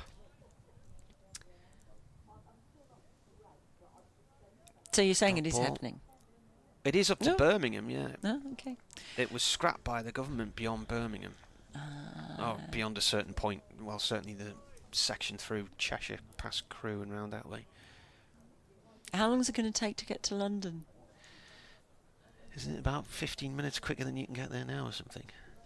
Okay. I don't know. I get the slow, cheap train because I am tight. Rushworth in. Borthwick up on his toes, plays the ball back to the bowler. I think you might see the fast train bombing past you. Yeah, I think the absolute quickest at the moment is about an hour and 15, an hour and 20. If you get the super duper fast one. But it just depends. I actually quite like going on the Chiltern line because it's very pretty. Yeah, it's nice, that route. I did Marylebone once up to Banbury. Oh, now here's a question. Rushworth in. This is turned by Borthwick to mid-wicket, no run. I've never been able to get anyone to give me the definitive pronunciation of that. Marylebone. Is it Marylebone or Marylebone? Because I asked people in that suburb and they disagree. The lady on the train, on the tube when you pull up, says Marylebone. Mm-hmm. But I would call it Marylebone. Then a lot of people call it Marylebone. Yeah. If anyone out there knows, just tweet me at Melinda Farrell. I'd love to know. Rushworth to Borthwick, it's defended, it runs back to the bowler. When I first joined the BBC, we had to go down to Marylebone High Street to the BBC London offices, and we did a training course there for a week, learning how to drive desks and edit and all that kind of thing, which was quite interesting. So coming off the tube each day at the next to the Madame Tussauds, isn't it? Yes, it's it certainly Baker is. Street tube station, isn't it? Yeah, Baker Street, just near there. Rushworth in. Borthwick firmly behind that. Thumps it down into the ground and it runs up to Davis at mid-off. No run there. I mean, I did have problems with various pronunciations when I first came over. It took me a while to realise... You wouldn't say Maryland, would you, for Maryland? No, but a lot of pronunciations here don't make sense. Let's. I mean, what is it, Magdalen? That's a ridiculous one. Well, that depends, because some colleges say Magdalen and some say Magdalen. The actual town, that's absolutely ridiculous. Rushworth in, that's gone through and moves on Borthwick. It's gone through Loader Burgess, the keeper. Made an over. Tight lines there. Yeah, tight line, just a little bit of nip away. Something in it for him. I mean, it took me a while to realise that it, in fact, is not King's Cross St Pancras. Well, obviously, St Pancras. St Pancras is, well-known patron saint of internal organs. Mm-hmm. It took me a while to discover that it wasn't. Is reading not your forte? It was when I pulled in once. I was getting a train somewhere and I was looking at it going, there's something missing there. There's no E. Yeah. I grew up Catholic. I've never heard of St Pancras. Here comes Hannon Dolby, and first ball is just defended up to mid-on, but he's got two slips fielders, but they're quite wide apart, and he's got a short mid-wicket, and he's got a straight sort of extra cover in another catching position not far away from the umpire. So they are trying funky fields early on at Warwickshire based on their experience in the last game. It took me quite a while before I realised it wasn't Isleworth or Isleworth. In comes Hannon Dolby. That is just pressed down towards mid-on. But you'll like this, because my most embarrassing one was in front of a room of people at Sky Sports talking about a football team that I referred to as Hartlepool. Hartlepool. Still makes me... Everybody laughed. Hartlepool. In comes Hannon Dolby. Bangs that one in hard, but it just squirts out to the offside. So, Hartlepool, that's a good one. And my accent was very Australian then, so it was more like Hartlepool. They used to be called Hartlepools at one time, a football team. I've got a little tear in my eye because that still makes me laugh. It's a little ground on just off the docks at Hartlepool there. HMS Trincomalee and the port. You can go around this old galleon, which my youngest daughter was petrified of because there was mannequins in there which she didn't like. Here's Hannon Dolby, and that is just a bit more nip. It was a fuller ball, but it got on in quickly. Lees and just jammed his bat down in time. Well, I've never actually been to Hartlepool or Hartlepool. It's not too... Well, it's Hartlepool's between just north of Middlesbrough on the coast, between Middlesbrough and Sunderland. Nice little section of railway line down the County Durham coast there. Yeah, when you were waxing lyrical about your hometown up there when we left the ground last night. In comes Hassan Ali, and that one just being turned into short mid-wicket by Lees. So it's definitely better new ball bowling from Hassan Ali and Rushworth. I can see a real difference and just the difference in fielding positions early on as well. So there really might be some advantage to having had a little bit more experience in the match last week, because we actually had cricket played here. And Dolby just giving the ball a shine. No moisture on it. They like to dry shine it as he runs in. And that's been flashed at, really. He just tried to defend that, but played inside.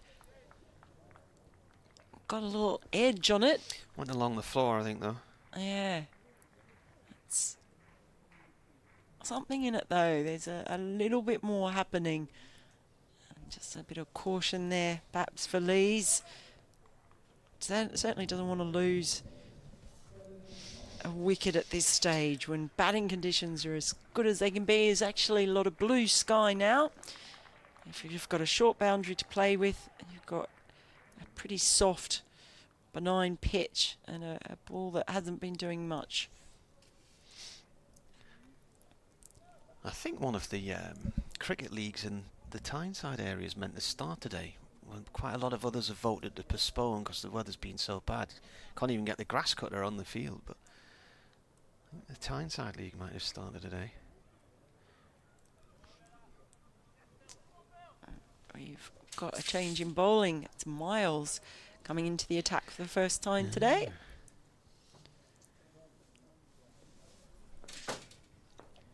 Previously on loan with Glamorgan last week and on loan at Durham last year, and he overpitches the first ball and it's driven by Borthwick out through towards deep cover for 2. Fielded by Mosley. And he played one game for Durham last year earlier in the season. He came in to replace Matt Kuhneman, who suffered a fractured back, and went off feeling a bit of a tight hamstring, and then had a bit of treatment, said he would be okay to continue, and I think he ended up with a hamstring tear which saw him out for quite some time. Just needs a run of games. In comes Miles and bowls, and that's left alone.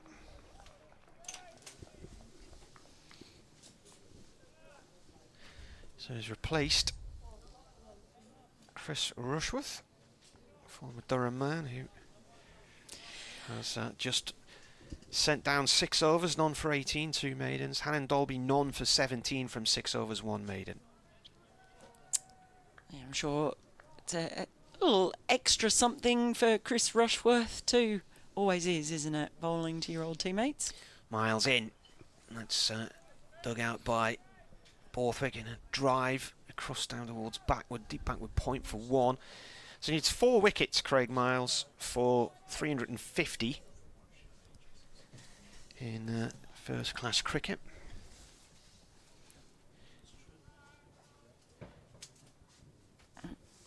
Best figures 6 for 63 for Gloucestershire against Northants.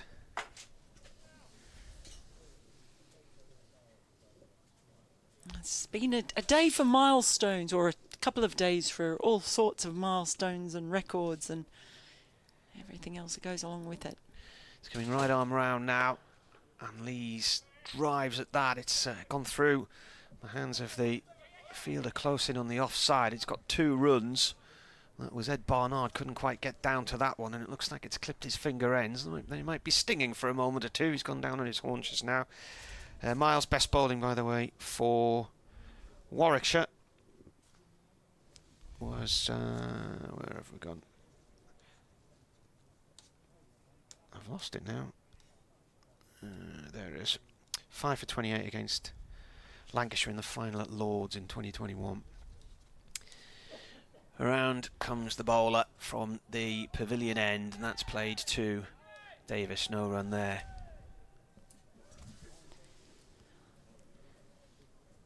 Just watching the dry shining. I was really quite fascinated by the fact that Dry shining. It sounds like something you should do to a canal boat. You know, it needs to be brought out the canal once a year to be dry shined. Yeah, no, that's the key, because black bottomed before being put back in again.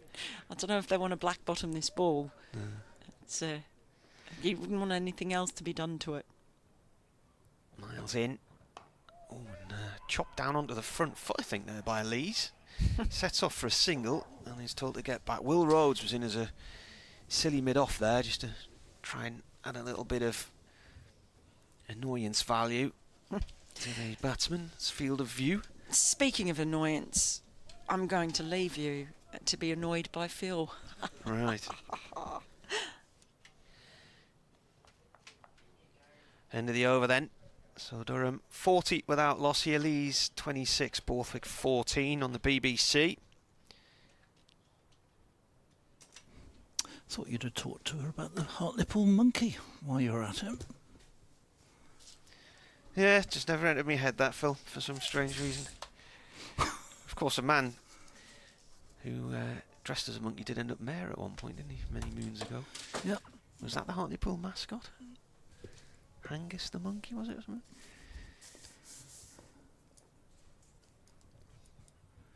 Alan Dolby from the Birmingham end. He's in starting a new over.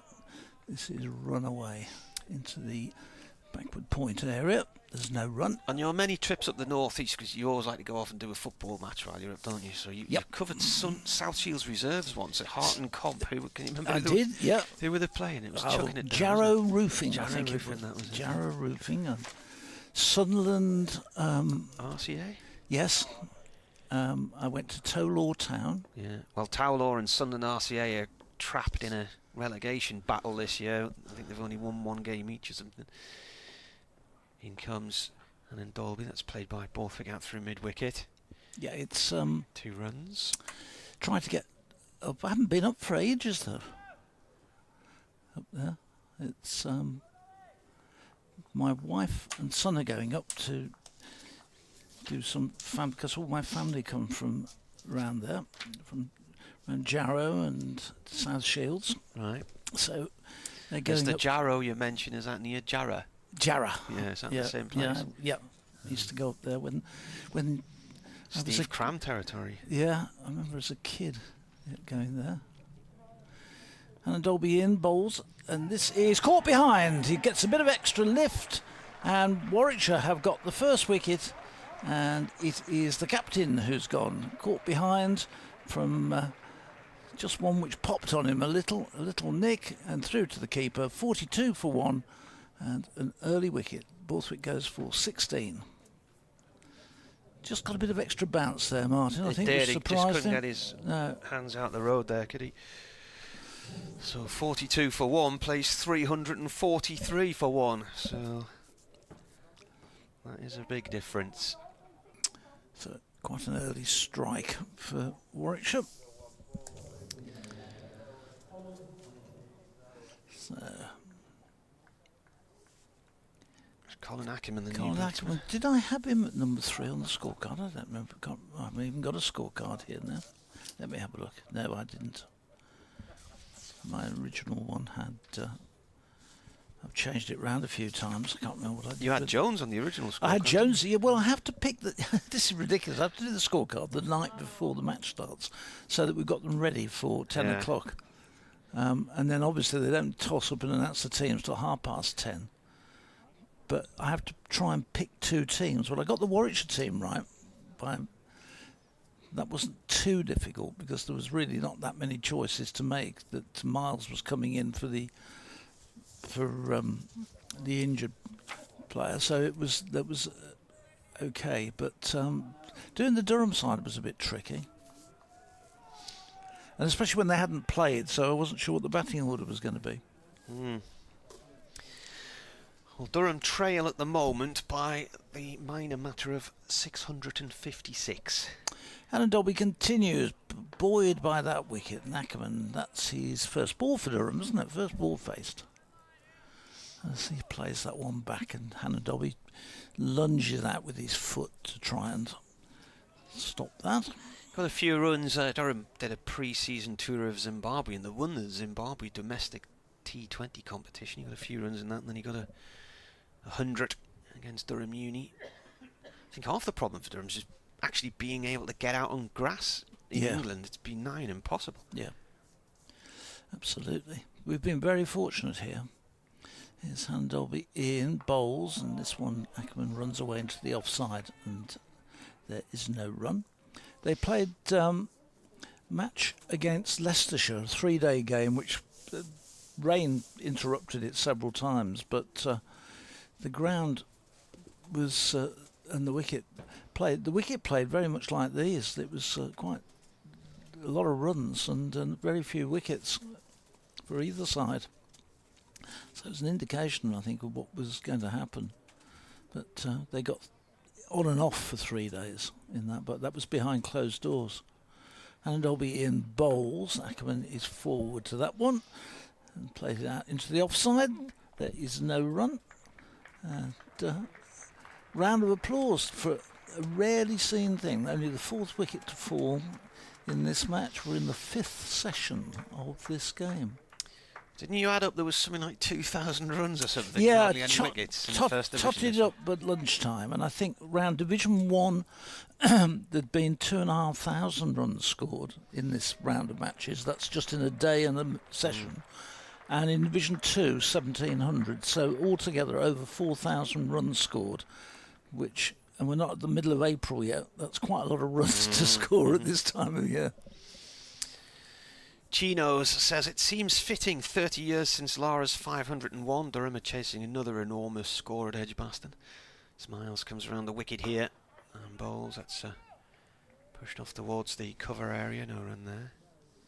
He came up with Liam Norwell, didn't he? Is that right? Miles and Miles, Norwell? yeah, Both Miles came and together, Norwell both came from Gloucestershire at the same time. Yep. It's fair to say they've collectively had quite a few injury problems over the period they've been with us. I think they did at Gloucester, to be honest. But it was difficult getting them regularly on the field. It's another tall lad, Craig Miles, coming around the wicket here. Lees plays the ball off towards the covers. There is a man out there, I think that's Mosley, diving in. He stops the ball about a yard from the rope. I was going to say in front of the Hollies stand, but it's still it's a pitching wedge from the Hollies stand, isn't it? I mean, yeah, it's maybe a sand iron. It is in front. It's certainly not behind. It's No, it's well, a good way, though, isn't it? What's this? Is it the River Ray? Is it called behind? Yeah, the back behind there? it. Yeah, that used to be called the Ray Bank stand. That was before there was a roof on it, and it really was a bank going up, and then wooden seats going. When I first came, it was just wooden seats, sort of bench type seats with strips of wood which were falling to pieces, but there was no roof on it, and when it rained you just got absolutely soaked. I used to come here as a kid and sit there in the school holidays with the old cycle cape. You remember those yellow cycle capes which smelt to high heaven? Yeah, and if it was windy they were more like a parachute. You sat and ate your sandwiches under that. In comes Miles. Bowls to Ackerman. Has he gone? Gone. He's caught behind for a 4th ball duck. And Durham are in a spot of bother here. He looks stunned to be given out. He's claiming he hasn't hit the ball. He says he hit his foot.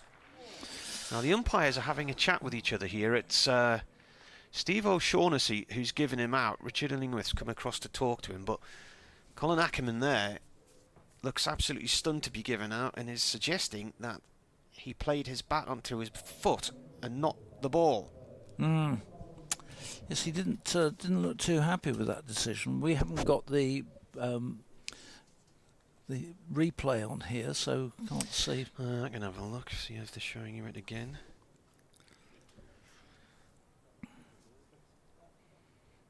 Anyway, it's in the off he walks, and Warwickshire get their 2nd wicket, 45 for 2. So 2 big strikes there in consecutive overs for Warwickshire. It was very tight to the line of the bat that it looked to me like it may have clipped the edge.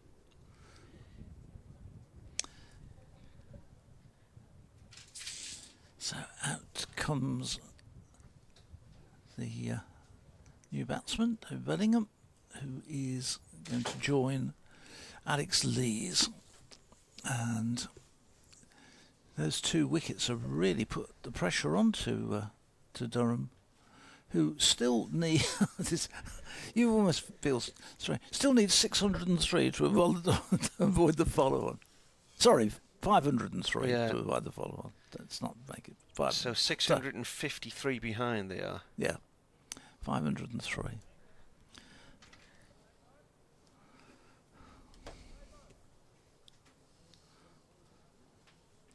I think it's best just say an awful lot.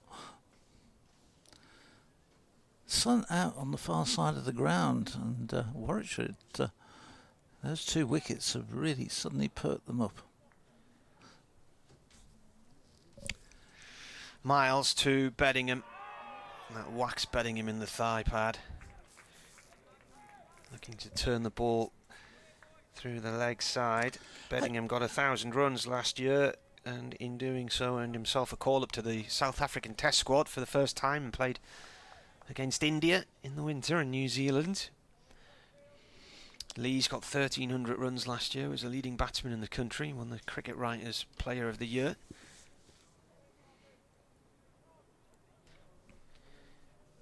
Miles running away from our commentary position. Right arm over, Beddingham forward, plays it into the covers. Well, if anybody's going to dig Durham out of this spot they're in here, it's going to be these 2. Yeah. Well, they've Beddingham has been a terrific acquisition for Durham. Well, how many seasons has he been there, Martin? He's been He there. arrived in 2020 just before lockdown kicked in. Right. So he spent the first part of 2020 in a flat on his own in Chesley Street, I think. Yeah, whenever I'd looked at the scorecards, he was the one who was getting the bulk of the runs. Leaves that one alone. It's a rising ball outside the line of off stump.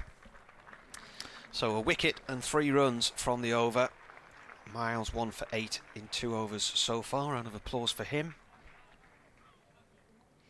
Yup. It's a real bonus him. He thought he was going to be spending the first 2 or 3 games at Glamorgan. He was at Durham last year, wasn't he? Miles, yeah, he had he came for a few matches, but I think he only played the 1. Got injured, I think. Yeah. In fact, I can tell you how many he played. Alan Dolby will continue at the Birmingham end. Looks a lot more settled today than he did against Worcestershire. He couldn't cope with the crosswind. There was a really strong crosswind, and it kept blowing him off, almost off course, like a boat being diverted out at sea. He was having to stop and start again on his run-up, and really unhappy. Here he comes, charging in to bowl to Alex Lees, who is behind that one and plays it back to Hannon Dolby, who fields. 45 for 2.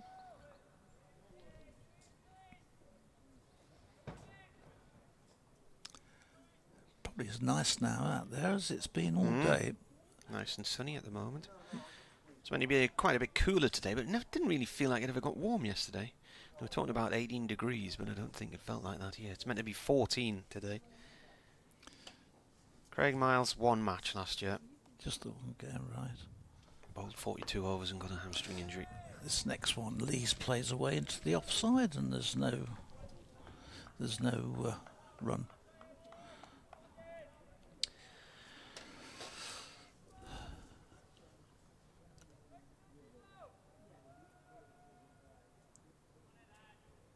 Good crowd in for a Saturday. I don't know what's like up at Chesley Street, but there's a lot of talk about if more games were played Saturday and Sunday, the crowds would be bigger, and I don't think it's noticeably much different, to be honest.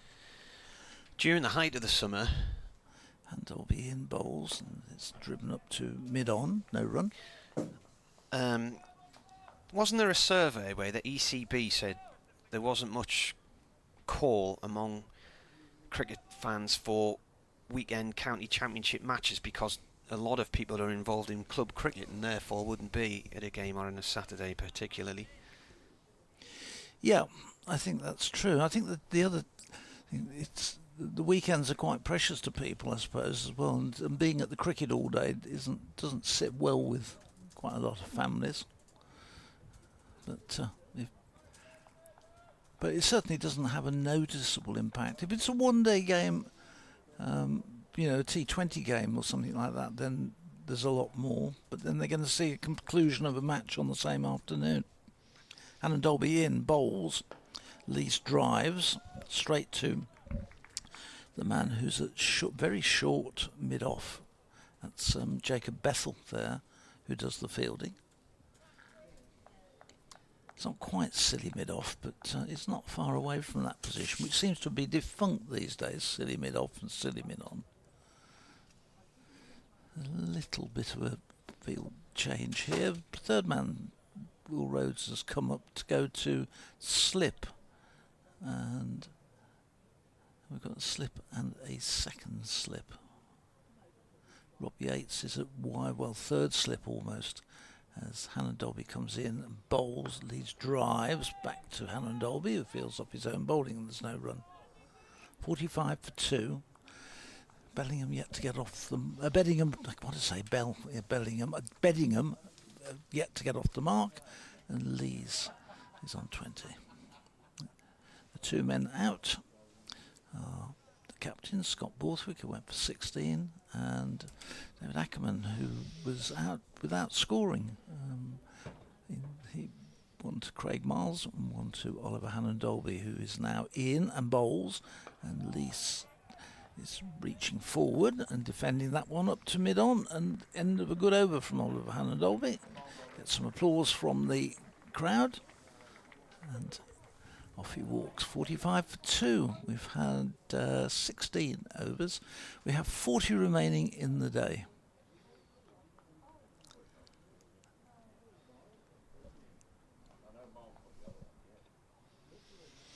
So the sun is shining at the moment in Birmingham. Bit of darker grey cloud drifting in from the southwest.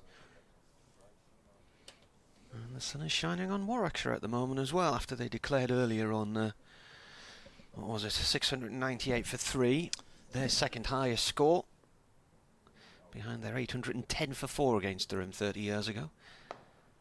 This is played by Beddingham out through mid-wicket, no run, and unsurprisingly the total today and that of 30 years ago are the two highest scores against Durham as well. I think the 810 is going to take a lot of beating, isn't it? Depends how many more rounds they play with Kookaburra ball. Well, that's a fair comment. Miles, right arm over to Beddingham. Beddingham forward to this one, just plays it short on the offside.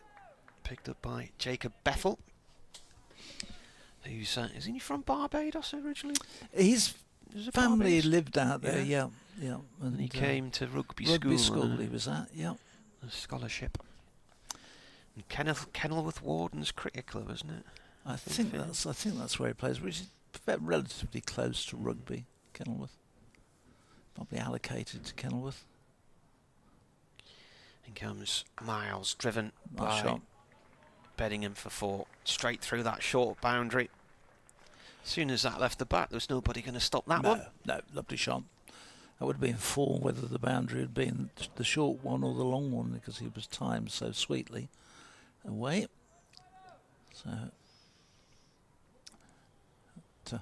the only way you're going to stop that is have a man permanently out on that cover boundary, and even then, as we saw throughout the Warwickshire innings, that it's very, very difficult to be able to actually get it round and get into position to be able to cut it off once the ball's hit with any force.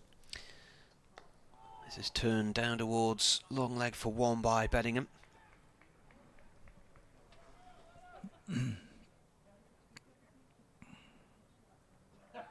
So how did they pick up Beddingham?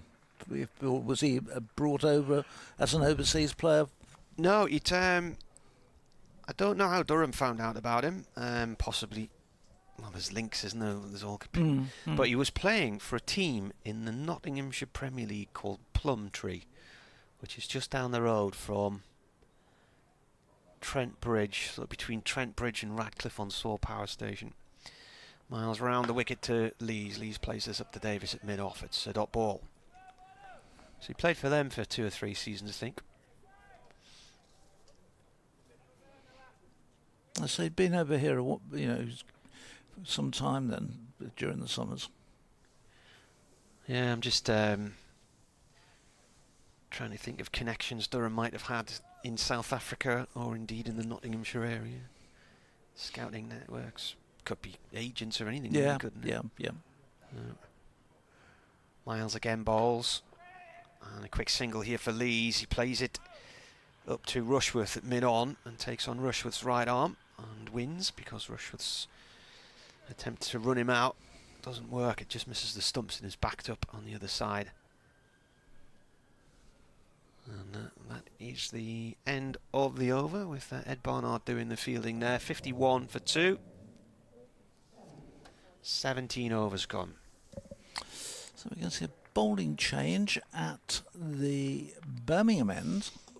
Oliver Hannon-Dolby, who's got that wicket earlier on, the captain, has gone out of the attack, and Danny Briggs coming into the attack quite quickly. There was a little bit of help for Parkinson earlier on in the day. Nothing extravagant. He got a couple of wickets in consecutive overs, I think, just after Alex Davis had completed his 250. He got him out. Davis got his 250, then Rhodes got his century, and then virtually next ball after Rhodes had got his century, Davis, as the batsman had crossed, I think he was bowled, and then next over, I think it was, he bowled Ed Barnard, who amongst all these runs was out for just a single, so he left wondering why me, but there did appear to be a little bit there for him. Whereas yesterday there was absolutely nothing at all. So he might be hopeful that early on there's something. The light not quite so good now. Yeah, it's just dimmed a bit.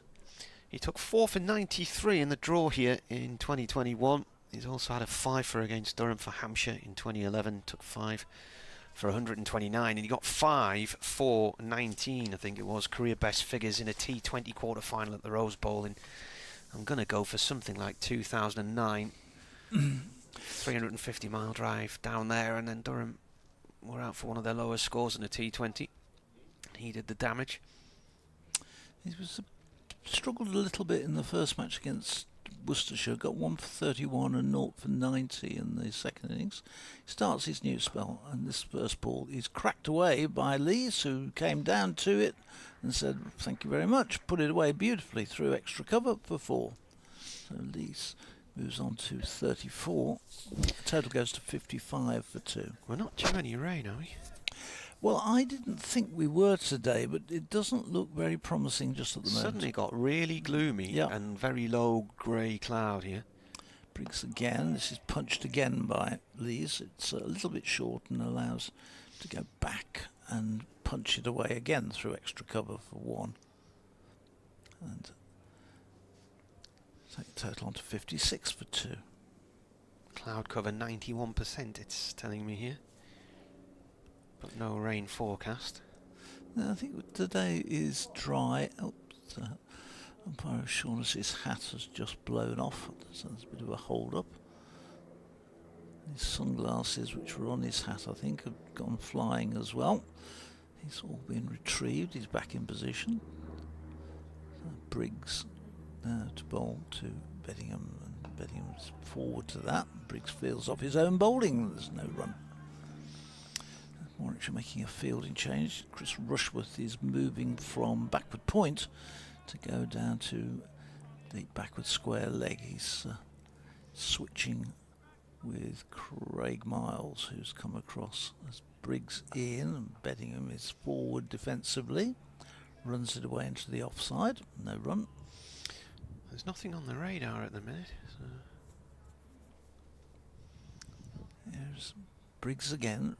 Round the wicket, bowls, push that one through, and Beddingham covers up and plays it back down to the bowler.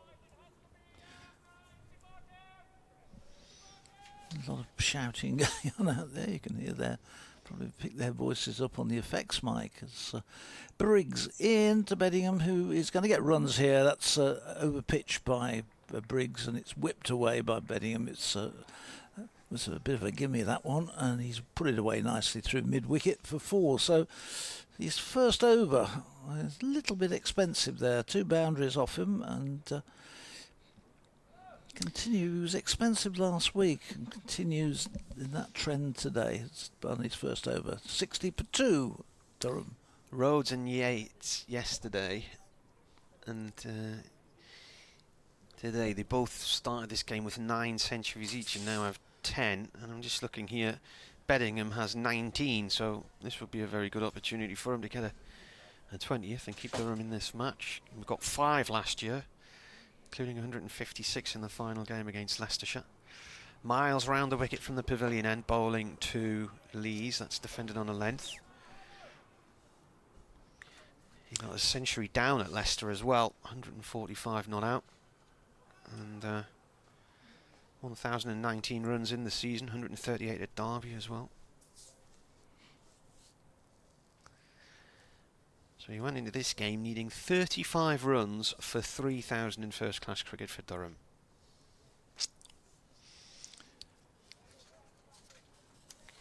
He's got the wicket for it, hasn't he? Yeah. Miles round the wicket to Lees. Lees steers this up to Rushworth at mid-on. Bit of a false shot that looked like from here. Bit of a sort of leading inside edge there. It does look really gloomy out there now. I'm surprised that we haven't seen the floodlights. Haven't come on yet, but if the red lights on the cranes across in the city centre are now yeah, very you can really obvious, see aren't they? them, can't you, over there? Yeah.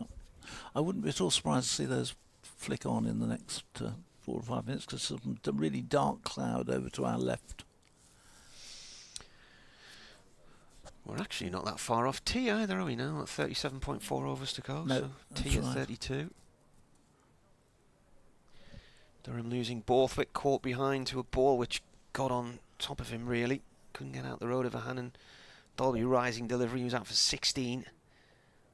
That's played off nicely off the face of the bat by Lees. It's got acres of room to work its way through there because there's absolutely nobody down in third Mansville, and that's gone for 4. I think with no real pace in this wicket, it's such that if you pitch a little bit short outside off stump, it really does become easy pickings for. We saw this right through the Warwickshire innings, and seeing it here with the Lees, he's just opening the face of the bat, running it away. No, you don't have a third man down protecting that boundary. It's open house, really, isn't it, for the runs?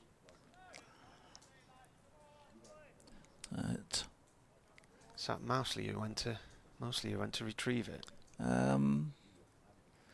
He's usually out there. He's at deep point, and he's way down the far end of the ground. Say to you, yes. Miles again to Lees. Lees works this one out towards the fielder we were just talking about. He comes in towards a backward point position to throw this into the stumps. 2 runs. That was Jacob Bethel. Bethel who was down there. I was going to say he looked a little bit short. I was just trying to remember who had the blue sunglasses on the top of their cap. Because Bethel's got the glasses on as well, hasn't he? So what we got? 4 overs to go. 6 overs to go after this one. And so 2 balls left of this over. Miles to Lees. Lees drives through the covers. Bethel's trying to get across to cut that off. The ball just heading towards the rope. He might get there. Oh, I think he kept it in, you know. Yep. Dived across the rope, but managed to hook the ball back from the line. That's the sort that will get his won't help his back. Because he's been recovering from a back problem, so throwing himself like that probably won't do him a fat lot of good. But anyway, what did he save there? A run? Yeah, 1 run. But, yeah, they went for 3, didn't they? Yeah, so he saved a run. Well, 69 for 2, Durham then. last ball on the 19th over here on the BBC. Miles over the wicket to Beddingham. Beddingham plays that to Bethel, who comes in from the square leg boundary to field it. 1 run. He'll keep strike. 70 for 2. So Beddingham quickly up to 10. Lee's moving along nicely on 44. And Durham just steadied the ship, having lost those 2 wickets quickly. Have just got re-established things a bit. It's a massive deficit still, but we'll just have to keep working away at that, and they need to keep, their main thing is keeping wickets intact. This is the 35th match between the two. There have been 12 wins each and 10 draws. So Durham have won 9 at home and 3 away. 12 defeats, 7 of those away and 5 at home. Danny Briggs will continue around the wicket to the right-handed Beddingham, who is having a quick look round. He's got a man out on the mid-wicket boundary. This one again is full. It's hit straight to that man we were talking about. Got away with that one, I think, Danny Briggs there, because it was a full toss which was flicked away by Beddingham. He goes to 11, 71 for 2. Briggs back over the wicket. Back comes down the wicket comes Lees and drives it out to the cover boundary this time. But again, just a single. So Briggs looking to try and get that 3rd wicket, get another breakthrough and keep the pressure on the Durham batsman. 72 for 2. One thing Warwickshire haven't got to worry about is the runs to play with, as Briggs is in and bowls, and forward comes Beddingham, the right-handed Beddingham, who pushes it back to the bowler.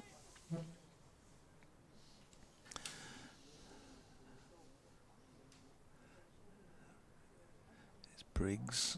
Bowles pushes that one quickly through, but it's cut away back with a point, and that's going to, this time, I think it's going to make no.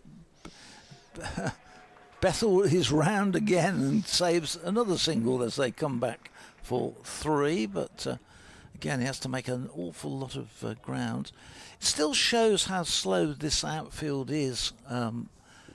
It's still looking very lush and green, and that one really, he got hold of it quite well, cutting it away, but Jacob Bethel was able to make about 50 yards to get to that. This next one, Lees, is hurried to just make some change. He's looking to go back and cut it, but in the end had to just adjust the shot and push it away into the offside. There's this man in at short leg, and there's a slip. Rhodes is at slip, as forward comes Lees and just drops the bat into the offside, and they amble through quickly for a single. Last ball of Briggs is over. End of his 2nd over. It's 76 for 2. Lees is on 46 and 14 to Beddingham. You had a bet in the Grand National this afternoon, Martin? Can't remember the last time I put a bet on anything. Oh dear. Time is the Grand National? 4:05. Right. Yep, 4:05. Don't expect my hard-earned coins will come up with anything very significant. Quite a few years ago now, probably 10 to 12 years ago. I remember the Cheltenham Festival, and there was a trainer in County Durham who had a horse called English Drever. Yeah, and it won the world. Was it the World Hurdle? It won it 2 years in a row, and I backed it. It was on the Thursday, the World Hurdle at Cheltenham. Yeah, it was the race which they'd created the race when they put the 4th day in. Miles starts a new over round the wicket from the pavilion end, bowling to Lees. This is played up to Davis. So he won it 2 years in a row, and I think they backed the horse both times and did quite well out of that. But then I think it developed an injury not long after it won the 2nd and was retired. There's stables up in Crook in County Durham.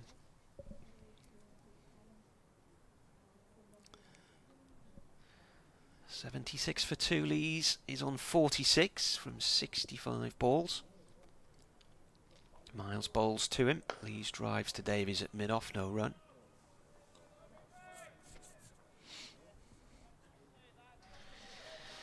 So quite a year for Alex Lees last year. 1,347 runs, including 500s, the leading batsman in the country. Third time he'd made 1,000 runs. When was the last time he played for England? Because he's been playing for the winter tour in the Windies, wasn't it? Yeah, I was going to say he sort of got left, but then he's been playing for the Lions. The Lions, hasn't he? Quite a bit. Skipper the Lions, hasn't he? Does he captain the Lions? I'm not sure. They were out in India at the same time as England, weren't they? Yeah. That next delivery's a dot ball. Played out to the short cover area to Will Rhodes.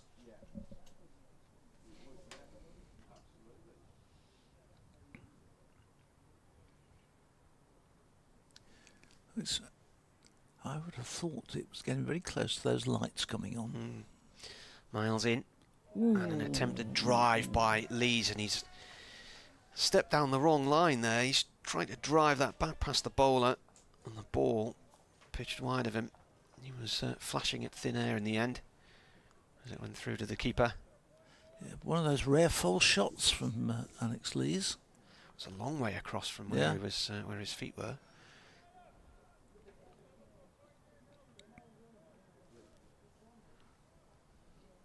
Lots of conversation going on around the Warwickshire fielders. That was the shot he was trying to play, and this time he drives it through the covers. He'll get 3, I think. 1 for the throw. No, he's going to stay for 2. Bethel this time. Probably could have got a third on the throw, as it turned out, because it ended up well short of the stumps. Burgess had to come racing down to meet it, to tidy it up. The batsman probably would have got home, but there's no point risking that at this stage. And this settled for the 2.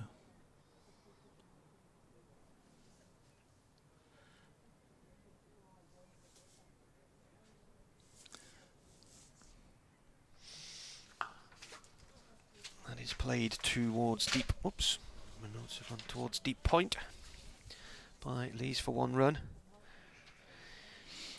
So far in his Durham career, he's had 4,238 runs going into this one, which includes 1,200s and 20 50s, so this would be... It was a terrific pickup when he moved from Yorkshire. 33rd time for Durham he would have passed 50 in the Championship. 2018 when he moved, it was mid-season as well, came on a loan in the August initially. I'd always been impressed with him because he came into the Yorkshire side. I remember when he came in the side, and I'd not heard of him at all, and he was impressed when he first came in. Here's Briggs into his 3rd over. This one is played up to mid-on by Lees, and they hurry through for a single. Oliver Hannon Dolby is across but couldn't prevent it, and that's Lees' 50. He's come off 71 balls, and he's looked in fine fettle there. So well done to him. So the 33rd time he's got there for Durham, and in all 50 plus 24, 74. Briggs in to Bedingham, who drives it back to Briggs. Been a little bit expensive in his 2 or 3 overs so far, Briggs, but Alex Davis would be happy to let that go if he were to pick up a wicket. This one is turned up to mid-on, and there's no run. Davis does the fielding. Briggs again round the wicket, bowls, and this is hit hard and high by Bedingham over the top, straight over the top of the bowler for 6, up to the City at the Birmingham end, and over the ropes. So he got a lovely clean strike, and Danny Briggs got used to that a bit. He was planted back over his head 2 or 3 times by Worcestershire batsmen, bringing up their centuries each time, so got used to that last week. 86 for 2. Benningham's quickly moved on to 20.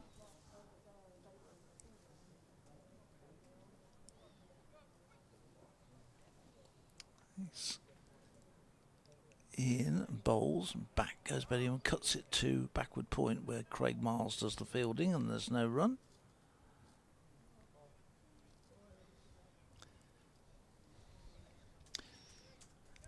It's and again Briggs, and again pushed out into the offside, and there's no run. Hassan Ali, who got the 2 centuries here last week against Warwickshire for Worcestershire, is going along nicely again against Nottinghamshire. He's 40 not out. As they reply to Nottinghamshire's 399, Worcestershire 81 for 2 in the 26th over. Any scores on the doors there, Phil? Yeah, I can give you the rest of them just before the bowling change, which we're about to have.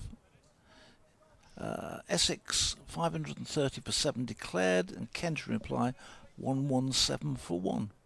That's at tea. They're 413 behind. Hampshire 367, Lancashire going well, 122 for 1. Giving you the Notts, Worcester 81 for 2, Worcester in reply to Notts 399, and the other game in Division 1.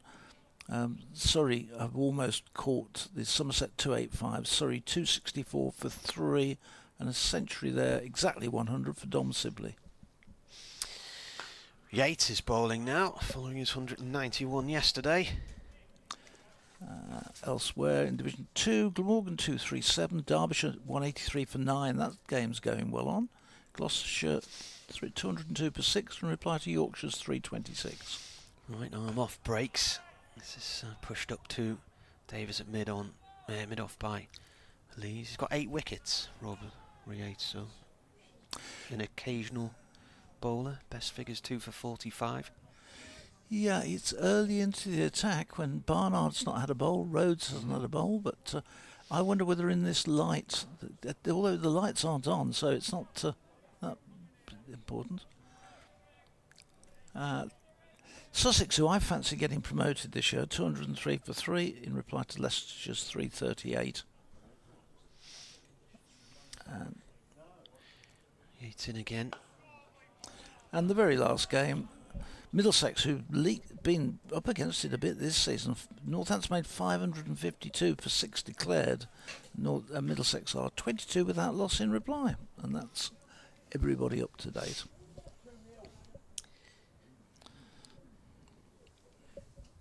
Comes in and bowls once more. It's dug out on a length. Played bump ball back into the bowler's hands. 5 dot balls so far. Wicket's the 4 Borthwick for 16 and Ackerman a 4th ball duck. As Yates finishes this over, leads forward to that one, plays it up to Rushworth at mid-on. And that's a maiden to start with. 86 for 2 still here on the BBC. Sunderland and West Brom's 0-0. Birmingham were 2 up against Coventry. Were they? Ooh, Clive will be wondering if he's... Leamington are winning 2-0. Who were they playing again? Stamford. Stamford. Yeah, and Leamington. It's a nice town, Stamford. Leamington, yeah, but I think this is really important for Leamington to get a playoff in the Southern League. This Premier Division or something, is it? Yeah. There's quite a lot of teams around here. Stratford Town are in it. And Redditch. Redditch are in it. Alvechurch. Bromsgrove. Yeah. They're sporting Bromsgrove now, aren't they? Yeah. There's a lot of teams, and next season I'm not sure whether Gloucester City might be coming down to it. It's Briggs starts a new over. Are they lights on the front? Are they struggling on National League they've got North? they've got relegated. Oh, right. Yeah, relegated. It's just a question whether there's some daft travelling in that division. Blythe going to places like Bracknell and Gloucester. This one, Branbury and Gloucester got relegated. And Bishop Stortford's in the Northern League as well. I mean, well, it's because there's so many southern teams and overly populated south. This next one is played back. Briggs in again. This is driven through the gap between cover point and extra cover down to Bethel, who does the tidying up, and one more run to Beddingham. He goes on to 21. We are... Oh, West Brom's just had a player sent off. Oh dear. 2 daft challenges in about 3 minutes. So 87 for 2.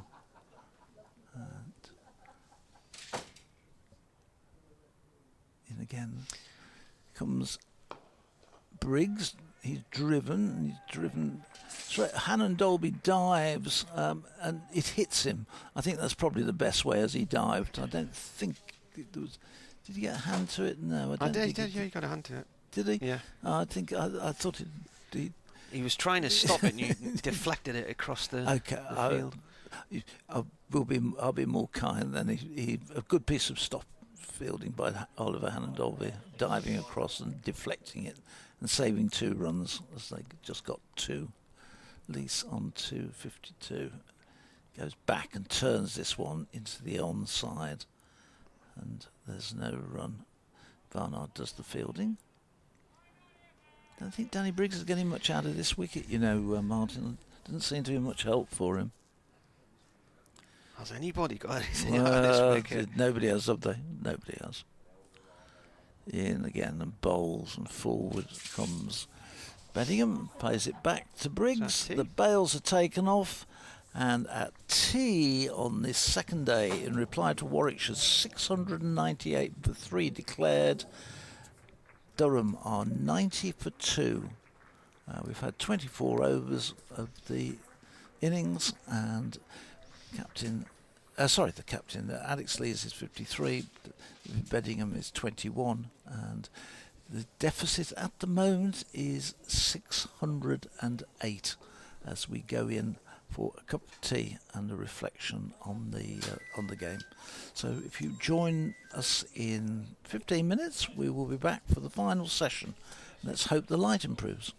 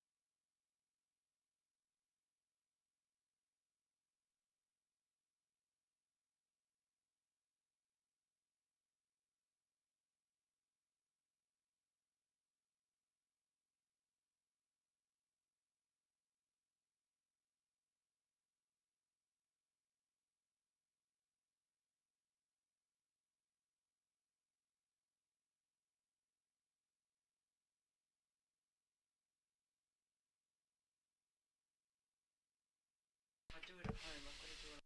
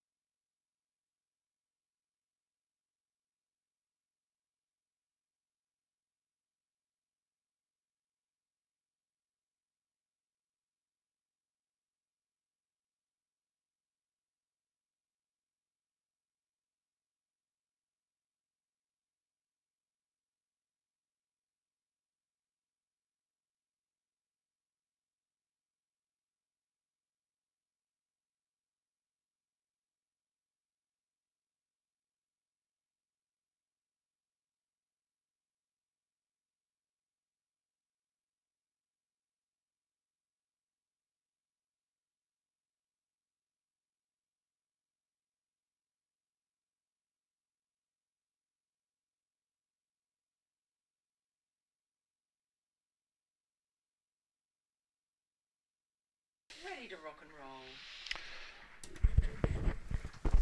Welcome back to Edgbaston, ladies and gentlemen, wherever you're listening around the globe, and we've got an intriguing session ahead of us. Hopefully the light will allow all the cricket still to unfold in the day to unfold. 32 overs we've got in the last session. It is quite gloomy now. The floodlights aren't on, strangely, but it is quite gloomy. Durham are 90 for 2 in reply to Warwickshire's 698 for 3. So it's all really now about the follow-on figure. If Durham can get to 549, this match will be drawn. If they don't, and if they come in significantly below it and follow on, then Warwickshire have a chance to force victory on what remains, Mel, a placid pitch. It certainly does remain a placid pitch. Afternoon to everyone out there. And it really is very dark and gloomy. And like you, I'm rather surprised that the lights haven't been turned on at this point, but I suspect we might see them on very soon. It's odd because I think last week during the match, there were times when it was quite sunny and the lights were on.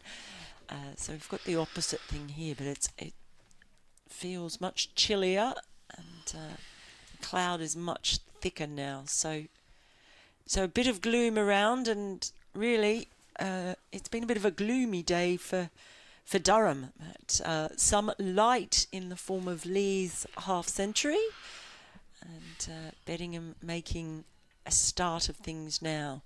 It's been tough old going for them, but that 549 is what they have to keep their eyes on. It's Rob Yates to take up the attack for Warwickshire after tea. I wonder if the spinners are going to be deployed just to keep players on the field, because it is quite gloomy. Yates starts off with a wide ball outside of stump, which is uppishly driven by Lees, but he'll get a single. Alex Lees on 54, David Beddingham on 21. These are the two chaps that Durham will look to play the mammoth innings needed to get them safe in this game. Very much about patience and waiting for the bad balls that will come. Try and make use of that short boundary on the Pershaw Road side. Patience is the key, as you say, Mel. The last thing Durham needs is to give any wickets away. They've got to apply themselves in a way like Alex Davis did for so long, and Will Rhodes, as Yates comes in and flights this one nicely, and it's crisply driven up to mid-off by David Beddingham. There's just one slip for Rob Yates, a short mid-wicket. Long on is 3/4 of the way back as Yates comes in, and he's flicked around the corner for a single by Beddingham. When in my halcyon days as a club cricketer, I always got told off if I went to 3/4 of the way back. It's one of the great cliches of club cricket, certainly, that you should either be all the way or up saving the single. Well, some of the one side, the boundary's so long that if you were all the way to the rope, you're probably closer to Worcestershire than you are Birmingham. Indeed. And Lees goes back to this one from Yates, tries to cut but gets a bit cramped on it and ends up just jabbing the ball down into the pitch. Michael Burgess picks it up. And the fielder just forward of deep point, he's quite a way in as well for the same reason. Yates in again, and he's driven beautifully over the top of mid-off for 4. I think for a moment Alex Davis wondered if he was going to make a catch of that, but Lees backed himself to clear the fielder and did so quite comfortably. And impressive shot from Alex Lees, because while Durham of course need to protect their wickets, they also do need to be positive so that their score goes somewhere, because they're a long way behind and they need to keep eating into that deficit. 96 for 2. Yes, patience, but also positivity, I think is the other P word. Yates is in again, drops it short, spears this one in, and Lees on the back foot finds extra cover. Yes, selectivity, the punish what is there to be punished, but nothing indiscreet. And that really was the story of Warwickshire's huge innings, 698 for 3, and that sort of suggests batting carnage, but there weren't many phases of that huge innings when the batting was really in full flow. Rob Yates on a couple of occasions climbed into significant attack mode, but Alex Davis batted for 445 minutes, Will Rhodes for 271 minutes. Most of the time it was methodical, it was solid. They did punish the bad balls without really going into overdrive. It was all really very professional and ruthless and patient, and that's what Durham need to emulate. And a change in bowling. Will Rhodes is coming into the attack.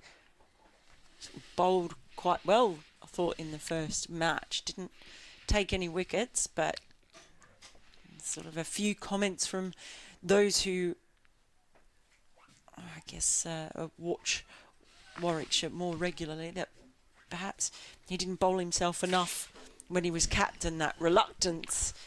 Now he's handed over the captaincy to Alex Davies. He's just having a chat with him now.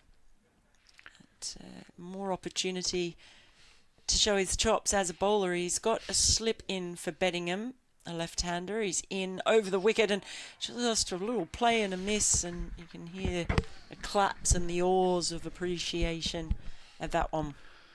Starting with a very good ball, Will Rhodes, and yes, he and Ed Barnard were probably the pick of the bowlers in the first game for Warwickshire last week. Ollie Hannon-Dolby and Chris Rushworth took time to get used to the conditions and the strong wind, and the medium pacers had more joy. Yeah, much better bowling with the new ball, in particular today, from Warwickshire's key men. Here is Rhodes over the wicket again, and that time it just makes a solid defensive shot. Beddingham, no run. The pitch remains very good for batting, but Warwickshire have prized two really good balls to take wickets on it already. Scott Borthwick got a devil of a lifter from Ollie Hannon-Dolby. How he got that one out of this track I don't know, but Borthwick, almost unplayable ball, edged to the wicket-keeper, and then Colin Ackerman got a really nicely shaped off-cutter from Miles and edged it behind for naught. In comes Rhodes, and that is just cut away nicely, just sliced through that ball. Diving fielder can do nothing about it as the ball goes to probably the longest boundary section at Edgbaston. So there's the positivity. 4 more runs. Brings up the 100 for Durham. So Beddingham moves on to 26. He's out there on 58. And still a long way to go, but 25 overs to get the first 100 knocked off is a glimmer of hope for Durham. It's certainly been hard work for them. And here comes Rhodes to Beddingham, who just, that was an uppish sort of push at the ball, just fell short of a fielder at backward point. He replays the shot again and realised he might have come a little bit close there. So the last thing they need would be another wicket. Yeah, had that been Gully, I think he'd have been on his way, but backward point is there. Just dropped in front of him. Here's Rhodes again. This time he's on top of the ball, just pushing it down into the turf on the onside.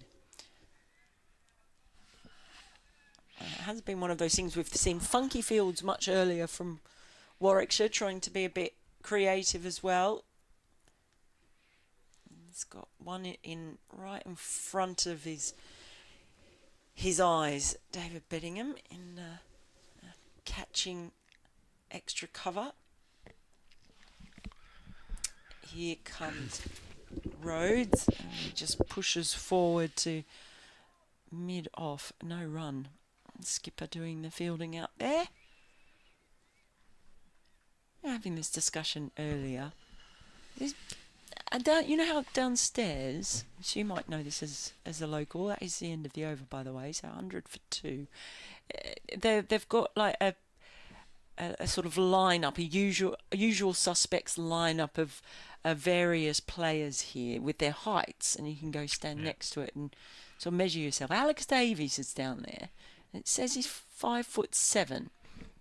Now, I went up to it and sort of stood next to it. It was just a little bit taller than me.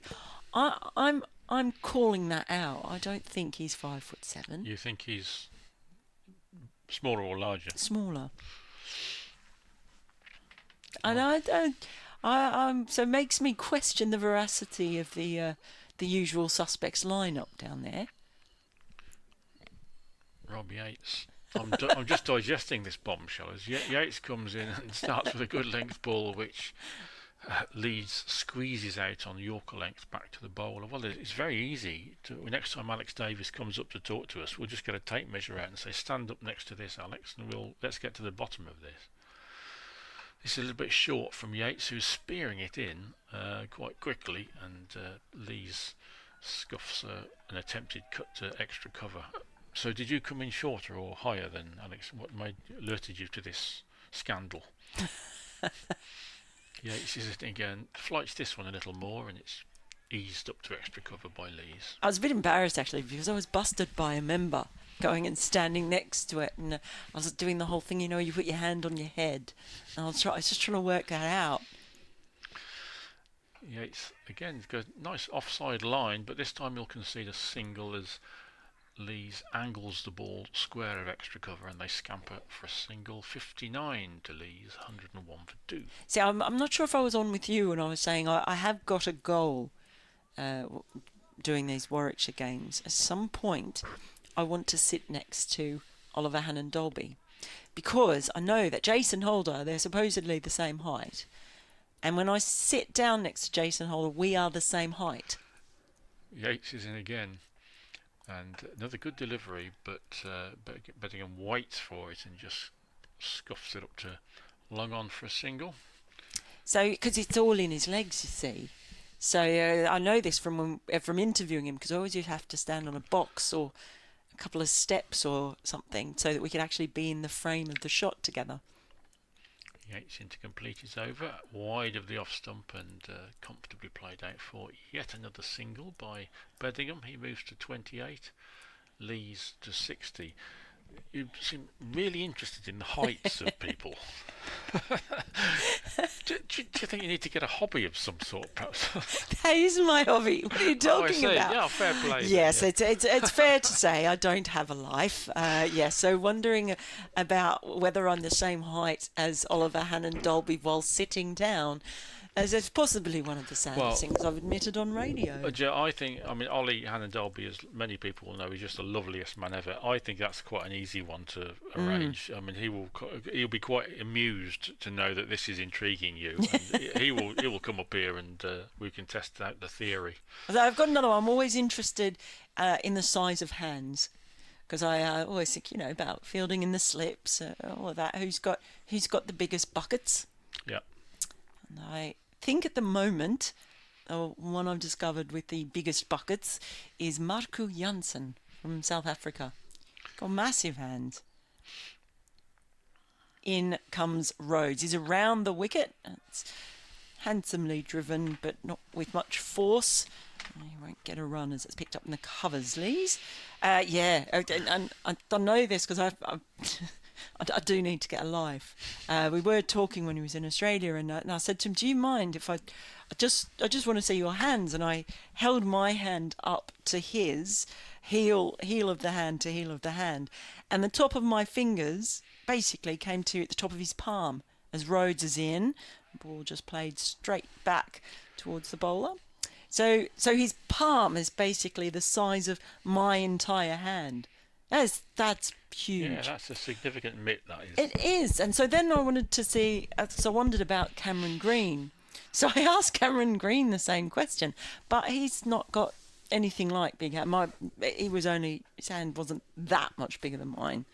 So, yeah, these are sad reflections on my life, I know, as Rhodes is in, and that ball straight back to the bowler, but there is that short mid-off, almost silly mid-off really, hanging around, who picks the ball up and gives it a shine. We did have a cricketer at Stoneleigh a few years ago who we called the Clock, because he had one big hand and one small hand. Oh, wow. I like that. That's a good nickname. That's very good. Right up there with that one. In runs Rhodes. Just pushes forward in defence, Lees again. It's just showing Rhodes a bit of respect. Yeah, Warwickshire will be looking to just get dot balls in, won't they? Because if they can freeze the score, then even if these two batsmen do survive, Durham will still be way, way, way behind. So when the breakthrough comes, Durham will be back under pressure. So this is all about building pressure for Warwickshire and patience for Durham. Lees waits as Rhodes is in and just brings his bat down, pushes that into the covers. A few hands in pockets as I look around the field. Temperature definitely has dropped somewhat. It's supposed to get up to 17 degrees today, and I'm calling that out as much as I am the usual suspects lying up downstairs. It was a chilly. It's a chilly wind, isn't it, today?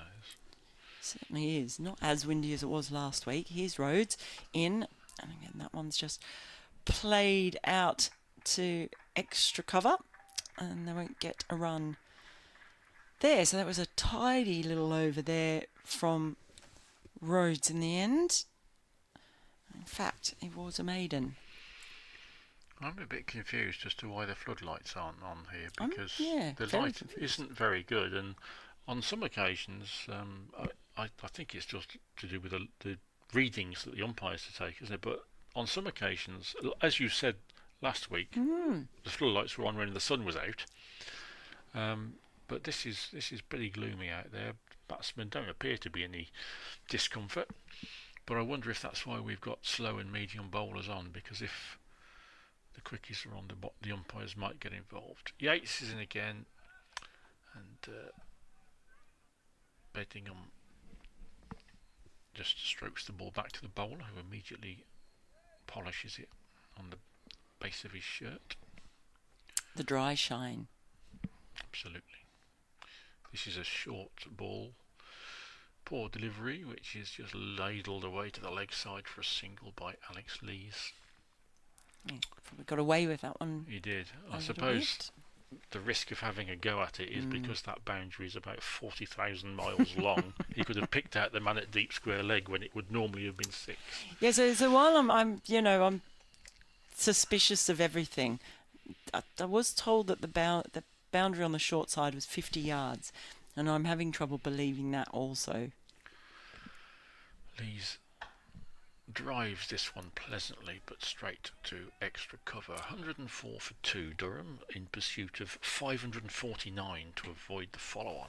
I'm not normally this suspicious in general. In fact, I'm very gullible. But, I know, it's bringing it out in me. Yates around the wicket to the left-handed Lees, who glides this one through the covers out to the man in the distance by the Hollies stand, and they take a single. And it remains to be seen how long Alex Davis will persist with Rob Yates. He's accurate, Rob Yates. He's only gone for 11 from 22 balls, but doesn't look in immediate danger of taking a wicket. And of course, first choice Danny Briggs, the first choice spinner Danny Briggs is another option. Here comes Yates again. Forward in defence comes Bedingham. I did see Parkinson today started to find some turn. He did. A golden period of 2 wickets in 4 balls. Bedingham drives this one beautifully for 4. He spotted that was a little over pitched, and there's a large gap between mid-off and extra cover on the short boundary side of the field, and that ball sped over the boundary about a second after leaving the bat. Gorgeous shot from Bedingham. 32 to him, 61 to Alex Lees, 109 for 2. Yeah, that was a lovely shot. All timing and elegance. Just the right amount of power. Speaking of power, still no lights on. Maybe there's a problem. Maybe they need there's an issue. They need to fix, get out to the breaker switch. Can you see any electric? One of our laptops are functioning, aren't they? That's true. Rhodes, he's in, and he's tried to pull that ball off the hip, and in the end, he's just got a leading edge and it dribbles out to the leg side. Just did not get that one at all. Did Lees. So a little bit of excitement. Rhodes has still got a slip in for Lees, the left-hander. And just something to keep him interested, perhaps. Well, slip. He's got a slip. He's about at third slip. In comes Rhodes, and this time it's just pushed to mid-on. No run.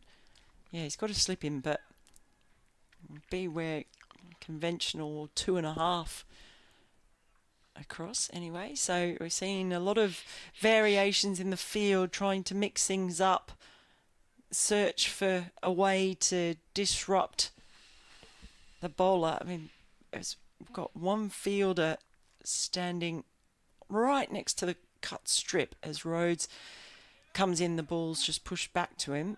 So he's actually inside the non-striker. It's, I think that's Dan Mosley, isn't it? Yep. He's moving as we speak. They've abandoned that plan. He's moved over to short extra. So there's a lot of thinking going on out there. Just trying to get in the batsman's head. But the batsman at the moment looking very composed. He's got that lean forward Lees as he waits, and he digs out a Yorker. Goes to Alex Davies at mid-on. I wonder if the stage is set for Chris Rushworth to come on and damage his old team. 660 first-class wickets for Rushworth, the vast majority of them for Durham, of course, but he's done really well since joining Warwickshire at the start of last season. Just 6 overs earlier on today with a new ball, without success. Rhodes is in around the wicket, bowling quite wide of the crease, and that ball's just pushed out to Mosley, moved into that short extra cover position. So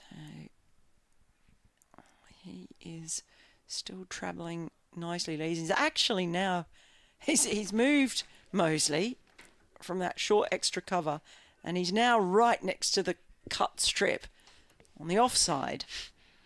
So in comes Rhodes. That has squirted off the inside edge of the bat, and as he tried to drive, and it's ended up going down towards third, deep third. So that is the end of the over from Rhodes. They're trying everything. They're certainly moving the chess pieces around, and a leading edge in that over to Rhodes, and then an inside edge. So he's finding something. Yes, Will Rhodes does do little bits and pieces with the ball. No great pace, but he does move it around and keeps the batsman vigilant, and just a little bit of a loss of patience there from Lees. Just got away with the inside edge for a single. Still to be Rob Yates from the pavilion end. Rob Yates 191 with the bat, looking to do some damage with the ball, but he won't here because he's been swept for 4 by Alex Lees. Very compact sweep. He knew that there's nobody behind square or behind mid-wicket really on the leg side, so if he connected with that it was 4, and indeed he did. 66 to the former Yorkshire player.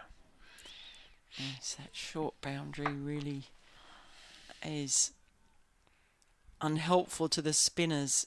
You've got to be so accurate. Yates in again, and Lees goes for the sweep again, and this time he misses it, and you can get a bit too caught up with that short boundary, can't you? Yeah, I think there was a bit of turn there away from the left-hander. Yeah, I think as you said a moment ago, there was a bit of turn there for Durham earlier on today. This time Lees tucks the ball up to a long on and scampers for a single. So yeah, there's vigilance is still, it's still a very, very good batting wicket, but Warwickshire seems to have got a couple to find a bit of devil, and they both took wickets, and occasionally one turns and grips. It's not a shirt front. It's a good, very good batting wicket, but there is something, a tiny bit in there for the bowlers if you as they say, put it in the right place. Bedingham defends this one out to short mid-wicket, where the ubiquitous Mosley fields. He's everywhere at the moment. In comes Yates again, drops this one short, and it's an easy paddle to leg for Bedingham for a single. And Mosley takes the ball from Davis. It's the Mosley show. It is. He batted very brightly for his 55 not out earlier on today, off the mark with the third ball 6, to which he added 6 fours in a 53 ball 55 not out. Another impressive innings from young Mosley. This is wide, it's in the air, and he's got away with one there. Alex Lee scooped that over extra cover. It was nowhere near where he was trying to get it, and he's going to get himself a single. A very unconvincing shot from Alex Lee. That could have gone anywhere. It just went over extra cover and was retrieved near the boundary, but not a convincing shot. Yeah, so there's a couple now. Add that to the leading edge, the inside edge.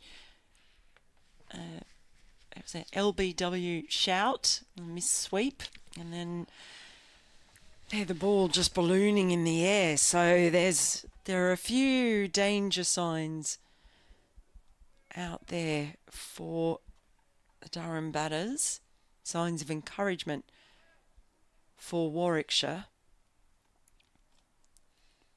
But Durham will just be hoping that cool heads prevail and see out what might be a tricky period out there as Rhodes continues. He's in, and that's just crisply sent up to mid-on by Bedingham. No run there.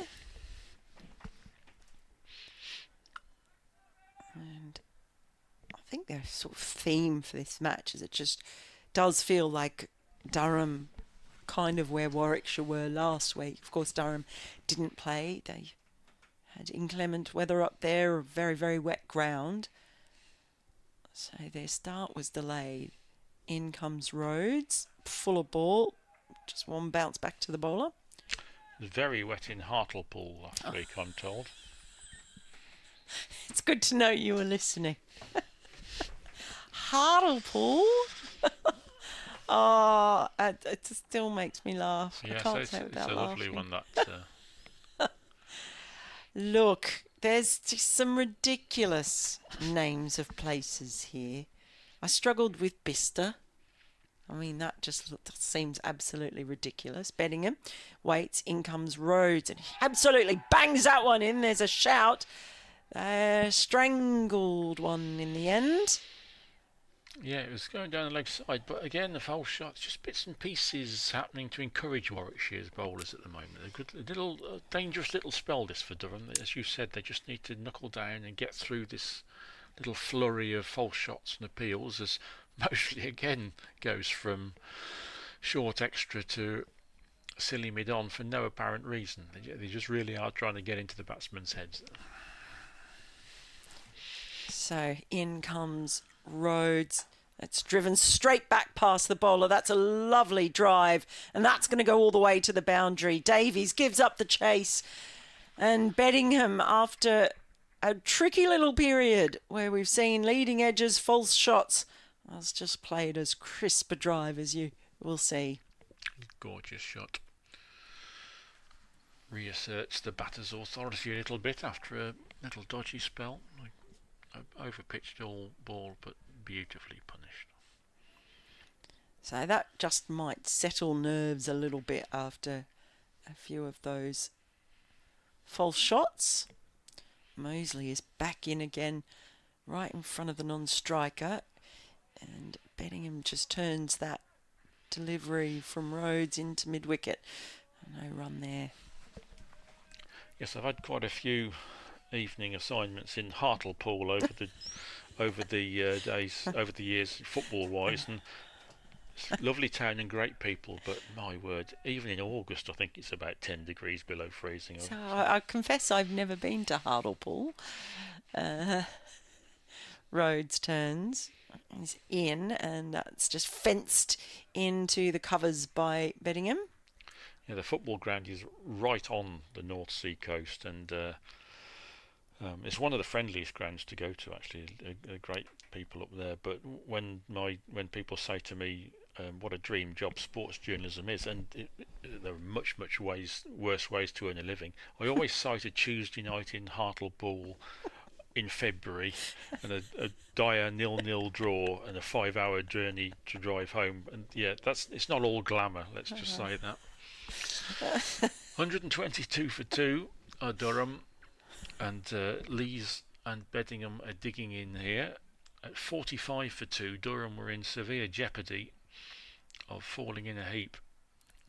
But these two have solidified the innings a little bit. It hasn't been comfortable since tea, has it? There's been a few false shots and one or two appeals, but they're still there. And Yates in the breeze billowing his shirt. The breeze building up a bit now. Starts another over, and Lees squeezes it out to point, no run. Do you get a train to Hartlepool from King's Cross St Pancras? I think you do. That's right, absolutely. This is driven, and for a moment it was in the air, but it just died before Oliver Hannon Dolby at backward point again. It's a full shot there from Lees, and there's just an air of expectation amongst the Warwickshire fielders and supporters at the moment. Here comes Yates again. Lees drives this one out to a deepish extra cover, but there's no run. Durham will be very happy to get through this little period. It's a strange period because it's hard to say the ball's moving all over the place and the bowling is devastating, but there's just a little flurry of uneasy shots out there. This one is driven again to extra cover by Lees, and there's no run. 122 for 2. The scorecard from earlier today will, I think, be reflected on many times in history by Warwickshire fans. 698 for 3 as Lees chops another one into the infield and doesn't get a run. It's an extraordinary scorecard. Yates 191, Davis 256, Rhodes 178 not out. How often do you get those sorts of scores from your 1, 2, 3? Yates around the wicket wide of the off stump, and Lees again plays it comfortably into the infield. A quiet, inoffensive, not too threatening over from Rob Yates, but not many runs from it, and every over which doesn't cost many runs just builds the pressure a little on Durham. I think he's getting a bit of drift as well, Yates. So when he flights it, he does dart a lot in. But yeah, I think he's getting a nice bit of drift in there as well. It's helping their cause. Rhodes, he's bowled 4 overs and given up just 9 runs as part of this quite tricky period, it feels, for Durham, for Lees in particular, but it's Beddingham on strike now as Rhodes is in, and a bit of a shout there, half a shout, but I think that struck him quite high as it dribbles out to the leg side. Sun's come out. There we go. We wanted light, and it's not the artificial kind. There's really, really thick woolly clouds, very dark grey, but they are moving quite quickly across the sky from left to right in front of us. And in comes Rhodes, just push forward in defence from Beddingham. That's going to warm things up a little bit, perhaps. I don't think it'll warm it up much. 122 for 2. And just a feeling of pressure that's descending on these two, isn't there? Just a feeling that something's going to happen soon, one way or another. Here is Rhodes, a very firm defensive shot to mid-off. Yeah, this is quite a significant hour, isn't it? Because if Durham can come through tonight with 2 down, then they've got a lot of batting still to do, but they're still very much in the game. If they go down, if they're 4 or 5 down this evening, then they really are under the pump. Yes, that would certainly not be in their current plans, let's say. Here's Rhodes, and again, just defensive shot. Prod from Beddingham.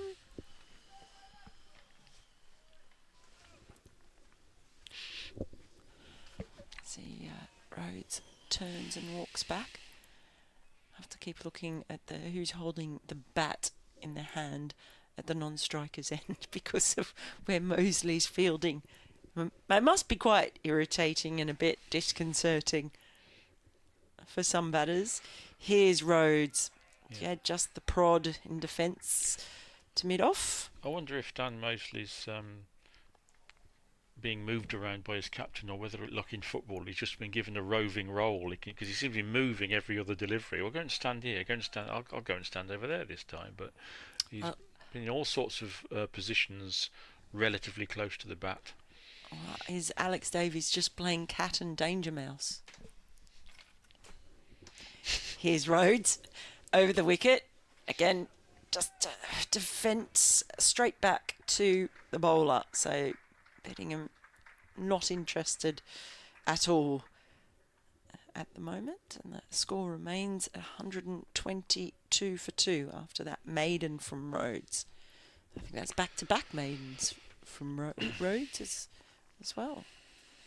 It's been very, very tight. And this has been a real go slow. We were talking about patience and positivity, and they're both being tested at the moment. Durham didn't deliver very many maiden overs. There's 8 so far in this innings from Warwickshire. Warwickshire's batters were given too many loose balls just to keep the ball ticking over relatively easily, but it's straighter bowling from Warwickshire, and there's an example from Rob Yates at the start of his 7th over, which is fended out into the offside by Lees, who remains on 69. This is short from Yates and punched into the covers, where there is no run for Lees, and a test of patience for Lees. Will he just be content to play within himself and keep picking out the offside fielders, as he has done again there? No run.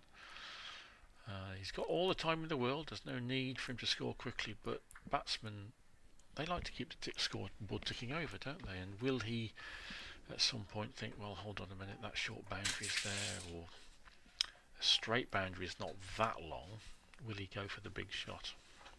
Well, actually, we'll be hoping he does, because they've got millions of runs to play with.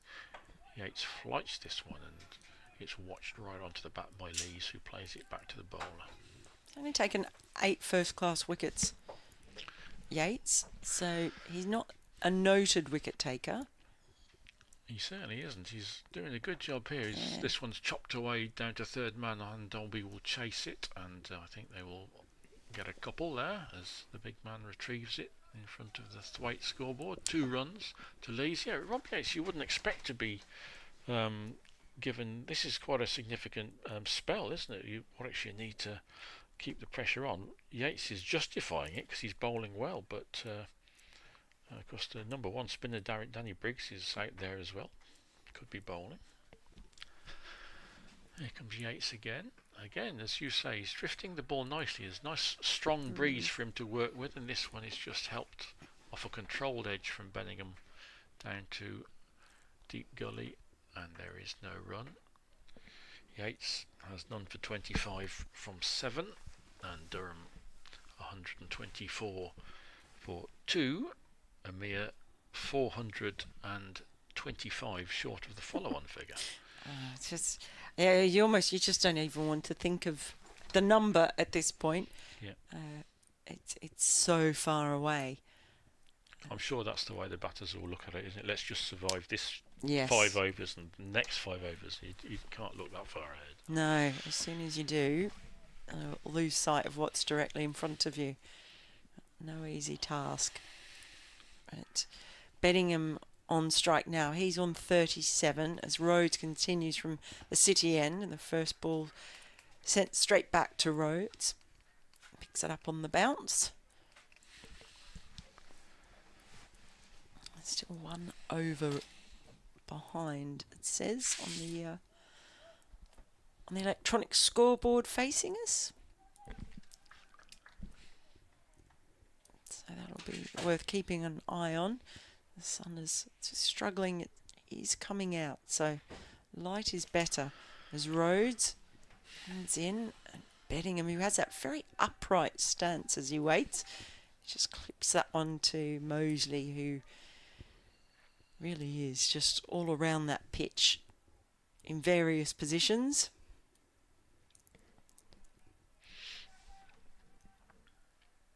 The clouds now not quite as grey. In fact, it is lightening up even more. So that's good news as far as getting overs away in this final session of the day. Here's Rhodes, and that was just swished to the leg side. A nice little wristy swish, but again, no run. Runs are really dried up for Durham at this point. Rhodes is keeping things very, very tight. His end. He's given up 9 runs halfway through his 6th over. Turns at the top of his mark. Runs in again to Bettingham over the wicket.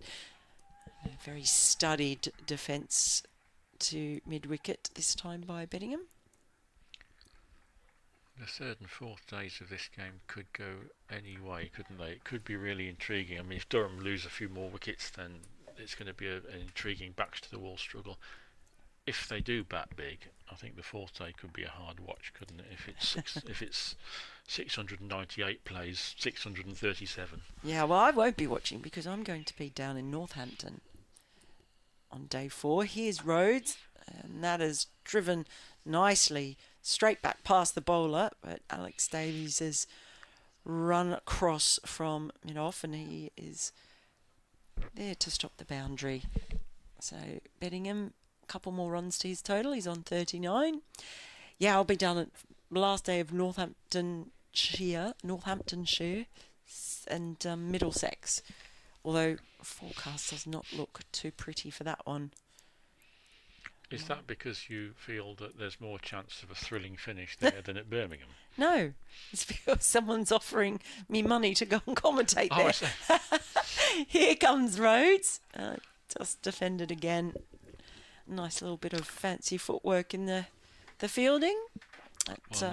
Always a pleasure in my experience to go to Northampton. I think it's a really sweet little ground. Not sweet, that's patronising. It's a lovely little ground which I think people are a bit sniffy about around the circuit, but I think Northampton's a really nice place to watch cricket. You can walk all the way around, can't you, and watch the cricket from different angles, and I think Northampton's great. No, I like it. I was there for quite a few one-day games in the one-day cup last summer, and I think I'd only been there once before for a women's match between Australia and England. So yeah, got to spend a little bit of time there, got to know the ground, and it is. It's very nice. Proper cricket ground, as they say. Where Warwickshire clinched their first ever county championship title in 1911, as Yates comes in. And again, almost on repeat here, offside delivery, chopped into the offside infield for no run. Were you there for that one? I could see that going now. I was... Were you talking about 1896 earlier? 1911, no, I was fledging as a journalist then. But again, Lees pushes it into the offside. Yeah, but I want you to introduce that to the commentary on Monday. That'll be a fascinating interest to the Northamptonshire and Middlesex fans, won't it? But Frank Foster's side, famous Warwickshire side of 1911, as Lees eases this one up to long off for a single. They needed to beat Northampton to clinch the title on the last day in the last match of the season. It rained a lot, but Frank Foster and Frank Field, the two great bowlers of that era, bowled Northamptonshire out, and many thousands of Warwickshire fans gathered at New Street Station to welcome them home on from the train trip. That's nice. Bettingham now to face, for the first time, he hasn't faced Yates for quite some time. He stretching a little bit for this one, but he does get the middle of the bat on it, and Yates is fiercely polishing that ball. He's doing his bit for his seam bowling colleagues. Here he comes again, spears this one in, and it's just clipped away to square leg for no run.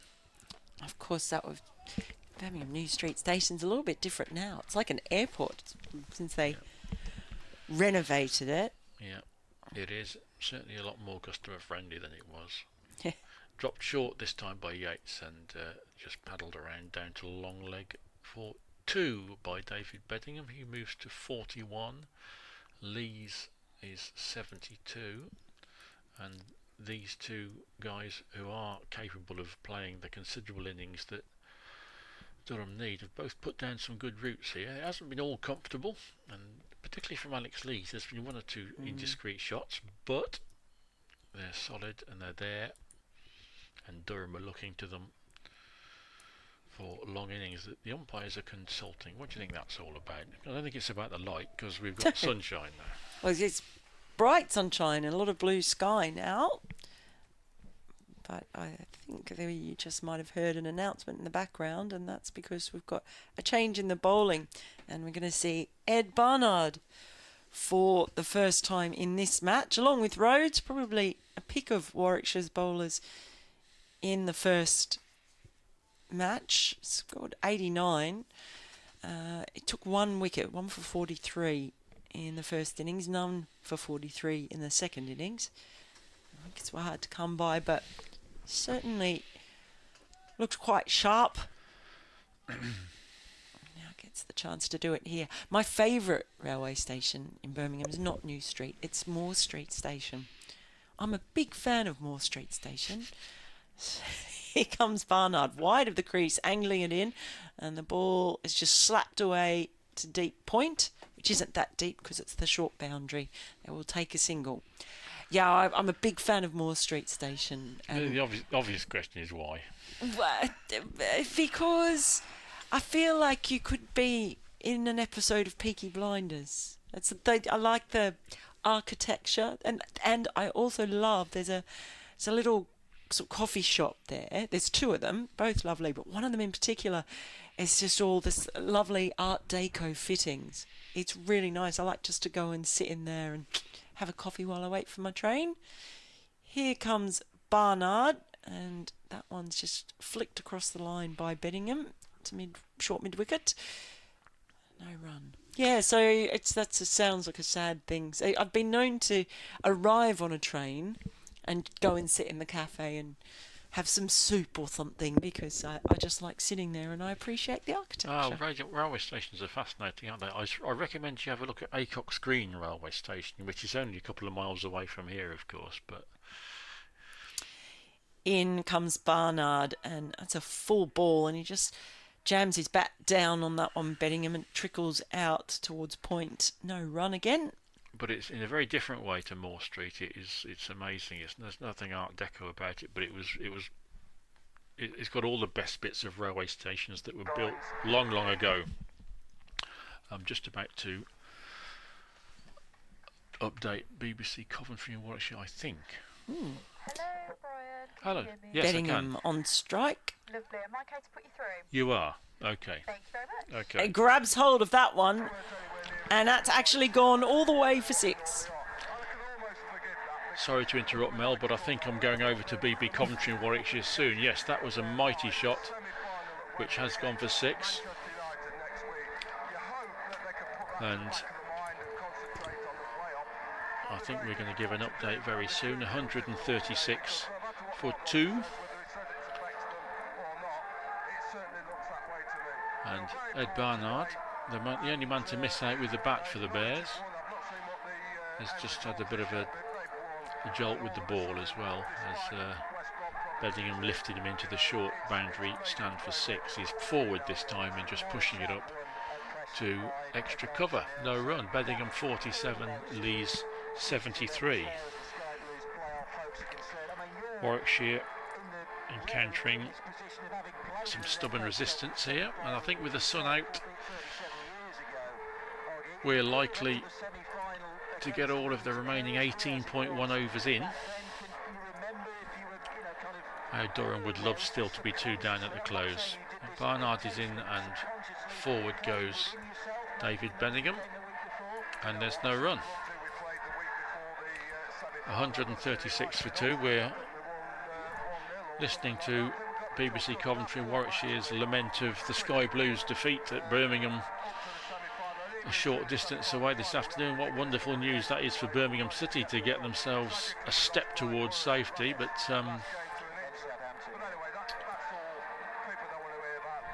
Benningham and Leeds having a good chat out in the middle there, a touch of the gloves. Just stay patient and keep going is the message. Still to be Rob Yates in the sunshine from the pavilion end. Short outside off stump and chopped out to extra cover by Alex Lees. A single takes him to 74. I'm just chuntering on here. Mel, I'll bring you in back in as soon as possibly can, but just waiting for the radio station to come over to me.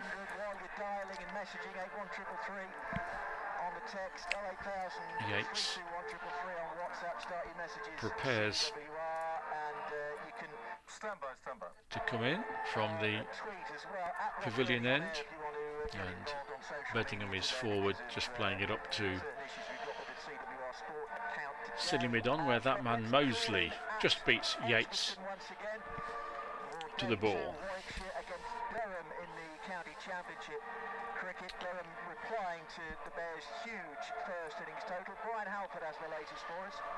Yes, Rob, Warwickshire are encountering a bit of resistance here in reply to 698 for 3, so Durham needing 549 even to avoid the follow-on. They are now 137 for 2. Early wickets for Ollie Hannon Dolby and Craig Miles had Durham wobbling at 45 for 2, but Alex Lees is on 74, David Benningham 47, and Durham are fighting hard. Warwickshire is still massively on top, but they've got a lot of work to do to force victory on this very good batting wicket. Durham 137 for 2. Brian, thank you very much indeed. Ball by ball commentary continues online. What about non-league football today? And we'll return to the commentary as normal. Hopefully we'll lose Q at some stage quite soon.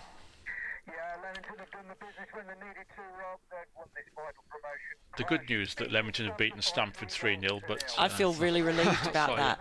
No idea. Well, if I leave you to describe the next couple of balls, I'll try and get them to remove Q.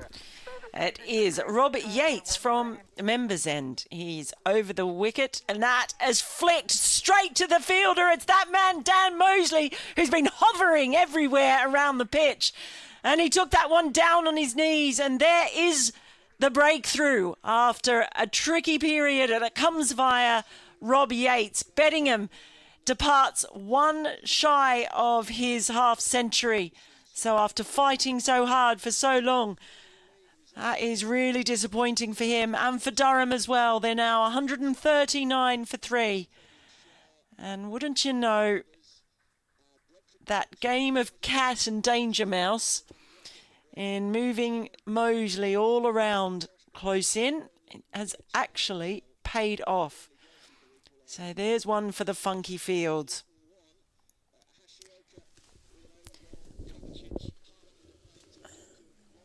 $139 for 3. And that was the end of Rob Yates over.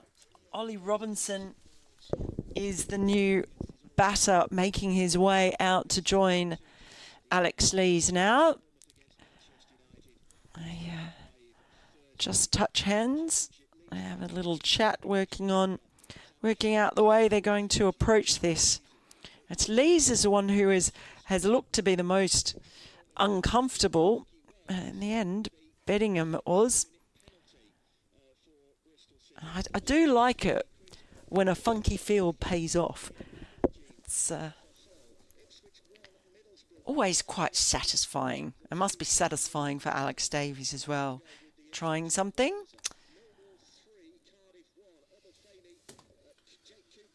So Ollie Robinson will be at the non-strikers end. It's that wicket falling at the end of Yates's over, and we're going to have a change in the bowling now. So it was a short little spell for Barnard, because it's now Chris Rushworth, and he's walking back with Alex Davies and Oliver Hannon-Dolby. So discussion of the wiser old heads of the Warwickshire attack.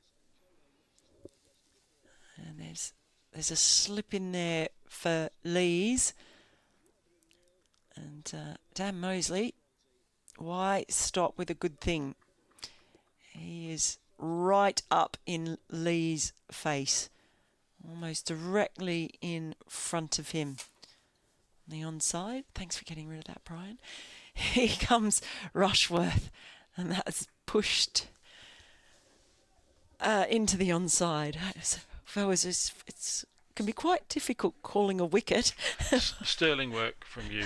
Yeah, that's really good work from you, Mel. And apologies again to the listeners, but it's jolly difficult to really commentate properly, isn't it, when you've got lots of loud noise in your ear, which isn't relevant to you.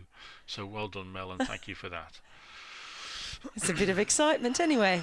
That's much easier.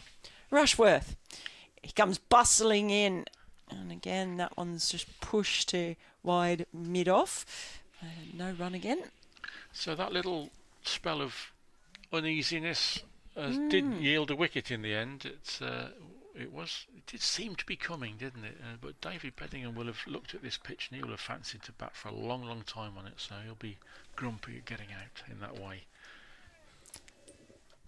Yes, I'm certainly sure he will be.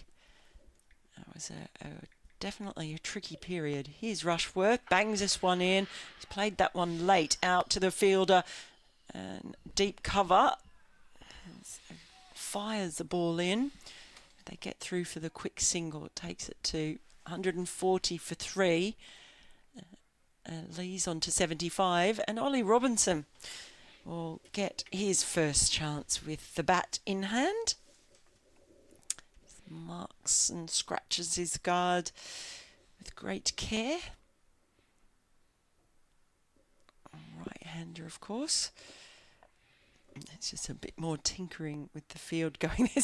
Okay, so Dan Mosley, look, he really is being shunted about hither and thither. They've now finally settled on him being at short mid-wicket. So it's very much a case of following him. He's the distraction. That's Dan Mosley. They thought about bringing long leg up, but they sent him back to the boundary.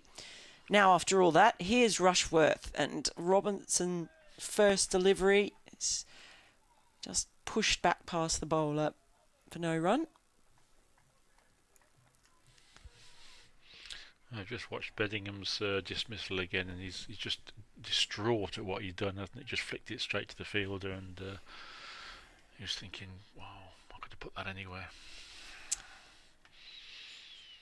Well, I spoke about the cat and danger mouse game, and in the end, the mouse got him. In comes Rushworth. That's defended to the offside, no run. And Rob Yates' 9th first-class wicket, and he earned that. He deserved that for just keeping the pressure on. There was no bad balls. He wasn't not a great deal of turnout there, but there was good drift, good accuracy. He was plugging away, and in the end, he forced the error. That's why I went and looked up his wickets, because I sort of wanted to see, and I thought he did quite well. A faith shown in him in that spell. It's Rushworth. He's in over the wicket. Oh, that is uppishly driven, but lands safely. Fielders running back from the covers. Let's keep it to a couple. A little bit streaky, you might say, from Robinson, but he's off the mark. That's the end of Rushworth's over. 142 for 3. Lee's on 75. Robinson off the mark, and he's on 2. And Rob Yates, having had a pretty good day with the bat on the first 2 days, 191, and batted beautifully as well. And now is amongst them with the ball, and as you discovered, he came up to talk to the press after the first day. Charming guy as well, really, really nice, modest fella. And I had a chat to him about gorillas beating their chests. Here comes Yates, and this one is chopped into the offside for no run.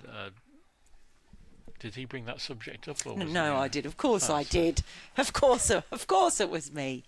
I was a essay he wrote doing his English literature course. Yes. Yates is in again, and this is just tucked up to Moseley at short extra. Where is Moseley? That is a question. He's everywhere. Yates again around the wicket, wide of the off stump, and Lees just about reaches that one, and we'll get a single to extra cover. Yeah, because I had read that on his profile on Cricket Info, and I told him I was quite fascinated by it, and he laughed. He said he'd sort of forgotten about it and couldn't even really remember much about it, but he said he watched a lot of YouTube videos of gorillas beating their chests. So just remember that next time you tell me I need a hobby. I haven't been reduced to that yet. Did you measure his hands while he was... No. I haven't. But yeah, I think much of that, or quite significant bits of that, his university course was written in the media centre up at here at Edgbaston on quiet moments. It's a good office, nice to concentrate up there. And I think Robbie Yates and George Garrett, I remember, he studied quite a bit up there as well. Dan Moseley is now he's got himself a helmet, so he's the only place he hasn't stood in the last couple of hours is close in, and now he is going to backward short leg. Now that's an intriguing Wow. one. Oh, funky fields out. Ahoy! Very, very close at leg slip, Dan Moseley. So Yates is in again, a full toss on off stump, which is probably not what the ball that was required, but it's hammered back down the track by Robinson and Yates fields. But yeah, Dan Moseley is probably no more than 2 metres from the bat at leg slip. Here comes Yates again, and straight delivery, which Robinson defends up to short extra. A slip and a leg slip then, and yet another field change. There's something going on most balls. This time extra cover goes out to the boundary. That short boundary on the offside, and Robinson, studious in defence, plays it onto the offside, remains on 2, Lee's on 76, 143 for 3. Oh, that sort of seemed to be quite a bit of excitement with the helmet gathering for a couple of balls, and Moseley has just tossed the helmet to the keeper. So he wasn't interested in staying under there. But yeah, you wonder if all of these tweaks and little field changes are just as much about sometimes making the batter think that there's a plan when there probably isn't. Yeah, it's very hard to see how some of them make that much difference, but you're quite right, it's like chess, isn't it? It is indeed. Here's Chris Rushworth rushing Lees. He just defends that one out to mid-off coming in. And also I think maybe there's an element also of just keeping it fresh for the fielders a little bit. If you're in the same position for a long time, then you just walk in and you concentrate, but I think it just keeps everybody interested on their toes. Well, I think then the freshest person at Edgbaston today must be Dan Moseley. He's been freshened up all over. Here's Rushworth, and he's the man who does the fielding on that occasion as the ball's pushed straight by Lees. And I'm delighted to say that Martin is back with us, so I'll leave him in your company if I may. Oh, I suppose I can put up with him for a bit. He's very nice. He gave me a lift home last night, which was very kind of him.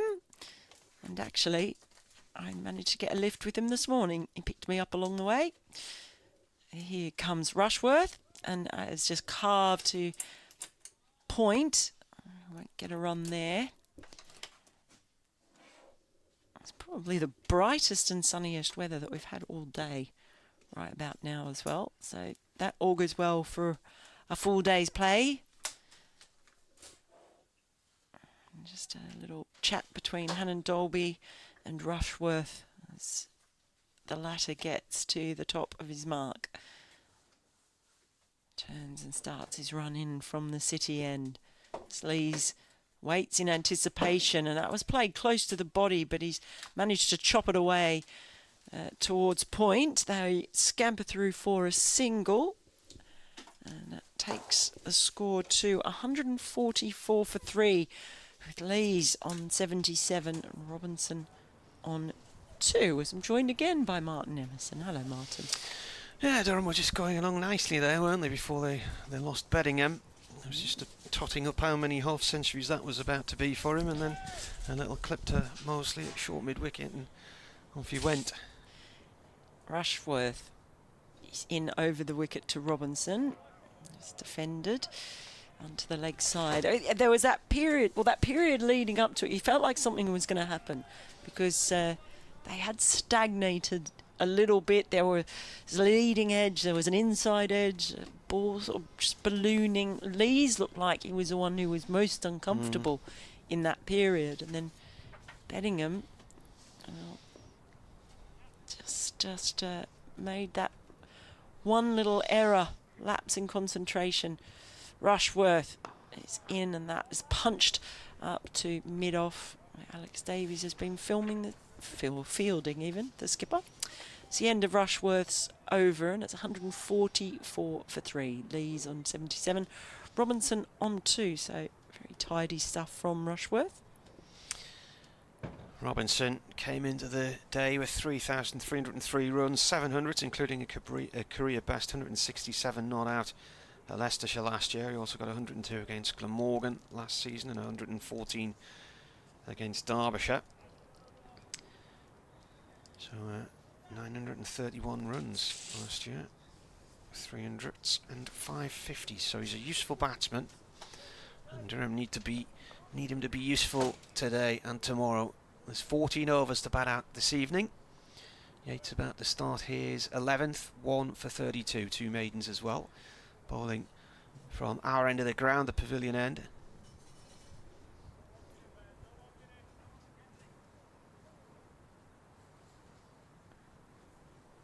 Right arm round, Lees waits, looks to cut, plays and misses. The ball just leaving him outside the off stump there. He's at times looked a bit of a tired shot that there, didn't it? Yeah, really? it did, and there's a concentration. He's found a bit of drift on occasion, a little bit of turn, Yates. Comes in again, that's out the keeper's gloves. Now, if that was off the edge of the bat, that's a drop. It looped over first slip and landed safety. I think, I'm not sure if, it's difficult to see if Lee's got anything on there, if it went between bat and pad and then clipped the keeper. The reaction suggests there might have been a bit of bat in it from the excitement. Next one's off towards backward point. This looks a very difficult over for Lees all of a sudden. You're right, and it does look like a couple of tired shots. A little bit of tennis ball bounce on the last ball. Yates bowls again, Lees forward, meets that on the bounce, plays at the point along the ground, no run. Yeah, there was a little bit more confidence behind that one. Yates is proving to be quite tricky. Comes in and bowls again, swept by Lees out towards the square leg boundary. 1 run. And a lot of really gloomy weather came by earlier on, just before and after tea, but it is now sunny. And the sky looks a lot brighter. The cloud base has broken up and is a lot higher than it was. Scudding across the sky quite quickly fluffy too. white clouds, like the Orb used to sing about. Yeah, they're not quite Simpsons clouds though, because they're especially the ones to our right. They've got grey on the bottom, not the Simpsons clouds. Yates to Robinson. Robinson uses his feet to meet the ball. and plays it towards mid on, no run there. Barnard picks it up end of the over. So a tricky little over that from Yates, just the 1 run from it. A couple of moments of peril for Lees, but he survives. He's on 78. Yeah, Rob Yates, that was his, I think we said he'd taken 9 wickets in first class cricket, but really has been quite a handful. So 9 wickets now, that was his 9th, that of Beddingham, but he's really put some pressure on the batters. Lees needed 96 runs at the start of the day to reach 10,000 in first class cricket. I had that ready to go. I did mention that this morning. I didn't hear that. It's in bold on my notes. When he came out the bat, I mentioned it.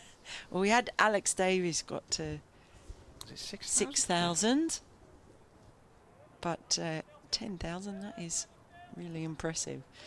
More importantly, at the moment, he needs to stay out there for the sake of Durham. That'd be a nice little bonus along the way. And we're on Mosley watch.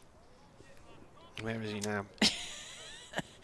Well, that's it. He's basically right in Lee's face, right in his eye line, as Rushworth comes in next to Mosley. And that one's just played out to the covers, and they'll stroll through for a single. He's had his helmet on, he's been at leg slip, he's been silly, he's been not silly, he's just all over.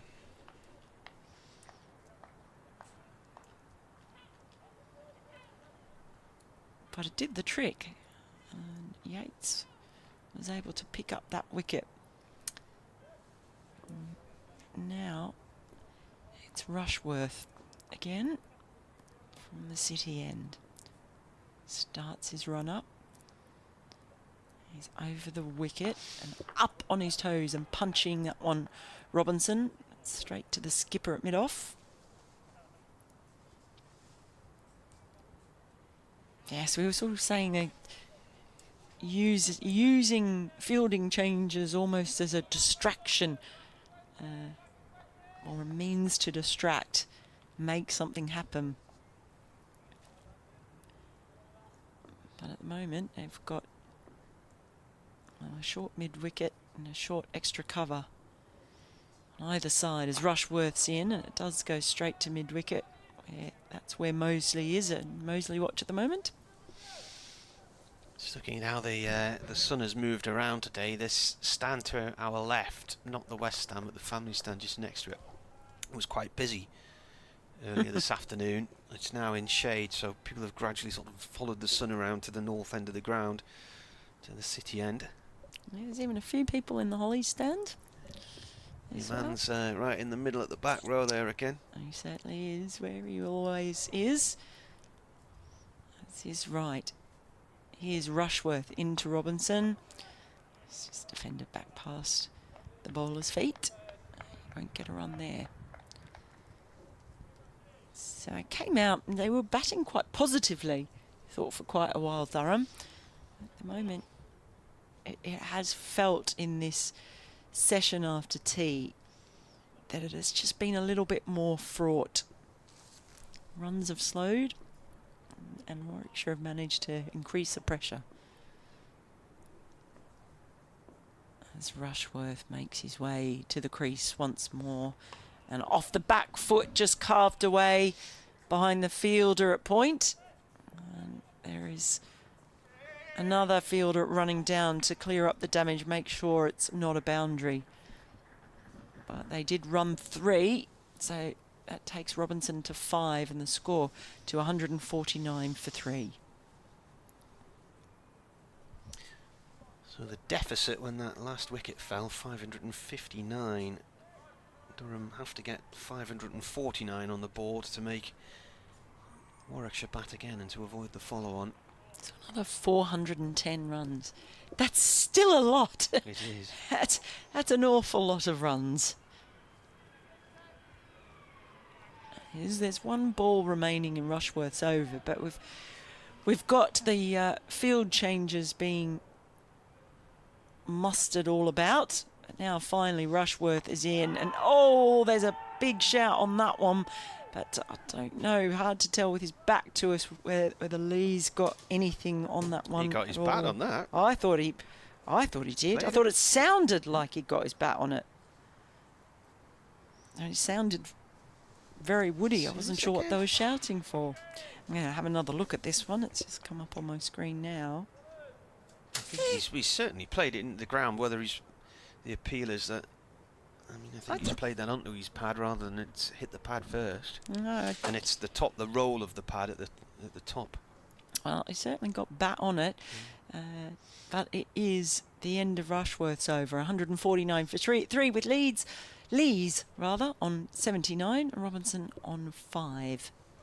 So 4 runs coming off that over, which is relatively productive. 25 past 5 on this Saturday afternoon here in Birmingham and anywhere else on this time zone for that matter. What on earth was that? I have no idea. That was very loud. That was. It sounded like was a fireworks or something. Yeah, where's that gone It off? was a massive bang. Yates to Robinson. He went forward and then back there to that one. It's ended up in the keeper's gloves. He's perhaps been encouraged by the wicket, but he's continued to quite He's getting well. a nice bit of bounce, isn't he? That's the thing. He's had some drift, he's had some turn. Comes in again.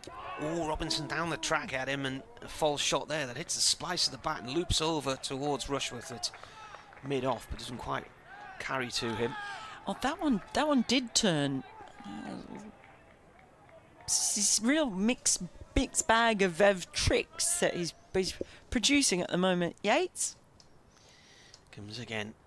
Robinson, big stride forward to meet that one and play it back to the bowler.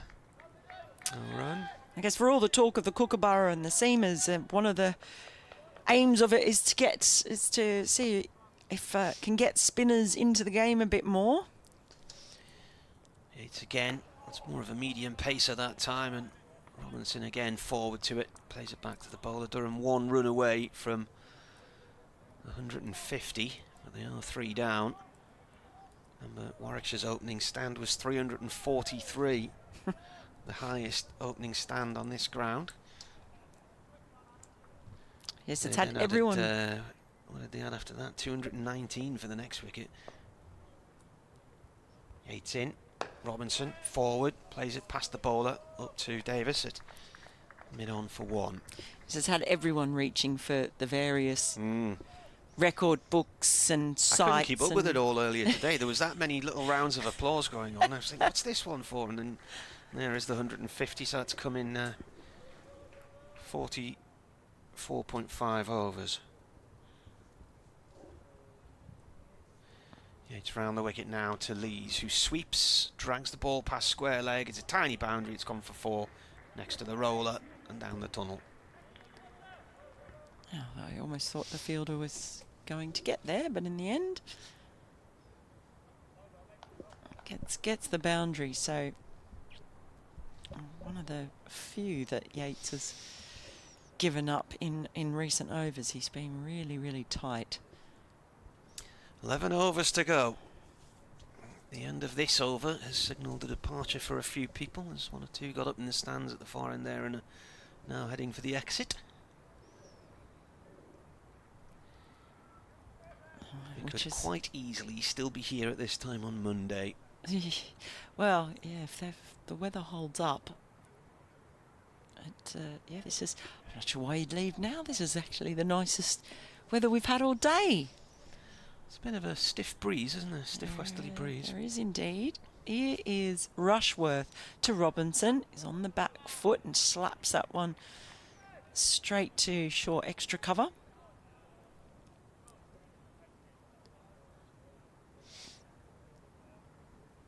This is just a little bit of a flap as the air goes underneath the sight screen.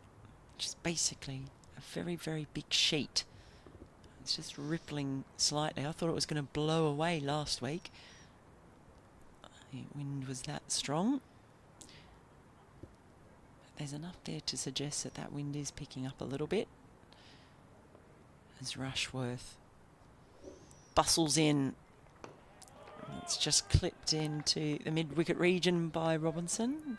Again, no run. Lots of shouts of encouragement for Rushworth. Not picked up a wicket as yet. He's normally very prolific. He's bowled 9.2 overs and none for 28, or is that 26? I'm finding it hard to read the score. None for 26. It's disappeared in the brilliance of the sunshine, isn't it? I didn't think I was going to hear that said. Here's Rushworth. And that's a lovely punch through the covers. That's going to go all the way for 4, just forward of point. And again, a little release of pressure. We've had a boundary in the last over and then one in this over. So that's going to maybe just settle things. I've spent a lot of time in the field. Think of Robinson, all that time behind the stumps as well. Yeah, yeah. So it wouldn't be surprising if there were a few tired minds out there. Just a little discussion. Are they going to make any more funky field changes? No, I think he's happy with the field as it is, Rushworth. As he runs in, and that is just deftly guided out towards a fielder running in from deep cover point. And change of course for the left and right handers. Keeps everything moving around. They're still 1 over behind. I think that's been quite consistent this afternoon, even with the prolific use of Rob Yates. I think, did Coventry lose 3-0 today? Is that their playoff hopes dented? Here comes Rushworth. Gently pushed to Mosley, who's positioned himself again right next to the strip. Keep thinking that Rushworth might barrel into him at one point. And goes around the wicket.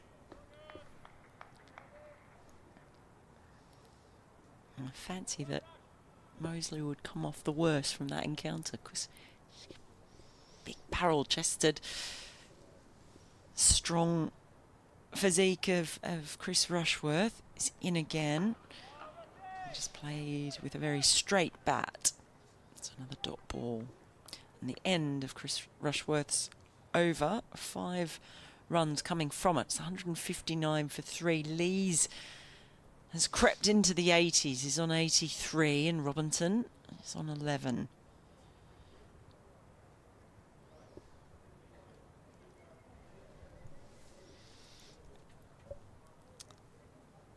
As shadows of the stand that we're in now, the big stand as I like to call it, just about halfway across the field now, making their way to the middle. Yates is continuing. It's 13th over. 1 for 38. 2 maidens. And the last wicket of fall as well of Beddingham. After tea for 49. Bowling now to Robinson. It's a bit of a half tracker. Robinson turns it off towards square leg for 1 run. Looked as though he was going to really come down and charge him, and then he almost checked himself, changed his mind halfway through.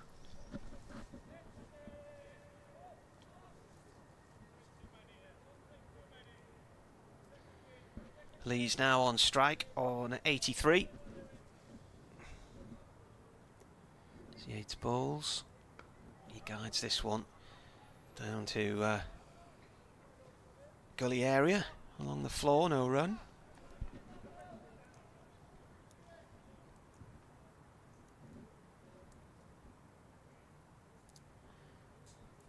It is right on round to Lees. That's a full toss, which Lees pulls out to the short leg side boundary for one. He didn't really connect with that well.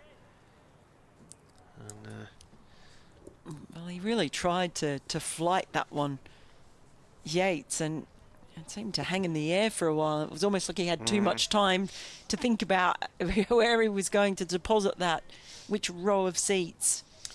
Danny Briggs fielding on that really short boundary. It's only about 50 yards from the bat. You think the amount of times where the ball left the bat for Warwickshire, and even if there was a fielder near a yard either way, it was a 4.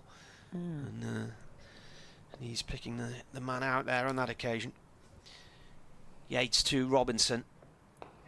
Pavilion end, that's just dabbed back along the floor to him. Well, mentioned Danny Briggs. I wonder when we might see him bowl. It was a while ago. He had a spell earlier on. But, Yates having been causing a bit of trouble. And skids through, and Robinson back into his crease to play that back to the bowler along the ground. Couple of bounces. Last ball of this over, then 9 to go. In comes the bowler. Met on the bounce by Robinson, but he was at full stretch as he was trying to drive at that one, and he's just played it back to Yates once again. End of the over. 2 singles from it. So Durham trail by 537 at 161 for 3. Oh, as I said, I think you almost, if you're Durham, you just have to stop looking at the... Yeah. You just have to not look at it and not do those calculations. It's just about basically chewing up mountains of time out in the middle, because if you are doing that, the runs will gradually accrue. And it's just purely a game of patience, isn't it, really? Yep, that was what we said right from the start. Patience and positivity. The 2 keys, and it is Chris Rushworth again running in from the city end. It's around the wicket, and that's pulled. First ball short, but not really with any venom. It's just going to produce a single that's picked up at a deep backward square leg. So it takes the score to 162 for 3. Lees is now on 85. He's getting closer and closer to the 10,000th first class run. Robinson, he's on 12.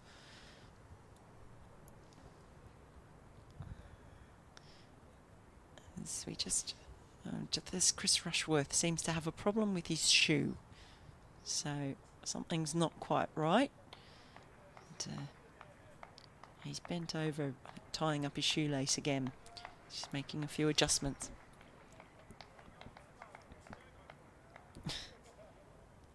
Taking an awful long time. What is it? Just something about a rabbit goes round the... what? Something about how you learn to tie shoelaces. A rabbit running round Start with Velcro. Going through the whole... Easy to use Velcro first. Oh, I can't remember. There's something about That's a long rabbit. time ago since I learned to tie lace. That's a while since I learned as well. Here's Rushworth to Robinson. As has often happened, it's just all these quaint little stories of life in Australia, in the outback. I've already been told that I need to get a hobby by Brian Halford. Have you? Yeah. You've not got one? Well, he said I thought about getting a hobby, just because, you know, I expressed a desire to sit down next to Oliver Hannon Dolby and see how tall he is next to me when we're sitting down. I'll buy yourself a kayak and go out on Edgbaston Reservoir. Yeah, I live right near Edgbaston Reservoir. You see often the little tinnies and sailboats out there. Rushworth is in. It's just squeezed out towards point, just past point. And unable to pick up a run there. Is there a sailing club on the reservoir? Yeah, there is. Because there's one out on the lakes at Wychbold, isn't there, near Bromsgrove? Yeah, they're building a new sort of sailing centre or something there. The old tower ballroom's been knocked down, and they're sort of building that there. They've got a rowing club Sailing Club. Robinson waits as Rushworth is in. Punches that one up to Alex Davies at mid-off. I took up rowing, but I gave up. Really? Yeah, I just felt I was going backwards all the Oh time. my gosh. Heavens above. Have we reached that point in the afternoon? Well, it is 20 to 6. On a serious note, my daughter has taken up rowing in the last year, and she's really enjoying it. Took part in a regatta a few weeks ago. The Durham Heads, they were called. Time trial on the River Weir at Durham City. Rushworth is in over the wicket to Robinson. He just prods that one to point. No run. Every now and again, at some point in the summer, there's some kind of high dragon boat race on Edgbaston Reservoir. It gets very, very lively then. Usually it's very peaceful with the swans. There's quite a few swans. Lots of bird life. How big is it? Is it quite a size? I can't remember I've ever seen it. Well, this reservoir. If I do 2 laps, it's 5 kilometres or Right. about 3 miles. So about 1.5 to do a lap. Here's Rushworth, just defended on the offside. So no run in there again. It's a lovely reservoir over at Tardbig. I was cycling down the Tardbig flight of locks last year, and it was a really gorgeous summer's evening, and the reservoir sits above because it feeds the canal. And you've got, because you're quite high up there, you've got lovely views right away across the Great Malvern. Nice spot there. The Malvern Hills. Yes. They are very nice. I know those ones.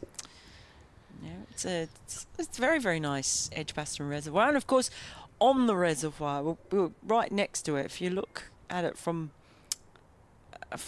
I guess the northern side, and you look across, you see the 2 towers that are there. What's it called? Something Perry's Folly is one, and and the other one's the Victorian Tower of the Waterworks. Yates round the wicket here, bowling to Lees at the start of a new over. 2 fielders trying to dive on top of that ball as it goes out through the covers. They both miss it. It's eventually picked up towards the edge of the square. The reason I mentioned those 2 towers too is that it fascinated me to discover when I first came that because Tolkien, J.R.R. Tolkien, was a Birmingham man, and they were the 2 towers that inspired the 2 towers of Lord of the Rings. You need to have this conversation with my daughter. That's true. Yeah, the 2 towers on Waterworks Road. Yates to Robinson. Robinson sends it up to Rushworth at mid-off, and Lees thought there was a single on there and set off, and then was surprised to be told to go back, but I don't really think there was a single on there. Yeah, the kids are into all the Tolkien and Harry Potter and all that sort of stuff. That one stays low, but it's kept out by Robinson. Well, it's just something I point out to Australian visitors when they come, because they don't really look like the 2 towers that you imagine them to look. Yates again to Robinson. He gets on his back foot and plays that wide of mid-off for a single. So he moves on to 13. Lees is on 86. The glue holding things together for Durham here. 164 for 3. Yeah, he hasn't always looked comfortable, but he's been hanging in there. Yeah, it's round the wicket to him. That's a full toss, but he plays it straight into the ground to short extra cover to Mosley, who's got the shin pads on in there. Well, he's had the helmet on, he's had the shin pads on. He's a good, very eventful afternoon, to be fair. Dan Mosley. Yates again. Ball's quite wide of the crease, and this is swept by Lees to Briggs on the square leg boundary for 1. So that's the end of that over then. 165 for 3, so Durham trailing by 533. 7 overs to go this evening, so that's just inside half an hour's play, you'd think.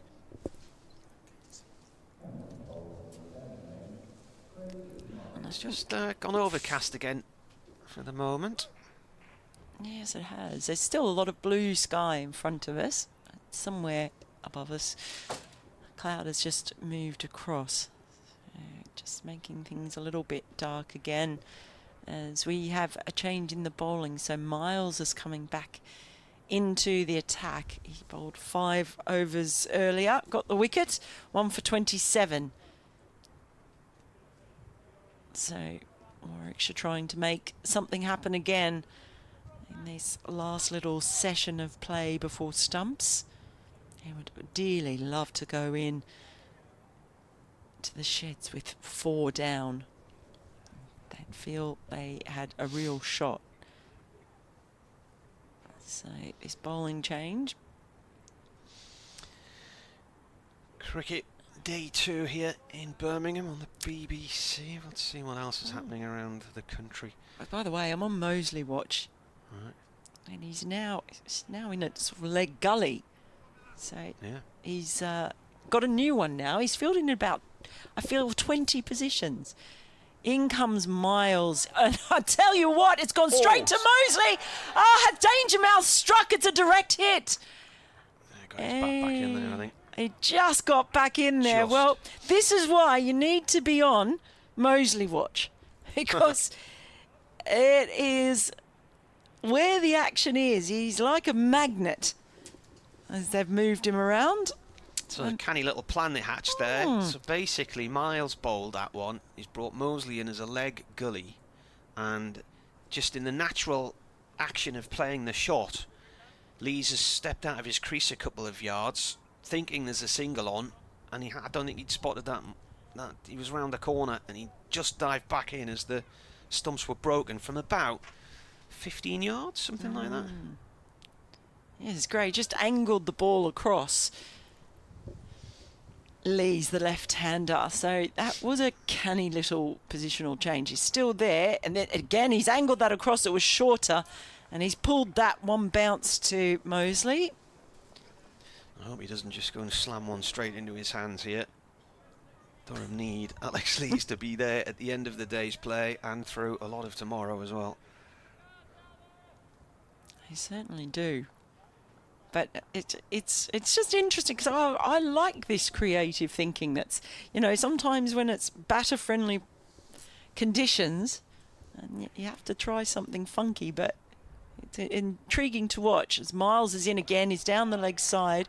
It's a diving take by the keeper. Had a few replays of that run-out attempt, and these bats coming down to the ground as the ball's hitting the stump. So it's they haven't got the super duper cameras you have on TV with all the super slow-mo and everything, but the umpires gave him the benefit of the doubt there and believed his bat was down as the ball hit the stumps. So you're saying it was tight? It was tight, wasn't it? Initially, my first thought was I thought he'd gone. Yeah, I initially thought he was out. And he's there now, and again down the leg side. This is a real plan from Miles, and he goes for the pull. There's also spills out of Burgess's gloves, that one. He's got that leg side quite heavily protected as well. 2 on the boundary, deep square leg, kind of a long leg, and one right next to the square leg umpire as well. So you get the feel of setting these up here, don't you? So the signal is all there, these leg side balls, and again it's on the leg side. He pulls this time, he misses Moseley, and ends up down near the boundary rope. They just got a single. So Robinson on strike now. Let's see how the plans change for him. It's quite intriguing. You have these unusual positions, and just seeing what the plans are. Showing it again now. Well, the bat seems to be on the floor there, and he's sliding along as the bails come off. It's a good throw by Moseley. Where is he now? I took my eye off him for just a second. Robinson waits, and he tries to flick this one to the leg side, but goes through to the keeper. So interesting short over. Mid-wicket. Oh, short mid-wicket, of course he is. Just don't take your eyes off him. Look for the clumpy legs, because he's got those big pads on.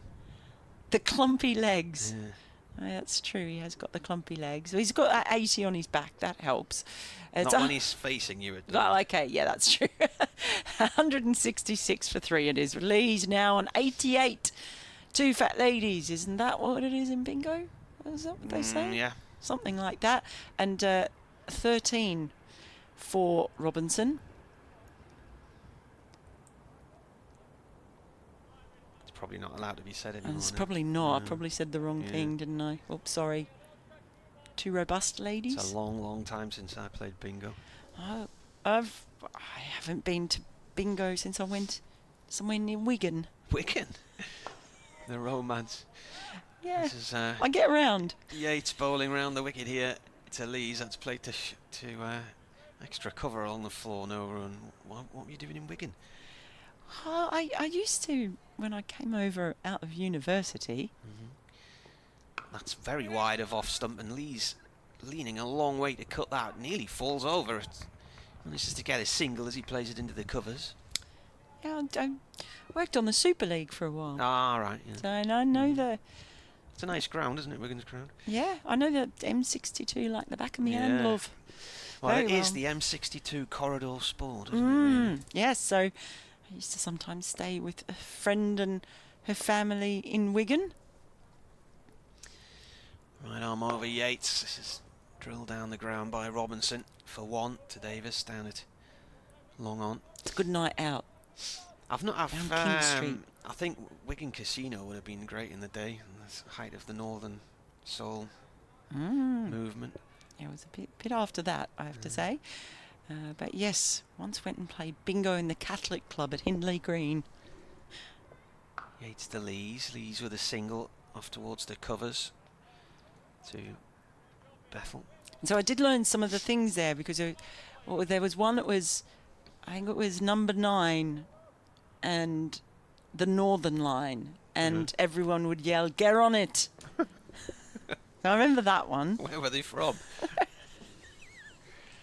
Were they from Iceland? Oh, stop it. It's not that bad. Dot ball played back towards the bowler's end. Get on it. Get on it. Get on it. I'm say this thing.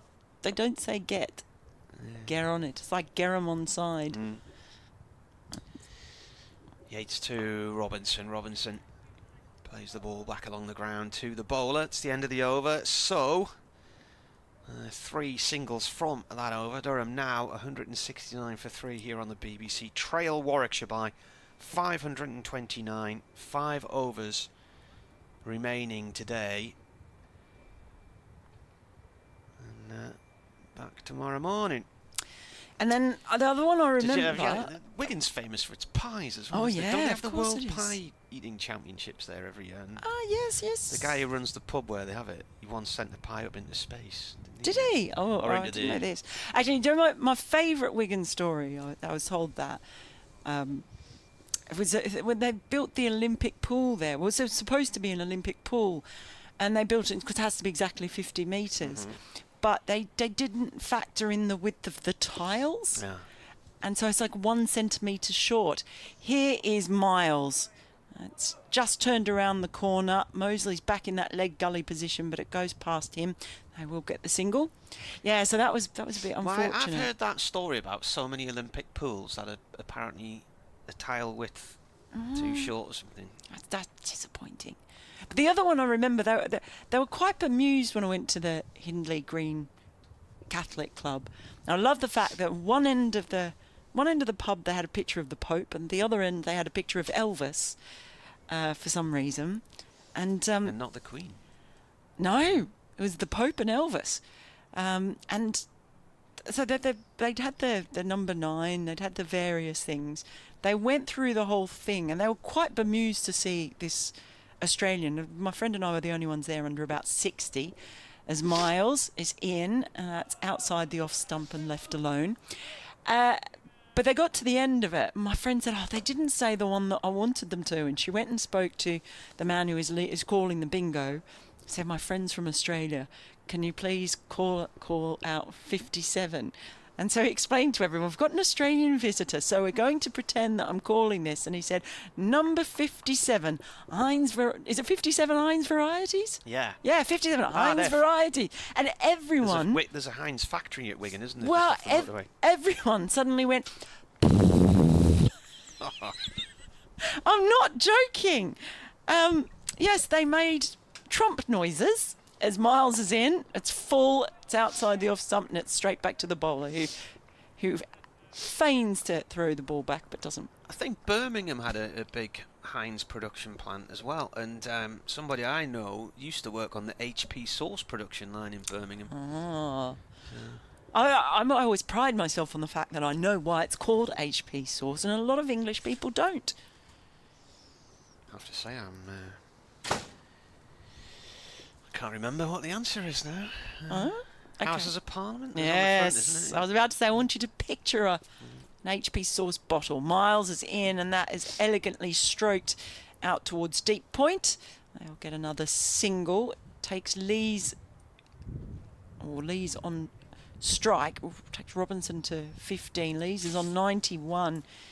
It's 171 for 3. He's getting close. Mervin's emailed. He said, "Good afternoon, Martin. Pat, who is the beloved, has asked the score twice, and each time a wicket has fallen soon after, so I hope she doesn't ask again." And he adds, "At least the red and whites won." Yeah, they beat West Brom, I think it was 1-0 this afternoon. Lee's on strike now as Miles bangs this one, and he's gone around the corner again to Mosley. So this isn't a secret plan. There's no secret to what he's doing as he's coming round and angling the ball across the left-hander's body. There's lots of protection in that sort of square leg to third position or segment of the ground.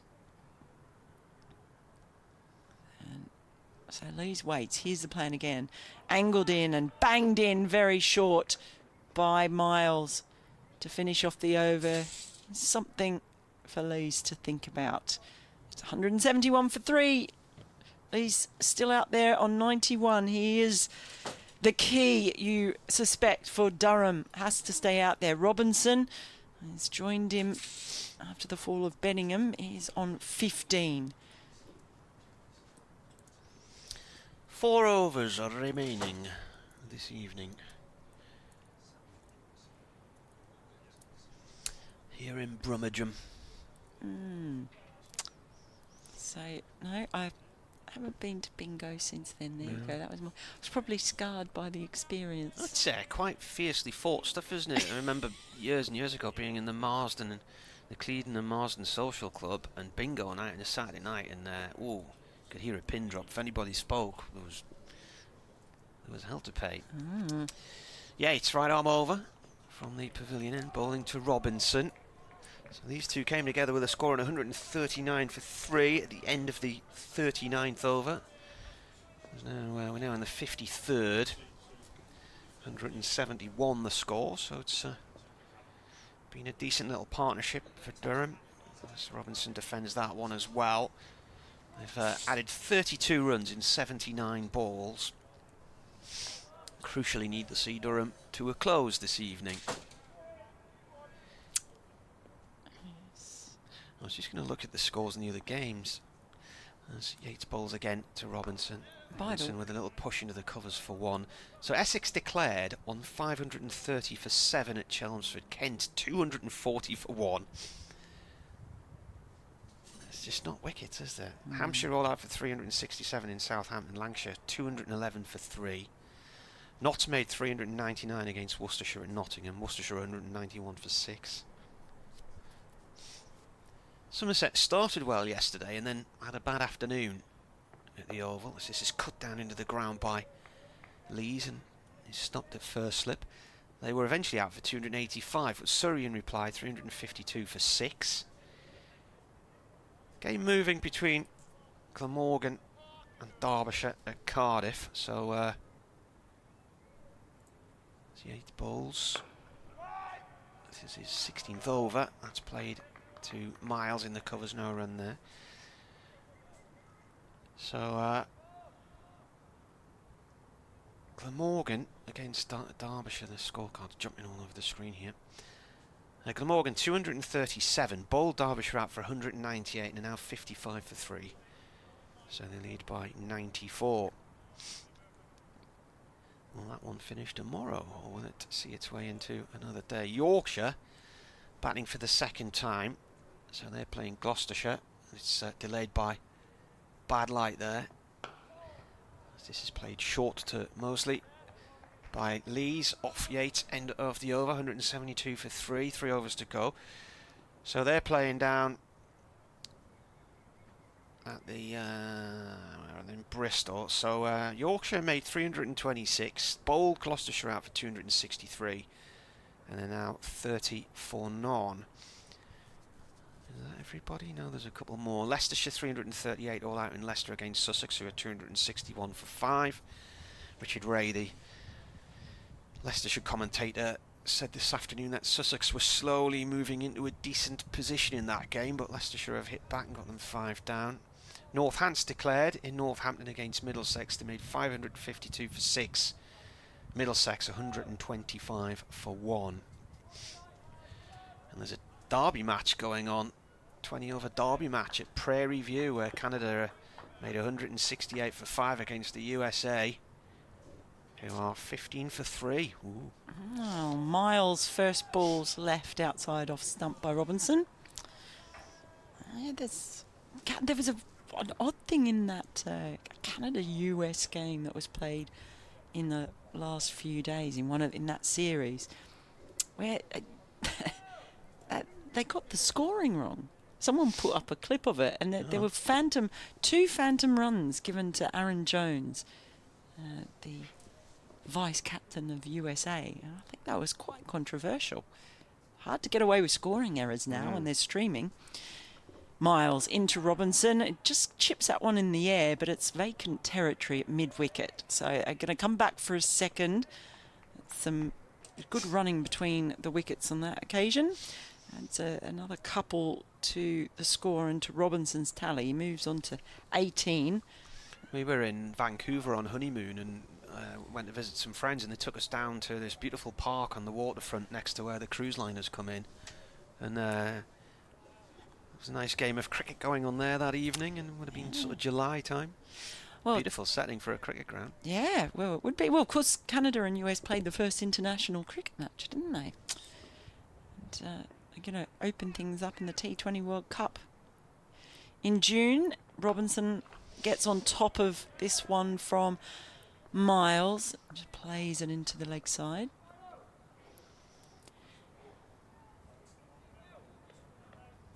Yes, more interest. Of course, there's a huge expatriate community from the subcontinent in both the US and in Canada. So there's a surprisingly huge cricket audience there.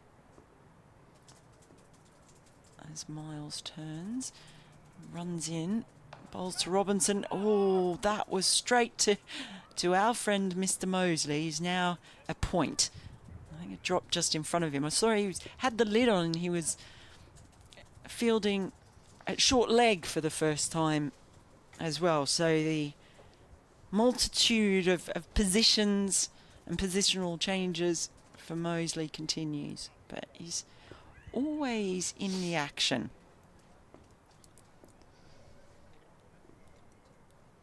Miles once more running in.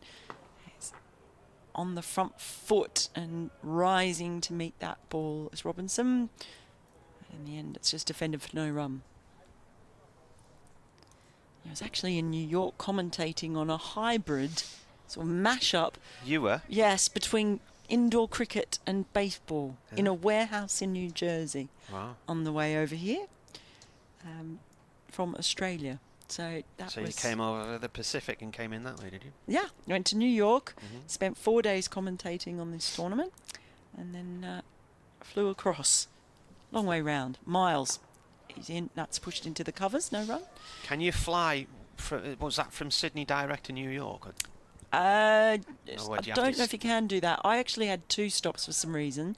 So I flew into LA and then I want to say Charlottesville, Right. which is in North Carolina. I don't know why I went via there. And then into Newark it was. It's a long trip, it has to be said. I spend probably a bit too much time in planes. It can be quite daunting. I'm quite used to it now. When I do the T20 World Cup, I'm going to do the entire month with hand luggage only. Are you? Yeah? I'm not going to check in a suitcase. Saves money on the flights, makes it quicker. You only need enough for a week. You just wash once a week. Yeah. 2 overs to go then. Yates bowling here to Lees. Lees drills the ball back to him.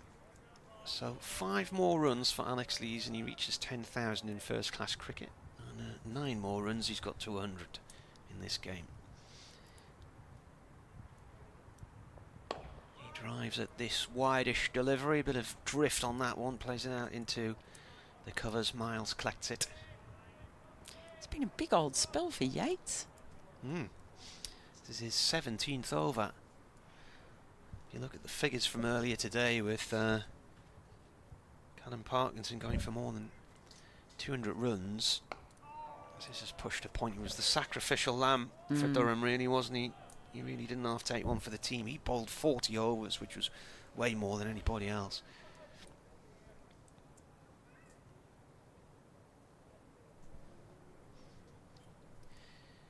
.174 for 3. Lees forward to defend this one. Meets it as it pitches in front of middle. Mosley the man on the spot again.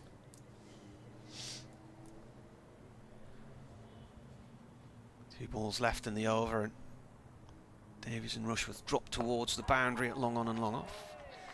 That one skids in low, and Lees is late to it. Plays it back to the bowler and goes for a little walk. Yes, danger time. Ball of the over, 1 for 47 from 16.5 for Yates. I mean, that's 17 overs, then that's a dot ball as well. Into the final over of the day. And we're looking at the prospect of actually finishing before 6:30 or 7 o'clock, which is incredible. Yeah, especially still saying overrate one behind on the scoreboard. But no, they've done very well, and there's still bright sunshine here at Edgbaston for the final over. Warwickshire wanting one more. If they could just eke out one more, they will feel it's been almost the perfect day. You imagine? Durham, it's all about survival. Robinson, it is in the hot seat at the moment. There is a slip in place for him. It's just again a tweaking of the field. Or they've got to, I was going to say they're going to move Mosley somewhere, but no, they've just taken that slip out. And that's Rob Yates, and he is now going to, I thought he was going to stand right next to the non-striker and take the Mosley position, but he's not. He's just going down to mid-on. In comes Miles, and that's flicked just to the left of Yates as he runs over from mid-on. Fielder running in from the deep does the fielding. So Lees now on strike on 91. Just 5 runs short of 10,000 first-class runs. I don't think he'll be thinking too much about that at all right now. We've got a helmet going on Mr. Mosley. So he's under the lid, and where is he going to land? He's going to coming into short leg. So he was in there earlier, but it was for Yates. But I've still got the leg gully in as well. So Alex Davies, captain, has gone to leg gully. And Mosley's in at short leg. So Miles is in, and he's just clipped that one along the ground past those two fielders I just mentioned. And down towards backward point. So they'll get through for a couple of runs. Lees retains the strike. He's on 93 now. 4 balls left in the day. Yes, the shadow's nice and long now. 4 balls to make something happen. Can Miles do it? He's in. That's short.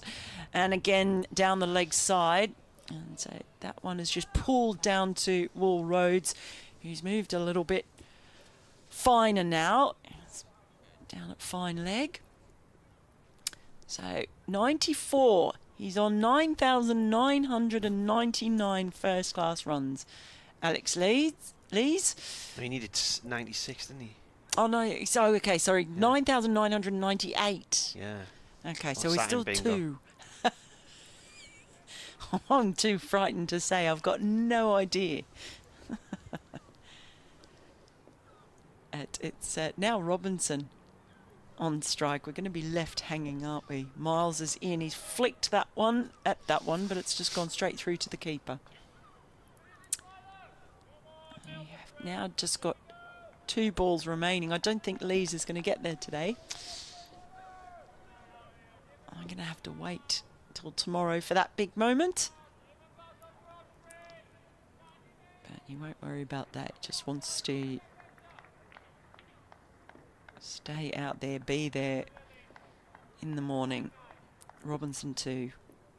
Taps his bat a couple of times, raises it as Miles runs in over the wicket, flicks at it again, as it goes down the leg side. And it's a diving stop again by Michael Burgess.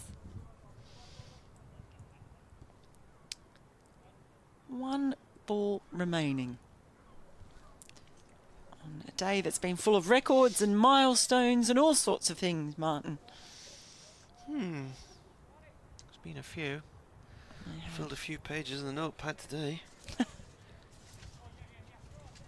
You've got very 1, neat 2, writing. 3, 4, 5, 6. You said it wasn't very neat this morning. No, I did. I was trying to be nice. Look, they brought the field is all in. They've all come up right in his face as Miles is in. And just for a moment, that was in the air as he punched it into cover. And appreciation from the crowd. As you would imagine, they're mostly Warwickshire fans, so they'll be very happy with things. But Lees and Robinson survive. Lees on 94 and Robinson on 19. Durham 178 for 3 at Stumps on day 2. So they trail by 520. And how many overs have we had in this innings so far? 56, does that say? Yeah, yes. 56. Partnership 39,